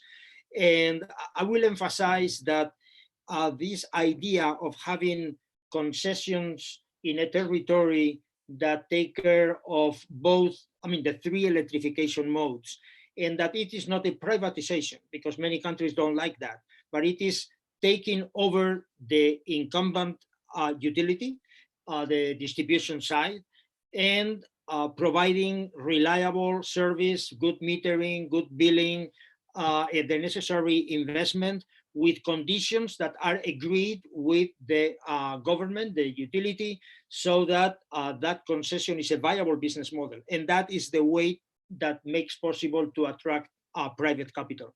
And this does not mean exclusivity at all. That could be, is perfectly compatible with having developers of mini grids, developers of standalone systems. That concessionaires should be able to provide default services needed and last resort service if the developers of off-grid solutions, for whatever reason, cannot provide the service. We call that approach integrated distribution framework, and we are trying to promote it and to discuss in different contexts how that could be applied in the different countries. And yeah, we are in the middle of that in our project. Excellent. So Ayla, I don't know, do you have anything you want to sort of add to that? Basically, I want to emphasize that when we are looking at the future where we achieve universal electrification, there is a role to play for all of the stakeholders we've been discussing. Governments have an important role to play, non-governmental, private sector, the international community. The thing is, how do we learn from the decades, many decades of attempting to achieve universal access? And we do it faster, smarter, larger, and we build on the latest technologies, the latest capacity. Like when we think about that today, we can know for the whole continent, I speak for instance for Nithio, we can tell you for each square kilometer, what are the dozens of socioeconomic characteristics of the communities and people and specific households there, statistically, not, these are anonymized, but it's such a powerful tool with the artificial intelligence and big data processing that today we don't need to continue to proceed with broad perceptions and with political decision-making only for deciding where to electrify and who to electrify with ethnic differences and conflict. Instead, we can have a level playing field where you know that these are the areas where there is no way you're gonna go there with the grid. It's not gonna happen. It requires so much money, you will achieve much better electrification with distributed solutions.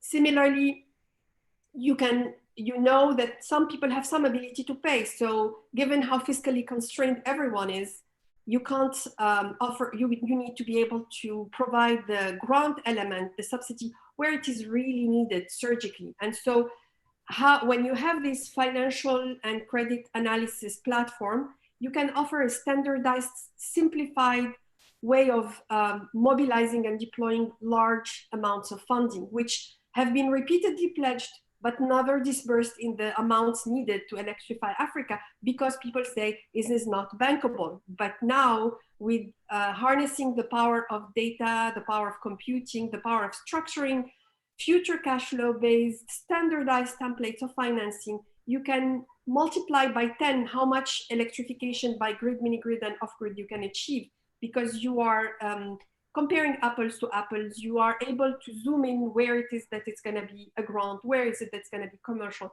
where is it that's going to be blended. And the technologies are there, but they are not being deployed in the 54 African countries at the same speed. We are hampered by the specifics of each country, and that doesn't need to be that way. So you know, we sort of have been sort of talking about the idea of bankability, and you know, certainly I think we would all agree that private investment does need to come in. You know, there's the idea of certainly concessions and, you know, that the sort of regulations and sort of bringing that all to bear. How do you sort of so, you know, we can now sort of prove the credit worthiness. We can show the willingness to pay. If the government sort of says, yes, I will give concessions, you know, do people feel like all of a sudden investment's going to flow in? Or, you know, it feels to me like there's still a lot of reluctance and skepticism. And maybe that's just me. I don't know if others sense it or, you know. This is Hela. Just to jump in to say that in my view, in my own experience, even as a minister in a middle income country, governments and ministers of energy and energy regulators in our geographies do not have the capacity to be the leaders by themselves. There has to be the ability for unregulated, also competitive solutions by the private sector. These are two complementary things. And I think it's important that we don't crowd out the innovation of the private sector and it's government only driven, because that has been what people thought for the last 6 decades. And what you were breaking up, so or I was not hearing you well. What I want to say is complementary to what Hela is saying. So I think that there is a large space for off-grid solutions, both standalone in dispersed and faraway areas, remote areas, and for mini grids when you have clusters that have low demand and are far from the existing grid, and it is very expensive to reach there for the time being until the demand could grow. But what I say is that if only this is left to the private investment, we will never get universal access, because the vendors of standalone systems, there will be some areas that they don't want to go. It is too far, too difficult to commercialize, they will be ignored. And the developers of mini grids are charging what they can charge, which is a negotiated tariff. And they need some anchor loads or some clusters that for whatever reason can afford it, because they will be paying per kilowatt hour significantly more than the people that are connected. So, okay, that's fine. And what they are doing is great, but will never bring universal access. For universal access, you need somebody that takes responsibility for a territory. That doesn't mean that has exclusivity. I think that exclusivity should be given to the DISCO, the incumbent one that will extend the grids. This is perfectly compatible with having mini grids and with having standalone systems with all their innovation and creativity. But somebody with subsidies has to be responsible to go where others don't want to go and to cover when others fail. Because something that is done very easily is to give some money to start some business. To have a mini grid, you give something per connection, or you give something to start the business, some subsidy to the initial investment. What happens later? What happens when you have to expand the grid because the demand is growing? What happens when the battery after 4 or 5 years have to be replaced? What happens if you need maintenance? What happens if the donor is not interested anymore in that activity and goes to do something else? The supply of electricity has to be permanent, and permanent means centuries. So we need a business that is stable forever. And that requires some backup regulation. Of course, immediately we have to use all the possible resources to accelerate electrification in any possible way, but also thinking of the long-term vision. And we have to fix the DISCOs. That doesn't mean that the DISCOs will have to do everything. I repeat that, but we have to fix the DISCOs. Without the DISCOs, we don't have credit-worthy off-takers for the large power that comes from the large power stations that are necessary. And we don't have anybody that extends the grids and provides this default provision of service and a last resort provision of service. It's complementary. Yeah, I fully agree with Ignacio. We need to multiply by 10 the rhythm of all the suite of solutions. And today more than ever, we have the technologies and not only for the energy technologies, but the financial technologies to do this in a sustainable way and get the money back for the investors and still provide energy service much faster to people. Yeah, so I think we're certainly hearing that there needs to be a very sort of holistic and broad-based approach. We need to sort of deal at the national level, and in terms of DISCOs, we also need to encourage the private investment for the last mile. We need these business models that allow the creditworthy to be checked and to sort of show that projects, whether you're investing in a sort of DISCO or you know a sort of small scale rural grid, bankability, that they'll sort of be able to get that return on investment. And so, you know, but a couple of weeks ago, I would have said, you know, what's the sustainable funnel of money that's going to help achieve this? And, you know, now I guess what I would ask is, in light of the COVID-19, you know, what do you see happening to these efforts? Aditya, maybe I'll start with you. So, from the private investment side. I have a perspective from quite a few different hats that I wear with multiple businesses. So I think, as of now, at least in India, we're in a lockdown until the 14th of April. We will know what's happening on the 15th of April. It's too soon to tell. The dust still has to settle and we have to get back to business. But, there is definitely going to be a massive cash crunch and liquidity crisis. Government of India has stepped in and has done a number of proactive and pretty large measures to inject liquidity into the system. But, we can see this is going to be definitely a large liquidity crisis. A large part of the GDP is being diverted to provide monetary and fiscal support, especially targeting the most vulnerable people in the country. So I think there's going to be basically a massive drop or halt in new investments and funding. My only kind of hope there is that, off-grid solar meets SDG 7 goals.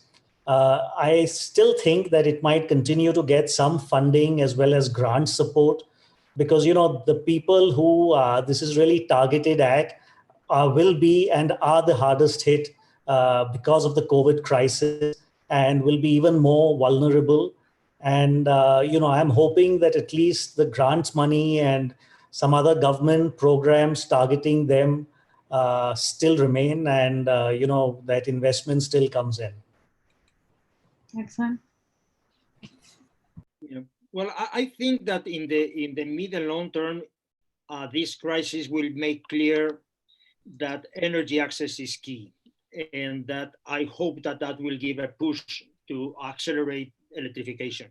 In the short term, I think that there are some measures that should be taken. Otherwise, the CODIF is going to create really a lot of suffering. One is do not disconnect people because don't pay.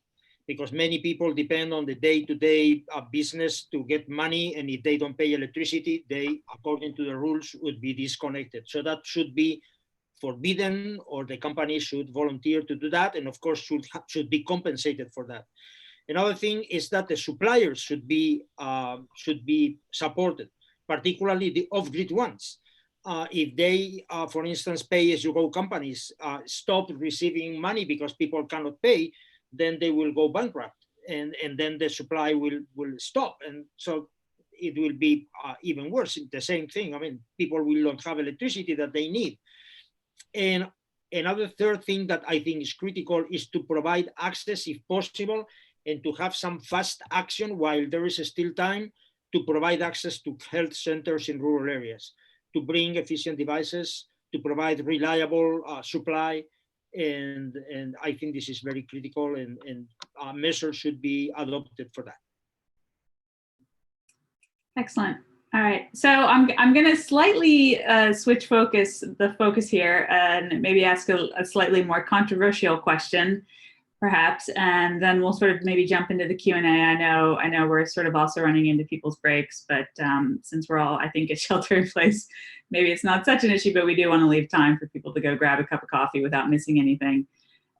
You know, so the sort of last question I'll sort of throw out there is, you know, how green or sustainable do these solutions need to be?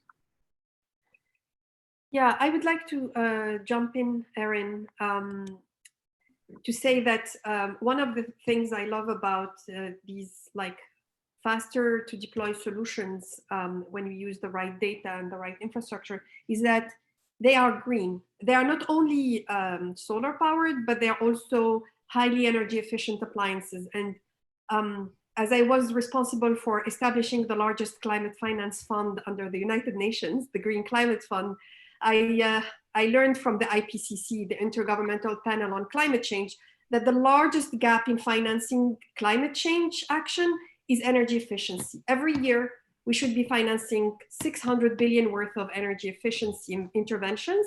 And that's very hard to achieve because it's not well understood how to finance based on savings as opposed to financing based on revenues.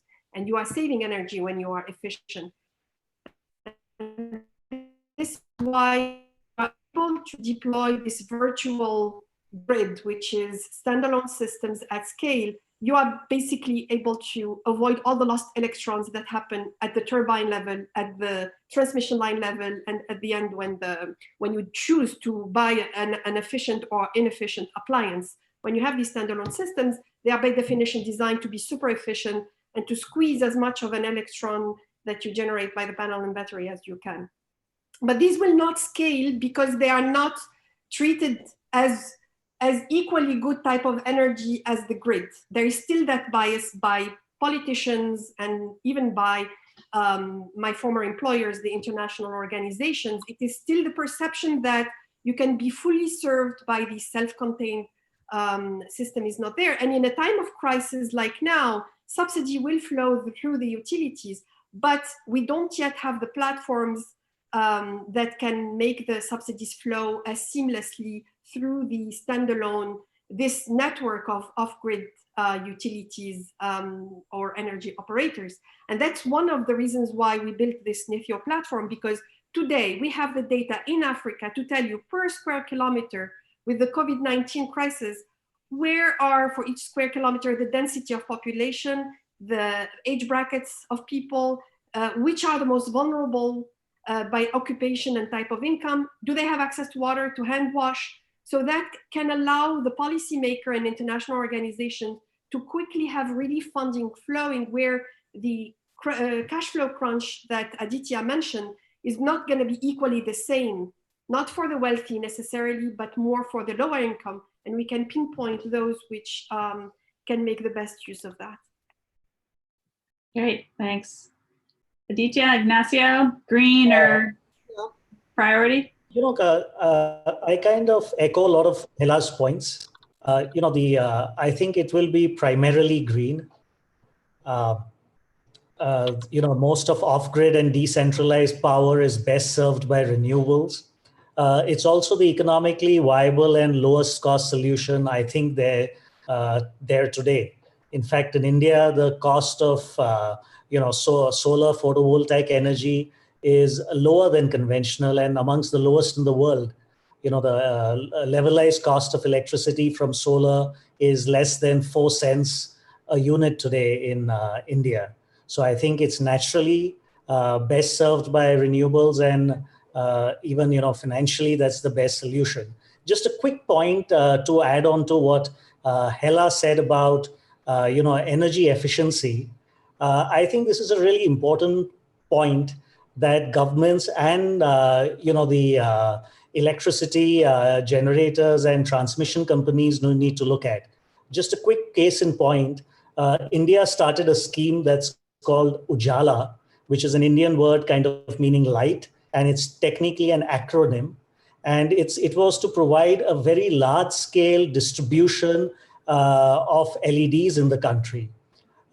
You know, this was done by the government procuring LEDs in massive quantities and were able to distribute it at extremely low cost even below the cost of CFLs in the country, encouraging all citizens to try and switch to them. A quick, I've just pulled out this data. So we've now been able to distribute more than 360 million LED bulbs in the country, and it's saved electricity capacity of 9 gigawatts. So, that's massive. Without any, to Ella's point, without any investment, we've been able to achieve this huge saving, allowing DISCOMs to probably transmit electricity to where it's most needed and where it hasn't reached. Excellent. I fully agree with my colleagues in the importance of efficiency in demand. If we look at the supply side, fortunately, renewable is becoming very competitive. Off-grid is mostly clean, but I must say that we cannot be fundamentalists with respect to everything renewable. For instance, in Africa, they have resources, good natural gas resources that should be used. If we look at what we are doing in Europe or in the United States or in many other countries, our generation mix is not particularly clean. It's improving. So we cannot demand the developing countries to be only developing clean generation. They will have to do whatever is needed to get their industrial development be made, and then people to have a reasonable demand with taking care of efficiency, etc.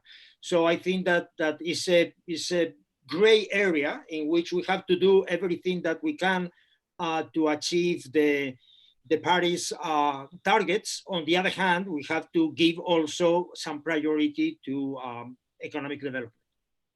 Yeah, no, I would certainly sort of echo that last point. I think particularly, if anything, we've certainly learned that right now a grid is not capable to handle 100% renewables. Just when you think about intermittency, the cost of storage, trying to manage that from a grid perspective, we here in the U.S. we certainly haven't cracked that nut yet. So I think when we're trying to bring electricity, it's definitely, I would agree, definitely areas of gray. So we've got about 5 minutes. So I want to make sure we get at least 1 or 2 of the questions from the audience. Thanks everybody for sort of sending your questions in.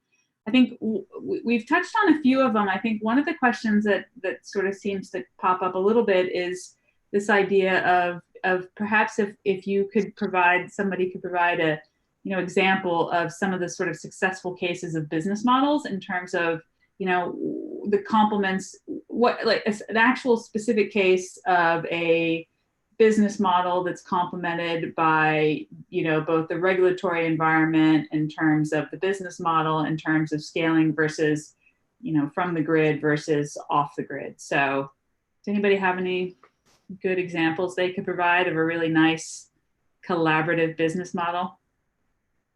I would just sorry, go ahead. Go ahead, Ella.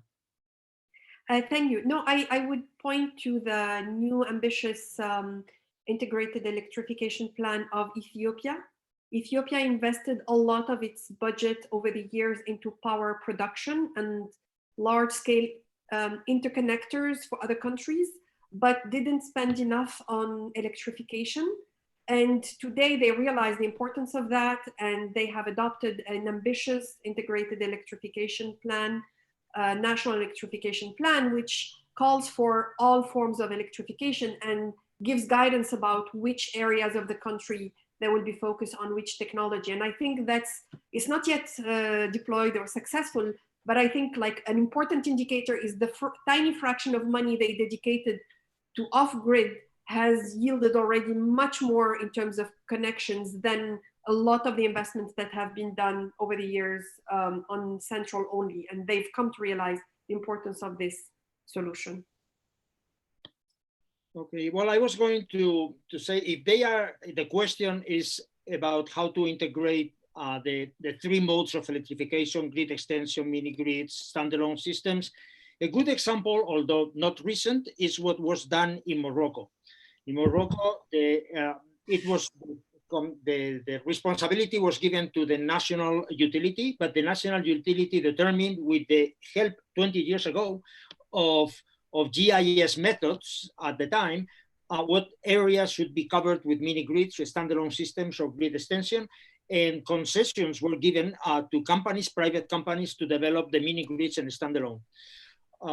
So that was done under planning, and they achieved in a record time almost full electrification of the country. Problems have happened, but I think that that is a good example of the integration of the three approaches under a unified approach. Good examples, but not complete, because they are mostly in urban areas, are the distribution franchises in India. A great example is Tata Power Delhi, that was given a large fraction of the city of Delhi to be responsible for that. The reliability improved, the revenue collection from the bills improved, lots of social programs, consumer engagement. So it was a public-private partnership, 51% Tata Power Delhi private, and 49% the city of Delhi. And following that example, well, and have been another ones, some of them successful, some not, that has been extended to other places. And so in Agra, in Ahmedabad, in the area around Jaipur, and there are several franchises that are working very well. And that is under the model of, let's say, a type of concession, so that the private company that enters is responsible for managing for a number of years the company under a certain contract that is economically viable. So I think that there are encouraging experiences of business models and regulatory approaches that work. Excellent. Aditya, anything you want to highlight? I'm deferring to Ignacio's knowledge because he has good experience all over the world. But yes, for sure, there have been very interesting things that have happened in India, leading both not only to rapid electrification, but also very rapid rise and increase in the renewable energy mix of the country. So this has been done very successfully, especially on the renewable energy front for large scale grid connected power plants and solar. They were able to just very simply do a very simple thing by doing reverse auctioning of projects. Earlier, they were very obfuscated tenders, and there was a lot of corruption and other problems. Now it's really simple because the power producing companies have to give in a levelized cost of electricity as the bid, and the lowest bid wins. So, it's in fact driven the cost down substantially. It's really good for the customers, but many solar companies, smaller or medium size, have been driven out of business because of that. But, overall the customer wins. It's great for the government. So I still think it's win-win. Excellent. So we have. I'm going to just maybe say 1 minute left here. So I'm going to sort of throw out another question in terms of, I think we've sort of, this conversation has very much been focused on electrification as the way to the sort of means of bridging the access gap. But there's not minimal money to a certain extent. There's only so much. To what extent do we focus on, or also include in some of these discussions, the idea of an intermediate step on just focusing on bringing households cleaner technologies with regards to cooking and heating? Erin, this is exactly why I like these virtual solutions where you have the platform for financing, credit assessment, but also technologies that are virtually standalone, because it would take forever, for instance, even in a gas-rich country today in Africa, to distribute, to have the gas network reaching the houses. You have clean energy solutions for cooking that are being tested. You can think of clean cooking as a younger brother of the solar home systems. It is still figuring out ways to be scalable, but ultimately the distribution networks, the financing networks that are being built for solar home systems will be exactly scalable for the clean cooking solutions at the household levels. Excellent. Ignacio, Aditya, any last thoughts on that question? Well, not exactly my topic, but just as a curious thing, I've been told today that close to 100% of people in Uganda cook with charcoal. And charcoal has become difficult to obtain because of the difficulty in preparing it and to transport it and bringing it to the places where it is consumed. So that could be a push for using LNG. I think just an observation is that from the electric side, it would be great because and I have done the studies in some areas in sub-Saharan Africa of electric cooking. And electric cooking is economically competitive. The problem is the lack of reliability. So if we could provide a reliable supply of power so that every day you could count on it, electric cooking could be a great solution, because something that happens is that the infrastructure that is there, the wires, the solar panels, the batteries, or the main grid arriving to the places is typically able to support much more flow of power. So you don't have to invest much more in that. But the problem is that if it is not reliable, nobody is going to use electric cooking as the main way of doing that activity. Yeah. Maybe. Aditya, last Yeah, so last just thoughts as an investor? Not really too much of knowledge on the cooking side, but just quickly in India, electric cooking is more or less non-existent, except for the large cities. That too, it's not really a very common thing. Most people use LPG cylinders, and this has been given a very strong push by the government. They've provided about 50 million LPG gas connections and clean cooking stoves to families below the poverty line, BPL families. So it's just been a big push from the government to get people to use cleaner burning fuels, get them away from kerosene and wood and other things that have lots of health hazards as well. Great, thanks. Well, I'll turn it over to Kelly here in just 1 second, but I personally want to say thanks to all of you for your participation in this. I think it's been a really great panel. I think, certainly some great things have been discussed and highlighted. Definitely some food for thought for how we can all sort of walk away. I really appreciate MIT and everybody for sort of making this happen virtually. And, as we sort of span the globe, I think it sort of shows, just how much we can all sort of come together. So thanks to everybody, and I'll hand it back over to Kelly. Thank you, Erin. Goodbye. Thanks. Thank you. Yeah, Thank you. Thanks again to everyone. And in terms of our next panel, we will skip the break and go directly into the panel on a clean but broken grid. So thank you guys again for participating. Good afternoon, everyone. My name is Trevor Thompson. I'm a first-year graduate student from the MIT Leaders for Global Operations program, and it is my distinct pleasure to welcome you to the final panel of the day, titled A Clean But Broken Grid. So concern about the electrical grid is a theme that's come up repeatedly throughout our sessions today, and we're going to take the next 50 minutes to dive even deeper into it. We have an unbelievable group of panelists with broad expertise in this area to discuss the economics, the technical challenges, and the policy that will shape our grid going forward. And just as a reminder, we'll have 5 to 10 minutes of Q&A at the end of this session. So please be sure to input your questions into the Q&A feature and upvote what you'd like to hear most about. Without further ado, I'll turn it over to our moderator, Thomas Byrne, and our other panelists to introduce themselves. Thank you and enjoy.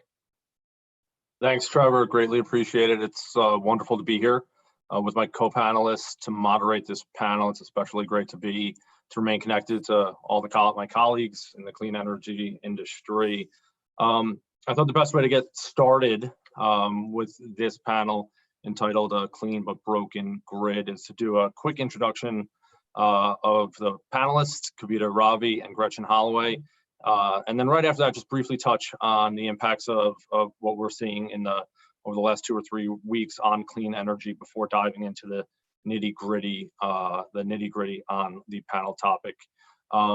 As background, my name, as Trevor mentioned, is Thomas Byrne, co-founder and CEO of Clean Capital. Clean Capital is an investment platform that drives institutional capital into distributed generation generally, distributed clean energy generation generally. We have 2 large partnerships, one with BlackRock, one with Carval, and we have now about 200 megawatts of solar projects under management and growing. I'll turn first to Kavita. Kavita, for an introduction on yourself and your firm. Thank you, Tom. Can you hear me? Can you just Yes. raise your hand? Oh, Yep, thank you. sounds great. Yeah. So my name is Kavita Ravi, and I'm the Senior Director of Utility and Technical Services at Blue Wave Solar. Blue Wave Solar is a project developer in the New England area. We started off in Massachusetts about 8 years ago and have done over 100 megawatts of solar around the different New England states. At Blue Wave, I deal with interconnection and the exciting storage piece. I'll turn it over to Gretchen. Take it away, Gretchen. Can you hear me? Yep, we got you. Okay, excellent. So I'm Senior Vice President and Chief Financial Officer for ITC Holdings Corp. And maybe before I give a little bit of background on ITC, I just want to thank you for the opportunity to participate in this panel, just given the challenging times right now with the COVID virus. So, but ITC Holdings Corp is the largest independent transmission company in the country. We are solely focused on transmission investment, so basically carrying the power from the generation fleets to the distribution system. We're located in 7 states, primarily in the Midwest, but it's Michigan, Lower Peninsula, Michigan, most of Iowa, parts of Minnesota, Illinois, Missouri, and then Kansas and Oklahoma as well. So we've been focused on modernizing the grid and investments in the grid to improve reliability, relieve congestion, and also interconnect new generation, including renewable generation as well. So the point that I hope to leave everyone with today is the need for a new mindset, even a sense of urgency towards how we plan for the grid infrastructure and the long-term investments and the planning that has to go in that in order to interconnect new generation, including renewables, and then ultimately build out the grid that is needed for the future of this country. So with that, I look forward to the discussion. Great, thank you, Kavita and Gretchen. Thrilled to be joined by two experts in the industry from two different segments, one more on the utility side, one more on the distributed generation side. So it'll be great to hear this conversation play out. First, before we dive in, as I said, I'd love to just talk about the elephant in the room, that being the COVID virus. We're all doing this conference from home. We're all seeing impacts in our particular businesses in many different ways, some that we probably didn't even imagine. So just take a few minutes, Kavita and then Gretchen. What are you seeing? What's the experience been like over the last number of weeks as this crisis has filtered into the clean energy sector? Thank you, Tom. And I too want to thank everyone the opportunity to participate in this panel. Especially in these times. I want to say it's somewhat of a privilege that I can take this hour out to speak about these issues in general, because mostly I have spent the past 2 or 3 weeks in sort of heightened and frenetic activity, trying to make sure that the ball is not on our court if possible. So in particular, we as a company have been trying to close out any interactions with utilities, providing them information or making payments, whatever is needed on that front. Making sure we get permits, and any other clearances from the towns before they completely shut down. Making sure that any construction projects are being dealt with safely, being on a ton of conference calls to see how states and other authorities with the jurisdiction are dealing with this evolving pandemic. It is totally unprecedented and has been really a trial by fire and will continue to do so. And the entire time I'm trying not to look at the news, which, today tops at $6.6 million, a million people unemployed and growing. And I myself have, received calls about the unemployment. And so we're also thinking about what happens when the lockdown is lifted. Remobilization, restaffing, all of that is going to be quite a challenge. But in the meanwhile, the world does continue to get hotter and climate change is a real issue. So we're both fighting for our survival as individuals, as companies, but also as a planet. Like, we can't lose sight of that. Gretchen, what are you seeing on your side? Thank you, Kavita. Yeah, those are very, very relevant comments there, Kavita. So I would say during these incredibly challenging times, our top priority is the health, safety, and well-being of our employees, our contractors that are still out in the field, our customers, and then the communities that we serve as a regulated utility. As a regulated utility, we do provide an essential service. So even though, there's a shelter at home or stay at home, we obviously need to continue to operate to provide power to customers, which I think is paramount at this particular point in time. Like Kavita, been on basically call after call after call, I think across the management team, working with industry leaders, local and state officials, and customers, trying to coordinate around our pandemic efforts. And the initial phase of the pandemic efforts was really around business continuity. And what do we do with our employees, having employees work from home, but making sure that the employees that still need to be in the office to monitor the grid can be there and can be there safe. And we've had a lot of success with that business continuity plan. And now we're shifting more towards the ongoing, I would say, like financial and long-term continuity plans. So a key focus for most companies in this environment is ensuring they have adequate liquidity and access to capital markets, depending on, economic conditions and potential outcomes. I think as we think about it as utility, we think about the impacts to load and what that means to cash for us. I will say, luckily ITC, well, maybe not luckily, but ITC is well positioned from a financial health perspective, which is obviously really important given the service we provide. So, next steps as we see them is ongoing focus on near-term liquidity, operations, and then contingency planning, because no one really knows what the next day is going to bring.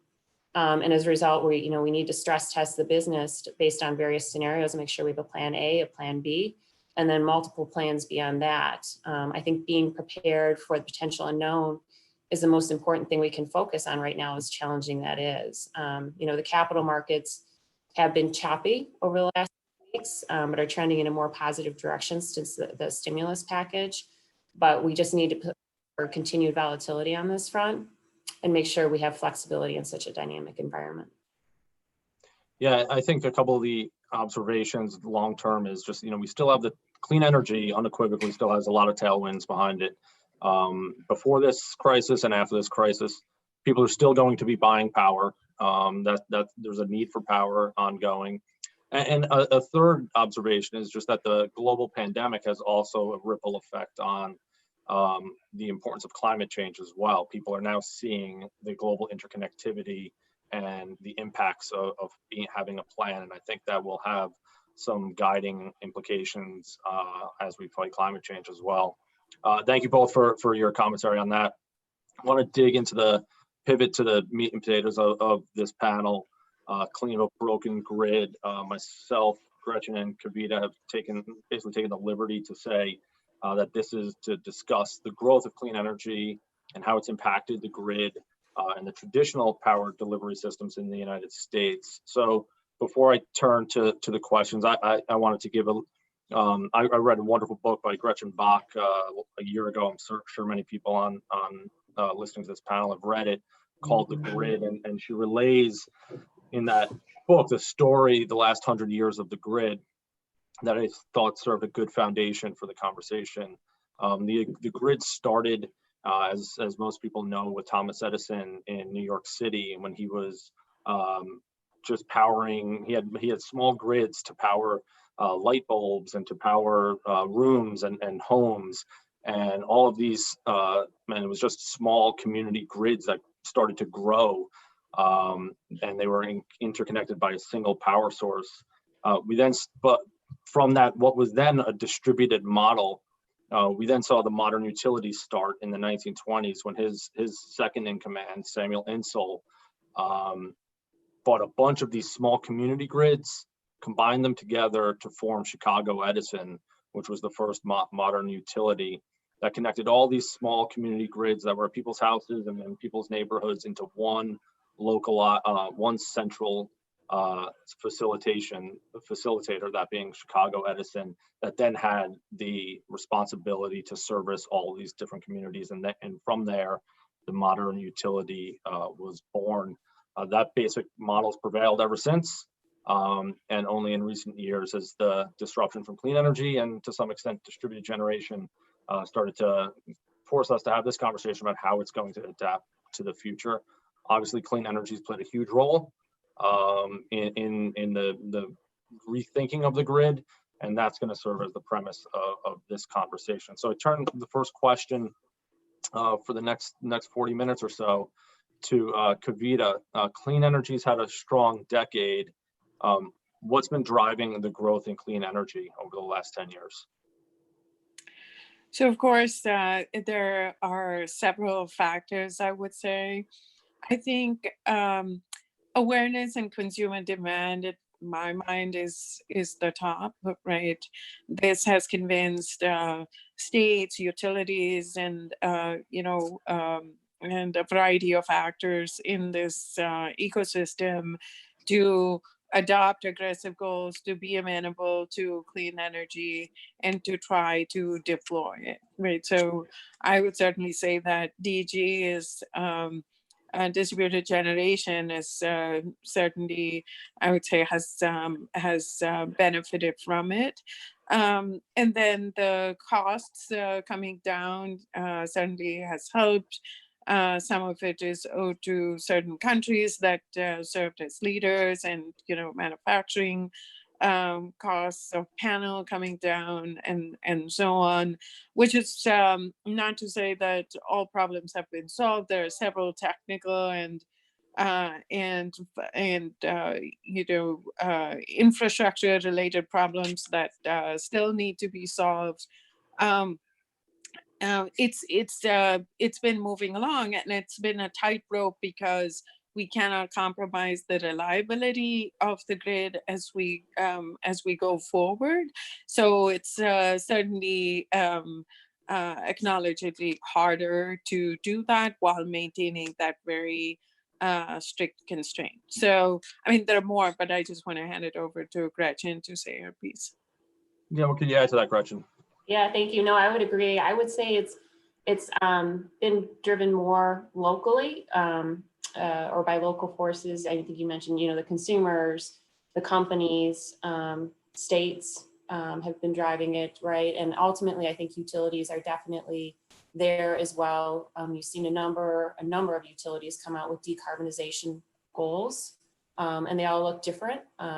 But they have definitely coming out through that. And then also through the IRP processes at the states, they're putting out near-term plans and long-term plans around how to move towards more sustainable, clean energy. So I would agree on all those fronts. I would just note, like at ITC, since our founding, we've interconnected 6,800 megawatts of wind capacity on our system. So obviously we play an important role and facilitating that. I would just add one comment to what Kavita said, and that is, I would say one challenge that we face as a regulated utility is the pace of technological change, and growing support around renewables can sometimes outpace the regulatory construct and regulatory support needed to manage a change on that front. So I think that's one thing that it's really on us to work with our regulators to keep pace and try to be out in front of that as well.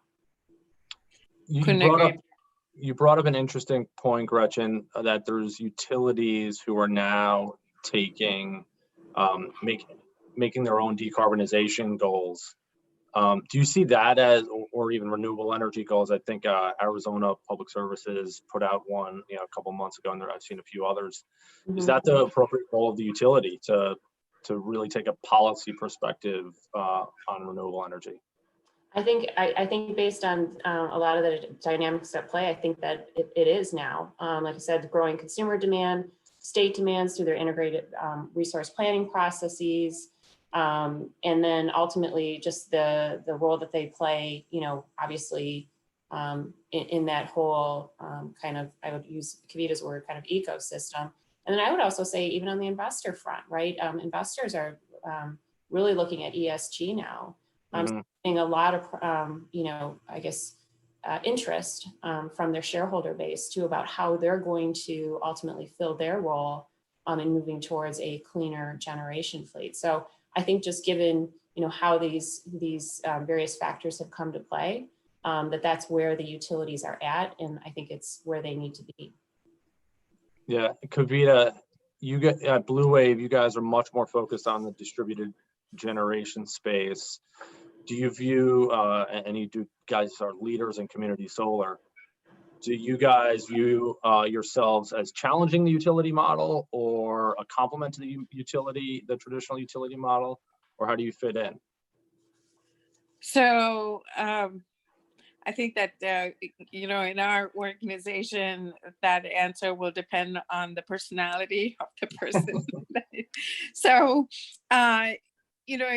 it is my own personal philosophy in this, in professional philosophy, to work collaboratively. So not that I'm afraid to challenge the utility model, just pragmatically, I think we're really trying to work with them and help them and help them help us, and really in this kind of lockstep collaborative mode to move things forward. I would say there are important levers that help this relationship, like counselors or whatever.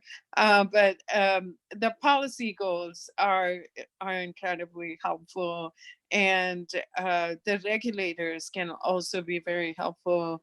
And we in distributed generation see how critical these players can be in the collaborative work between DG developers and utilities.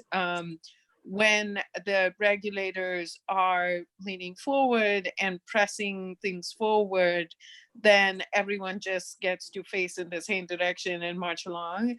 Whereas if the regulators are a little more passive, it can be a little more of the us against them. But personally, I really think that we are in it together, and there's I don't see us disrupting the utility model anytime soon. So to see change in my lifetime, we really try to press forward together. Gretchen, on the flip side, do utilities view clean energy or more precisely distributed generation in these different new models of energy delivery as a threat, or are you guys adapting? Are utilities adapting to, as Kavita said, be more simpatico and more from a partnership perspective? Yeah, I would say that we're much more in the adaptive mode. I do believe there is room for collaboration. I think, the impacts vary depending on the market. I think, how the various markets have come together is reflective of the fact that it's really kind of been driven more locally and state by state and market by market. So how distributed generation fits in one market can be very different than how it fits in another, same for storage, right? So we've ended up with very kind of unique situations, or maybe even fragmented situations depending on the market. So I do think there's room for collaboration there. And to build about the point about policy and regulation, I can't emphasize enough the amount of time that needs to go into planning, for the right resources and for the right grid. I mean, we have an example where back in 2011, our regional transmission organization approved a large project or system that had provided a number of benefits, including the interconnection of renewables. And we're still completing those projects. And it's 2020, some are in service, but it's 9 years later. And upon those lines being placed in this service, they're actually going to be at full capacity. So it just goes to show you, 9 years after getting something approved, that doesn't even take into account the planning that went into that. And now they're at full capacity. So we constantly need to be out in front of that and need to be planning for it if we ultimately want to get to these goals. Right. And what do you view as the utilities' primary role in the power landscape? Is it to procure power, is it to deliver power, is it customer facing, the host of things that utilities have done historically? What's their role now today as the power landscape continues to change and evolve? Yeah, I mean, that's an interesting question. So, obviously we're focused on transmission only, so it's a little bit different for us, but I would say, and I've said this in the past, that utilities have typically been there to serve the customer, to make sure there's power, to make sure it's reliable, to restore, after a storm moves through. And I think we're much more now in the going from the passive to trying to make change, to help with policies, right policies. What is the right planning? What is the right timing to get there? What is, when do we start closing these coal plants? So I think it's much more in the driver's seat for the utilities to help us get to the right spot. And like I said, I think they're doing that and can do that with the policy and the regulators, but we all have to work together, including, with the various clean energy as well, and trying to make sure that we're integrating that as appropriate and not just kind of turning a blind eye to some of those technologies. And Kavita, what are some of the new business models that have cropped up over the last few years in the power sector, the renewable energy sector, for our attendees? What are you seeing and leading on? Yeah, so definitely community solar is one of them. I think being able to provide people the kind of power, like, to satisfy their preferences and to allow the electrons to be accounted for between where it's generated and where it's consumed.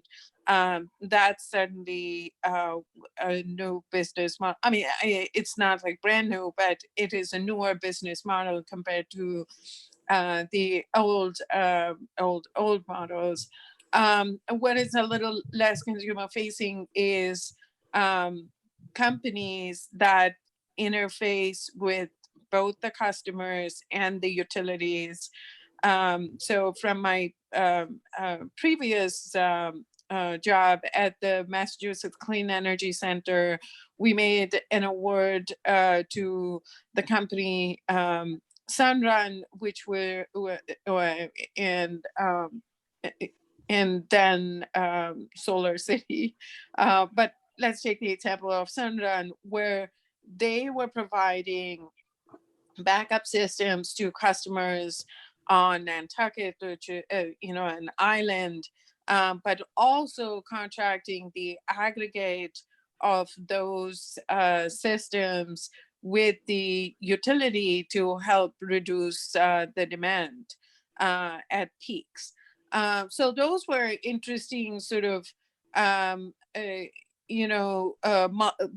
partnerships in an unconventional but to be expected in the newer age that are interesting and certainly worth testing out. That's a relatively new concept, and we have to see if that business model survives in the long run. Third party, contracting of, let's say, infrastructure, energy storage systems with utilities for a certain set of services that they can provide, while allowing them to play in the wholesale markets and recover the revenues that they need. Those are some interesting business models that have crossed over traditionally hard lines, between the distribution and wholesale level, or customers and utilities, so on. There are many out there. They're being, I would say, experimented, and we have to see what endures in the future. In just the last couple of years, you're seeing community solar is becoming this new way for sort of the distributed generation world to play with the utility world. You're seeing storage, which necessarily is on one hand can be local, and on the other hand has to play with the utility. So there's the overlap is actually, whereas 5 years ago, 6 years ago, it seemed like either you're a rooftop on top of a target, or you're a utility, and now there's really starting to mesh together in many different ways. Gretchen, how do you see that? Yeah, once again, I think it kind of just gets back. I mean, Kavita used a word that in her last response that I would echo. I think it depends on the particular market, and like I said, they're all so different in how they're coming together, depending on the utility, depending on the state, depending on the demands of the consumer there. I think some markets are way out in front of others. I mean, I think California is a good example, as relates to some of their renewable goals. So I think the word experiment is what Kavita used. I think there's a lot of experimenting going on as it relates to that. We are obviously seeing more and more solar, even here in Michigan. There's sun behind me today, but this is the first time we've seen the sun, I think, in 2 weeks. We're seeing solar panels go up here. So it's very interesting to see that. But as it relates to storage, once again, I think that's going to play an important, very, very important role. I think we can all agree as renewables start to get integrated into the system on more of a large scale basis, just given the intermittency of that. And I think ultimately how that's regulated and who gets to own that, and the policies around that are ultimately going to determine how that comes into play, in addition to technological advances, right? It's not there today for some of the long-term storage need. But I mean, all of those questions kind of have to get addressed before you really kind of see it on a broader scale of implementation. And like I said, I like the word, right now we're just kind of experimenting to see what might make sense. Are you seeing, Gretchen, storage front of the meter, behind the meter? How are you guys seeing it at ITC?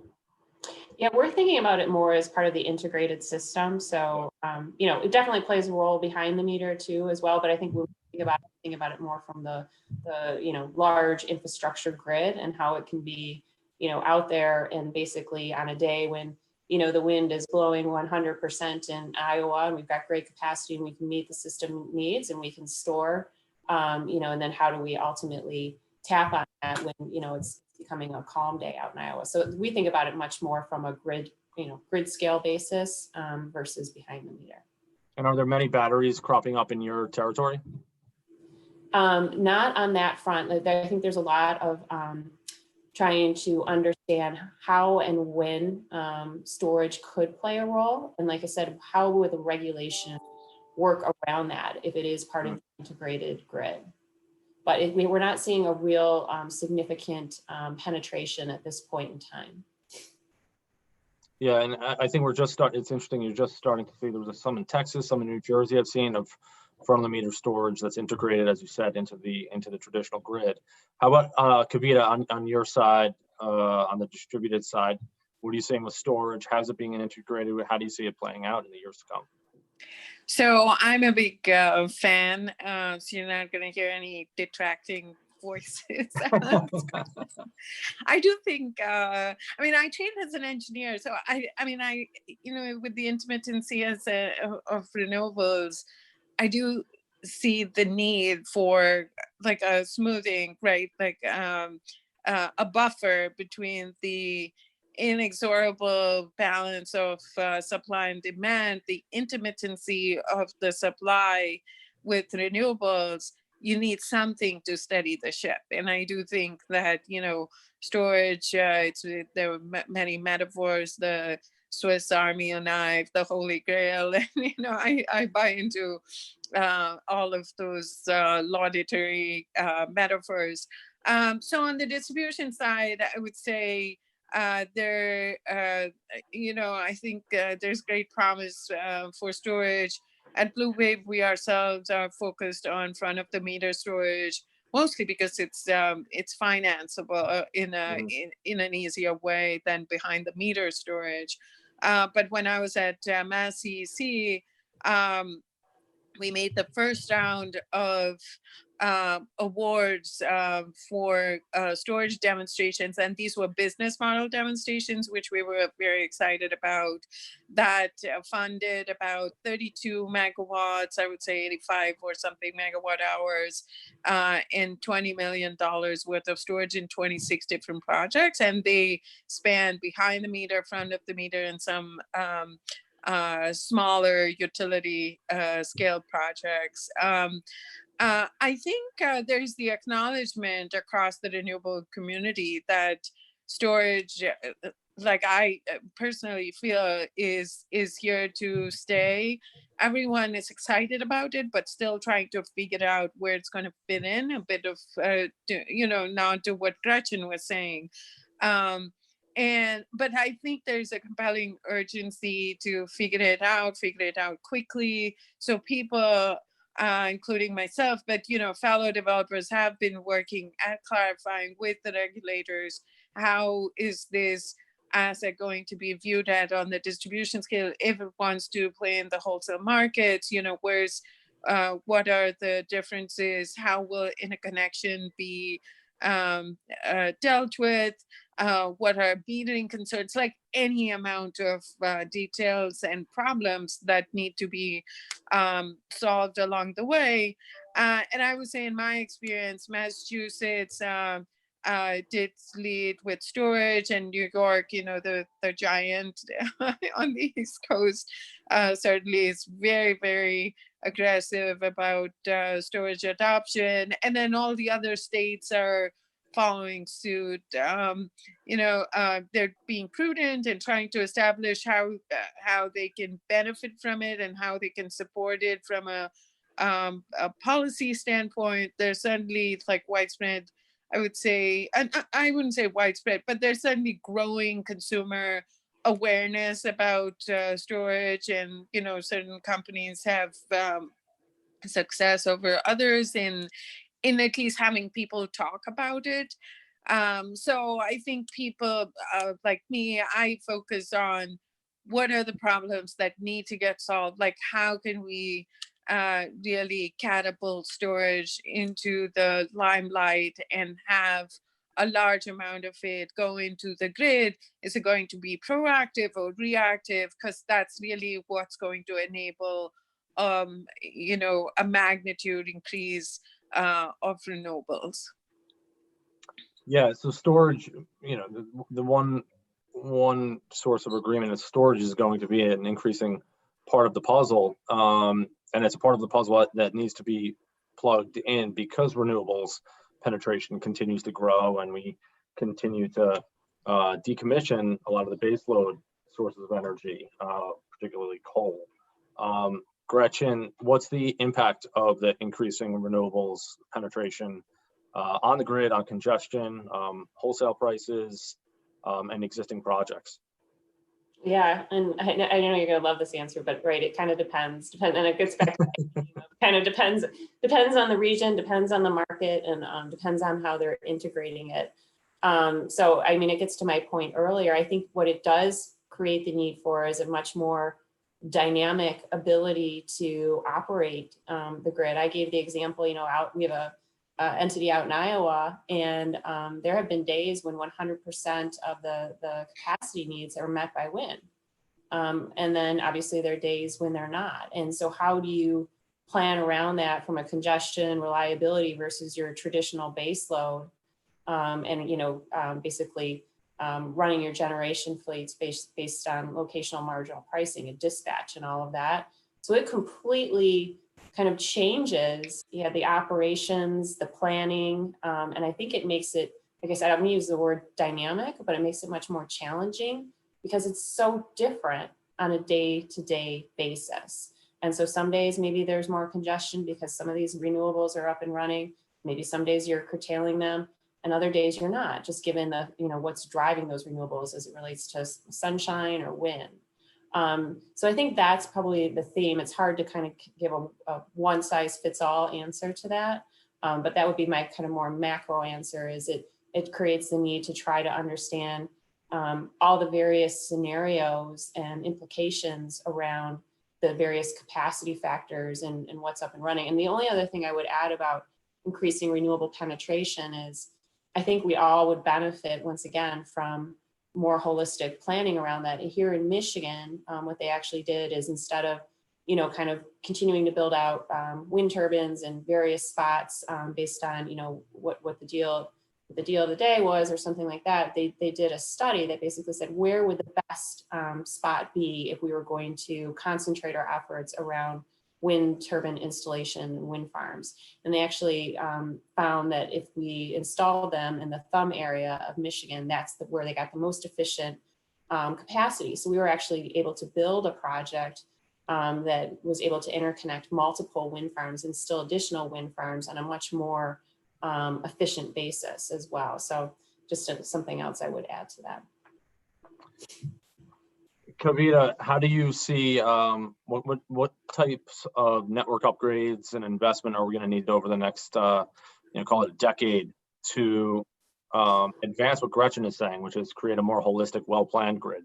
Now with all these different energy sources and storage coming into play, if you can cast your wand and do anything, what types of policies or upgrades would you see enacted? Well, I think grid modernization, whatever the term means, is really essential, right? Often, I think utilities use, and perhaps legitimately, the argument that they don't know what's on the grid. They can't control what's on their grid, to then say it is not safe and prudent and reliable to connect, this large amount of renewables to the grid. So I think taking a very aggressive stance on grid modernization is important, and maybe the impetus starts with policy, but then we need the regulators to push the utilities to urge very strong and aggressive grid modernization plans, upgrading their network, being able to monitor it, being able to control it better, and just sort of bring it into the modern age in a cost-effective manner, which is not going to be easy at all, right? To balance the advancement and the cost effectiveness, that's critical, and I don't see how we can do it without that. So I'll hand it back to Gretchen and congratulate her for making it through 41 minutes without saying depends. Gretchen, and before you chime in there, maybe you could fold in what we learned with PG&E, which is that the grid in many instances is in disrepair and not getting basic attention, let alone upgrades. So what can those events out west teach us about the challenges of just maintaining, let alone upgrading today's grid?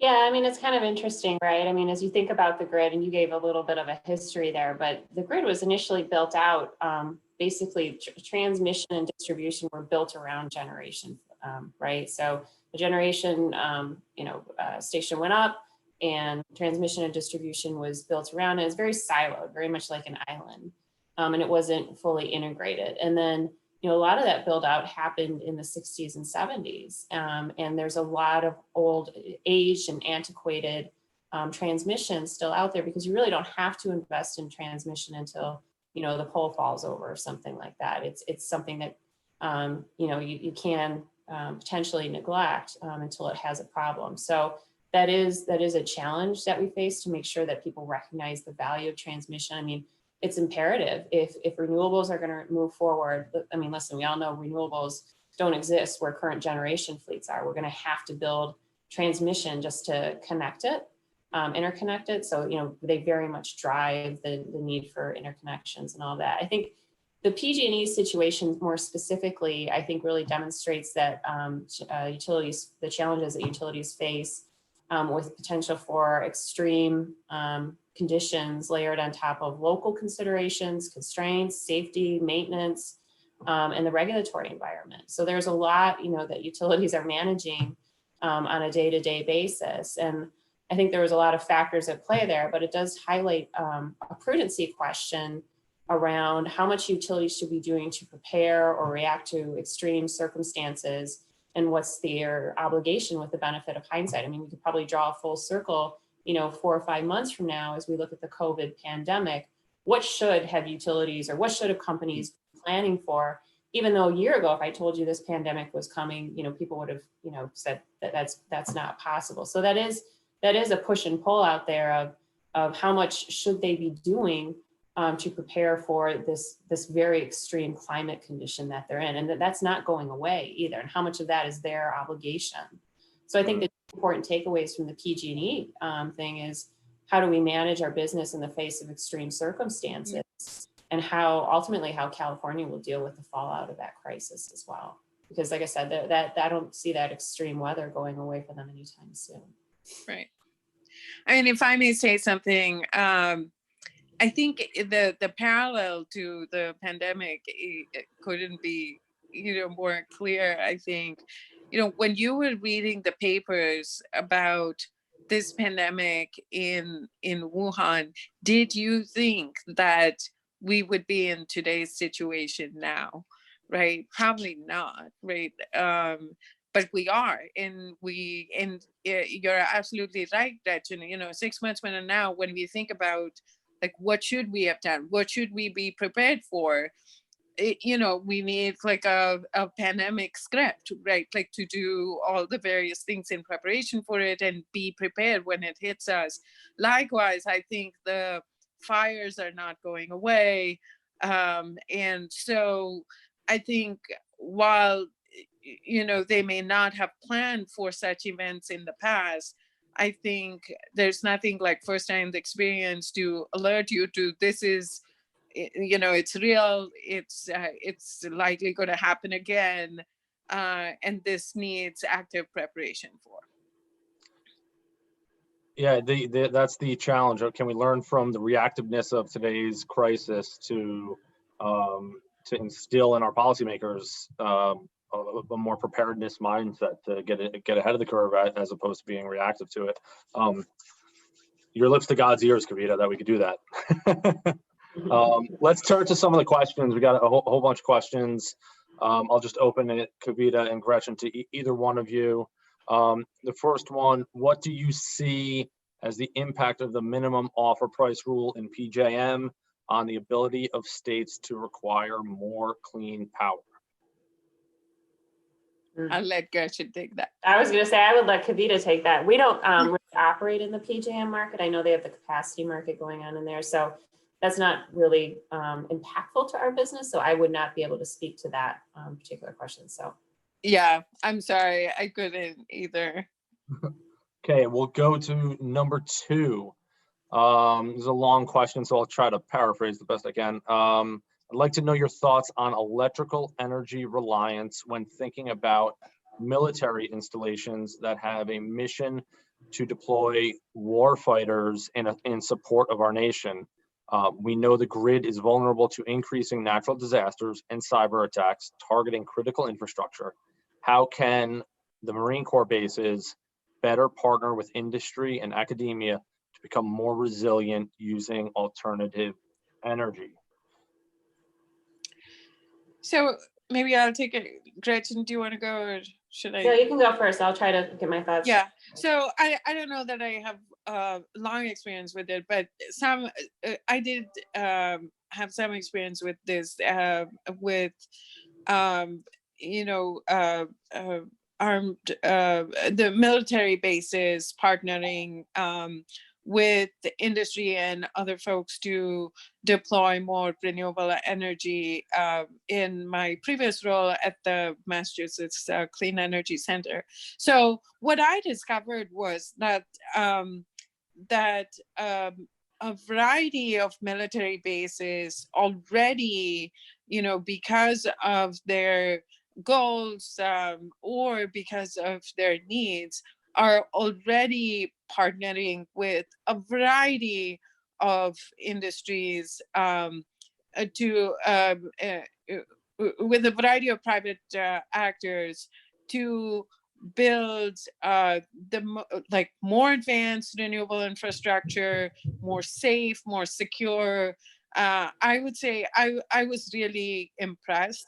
And in fact, if sometimes we would tell the startups that approached us for grants that our state agency coffers were somewhat limited compared to the military. So we would say, if you know someone at the Department of Defense or one of the different programs that they have, you should certainly approach it, right? They are willing to experiment a little more because their need is more compelling. And they also, I think, explore these options for resiliency reasons, right? Microgrids is a big focus for a variety of bases, especially when they have critical operations out of that. And we at the Mass CEC had made some grants that were sort of joint between a private company and to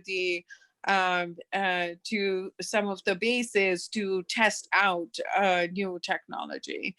So I would say that some of that is already happening, and for the reasons that I mentioned, and I think that this will continue to grow. And prior to Mass CEC, I was already hearing of solar backpack companies getting some traction with the DoD for forward bases, right?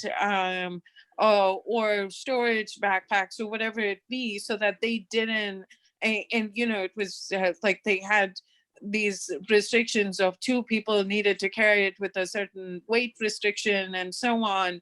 And sometimes the renewables fared better than the fossil fuel based solution. So I think for a variety of reasons, this will continue to grow. Gretchen. Yeah, my understanding around the military basis is more consistent with Kavita's, where they've basically got contingency plans in place as it relates to, how their sources of power and being able to lock down and whatnot, and the partnerships as well. I mean, the only one thing I'd add is part of the question was around cybersecurity, and there is, this probably hopefully doesn't surprise anybody, but there is a huge focus on cybersecurity within the industry right now. And it's actually the North American Energy Reliability Council, also known as NERC, that has a number of standards out there and is constantly developing new standards to improve the cybersecurity for utilities, and I know for us specifically for transmission companies. So not a day goes by where I don't think I hear about something about cyber phishing testing. So it is a core focus for the industry right now. So I just would add that. Yeah, and I would add from my own observations, the military has actually been very forward thinking on resiliency and being off the grid to protect themselves from various threats. One example that's not military, but during Hurricane Sandy, Stony Brook University has their own microgrid. And it's my understanding that they were able to sustain power throughout the entire Hurricane Sandy while the entire New York City was without power. So that shows you the importance of having that off-grid capabilities for universities, hospitals, and certainly the military. Going to have one more question. We're a little bit over time, but Trevor said I could go a little bit over since we're the last panel. I'll field it to both of you again. What new electricity transmission distribution technologies or business model innovations do you think private sector investors should be paying more attention to? Put your investor hat on. Kavita, do you want me to go first? Do you want to go first? No, you go first. But Yeah, so you know, it's interesting when it comes to transmission. I don't think there's any new like overarching technology that comes into play. You know, steel poles and wires, right? And I think more efficient planning around that. I think where just actually to go back to what we were talking about, some of the technologies that I have seen that are interesting are around cybersecurity. What was it? Oh, and predictive analytics, like you know, AI around trying to figure out, you know, if a storm were to come through, which lines might go down, where are there a number of wood poles, which wood poles would be, you know, could rot out before the other ones and should be replaced. So those are some of the technologies that I guess we're kind of seeing as it relates to transmission. Really interesting. Kavita. Just from reading and no firsthand experience, I did read that China had implemented this HVDC, right, to bring renewable power from their, the Northwest down to the populated parts, and had solved several transmission technological issues along the way. I don't know how viable that is for the US, but certainly that apparently helped a lot. Yeah, I've similar to the both of you, I've observed a whole bunch of software and AI applications to the grid, to power generation, power distribution that are super exciting. You know, and just starting to make their way to the market. I think a lot of exciting things in the changing landscape. I want to thank Kavita and Gretchen, two wonderful panelists. Love doing this with you guys. Great to be connected to everyone on this panel who's listening in. I'm amazed to see how many participants. It's really great. And thank MIT and particularly Henna and Trevor and the entire conference for continuing this. It's you know, encouraging to bring us all together as we all go through this strange period of time. So with that, Kavita, Gretchen, thank you so very much. And Trevor, I'm going to turn it back over to you. Yeah, thank you. And on behalf of the MIT Energy Conference planning team, thank you to our panelists, Tom, Kavita, and Gretchen, for that amazing conversation on renewables in the grid. And also thank you to our audience for your participation in the Q&A section. Yeah, and this is our last panel of the day, so I'm going to turn it back over to our Managing Director, Trey Walder, for a few closing remarks on day one of the MIT Virtual Energy Conference. Thank you. Thank you. Thanks, Trevor.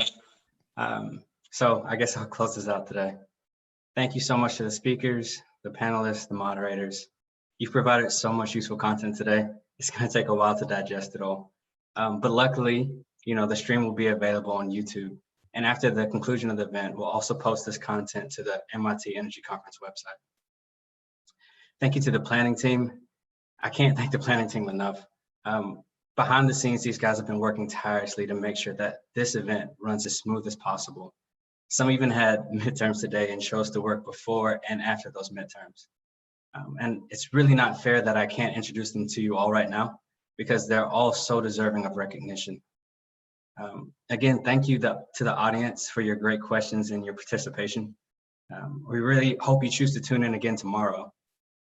If you're curious about tomorrow's agenda, you can go to our website and check it out. It's mitenergyconference.org.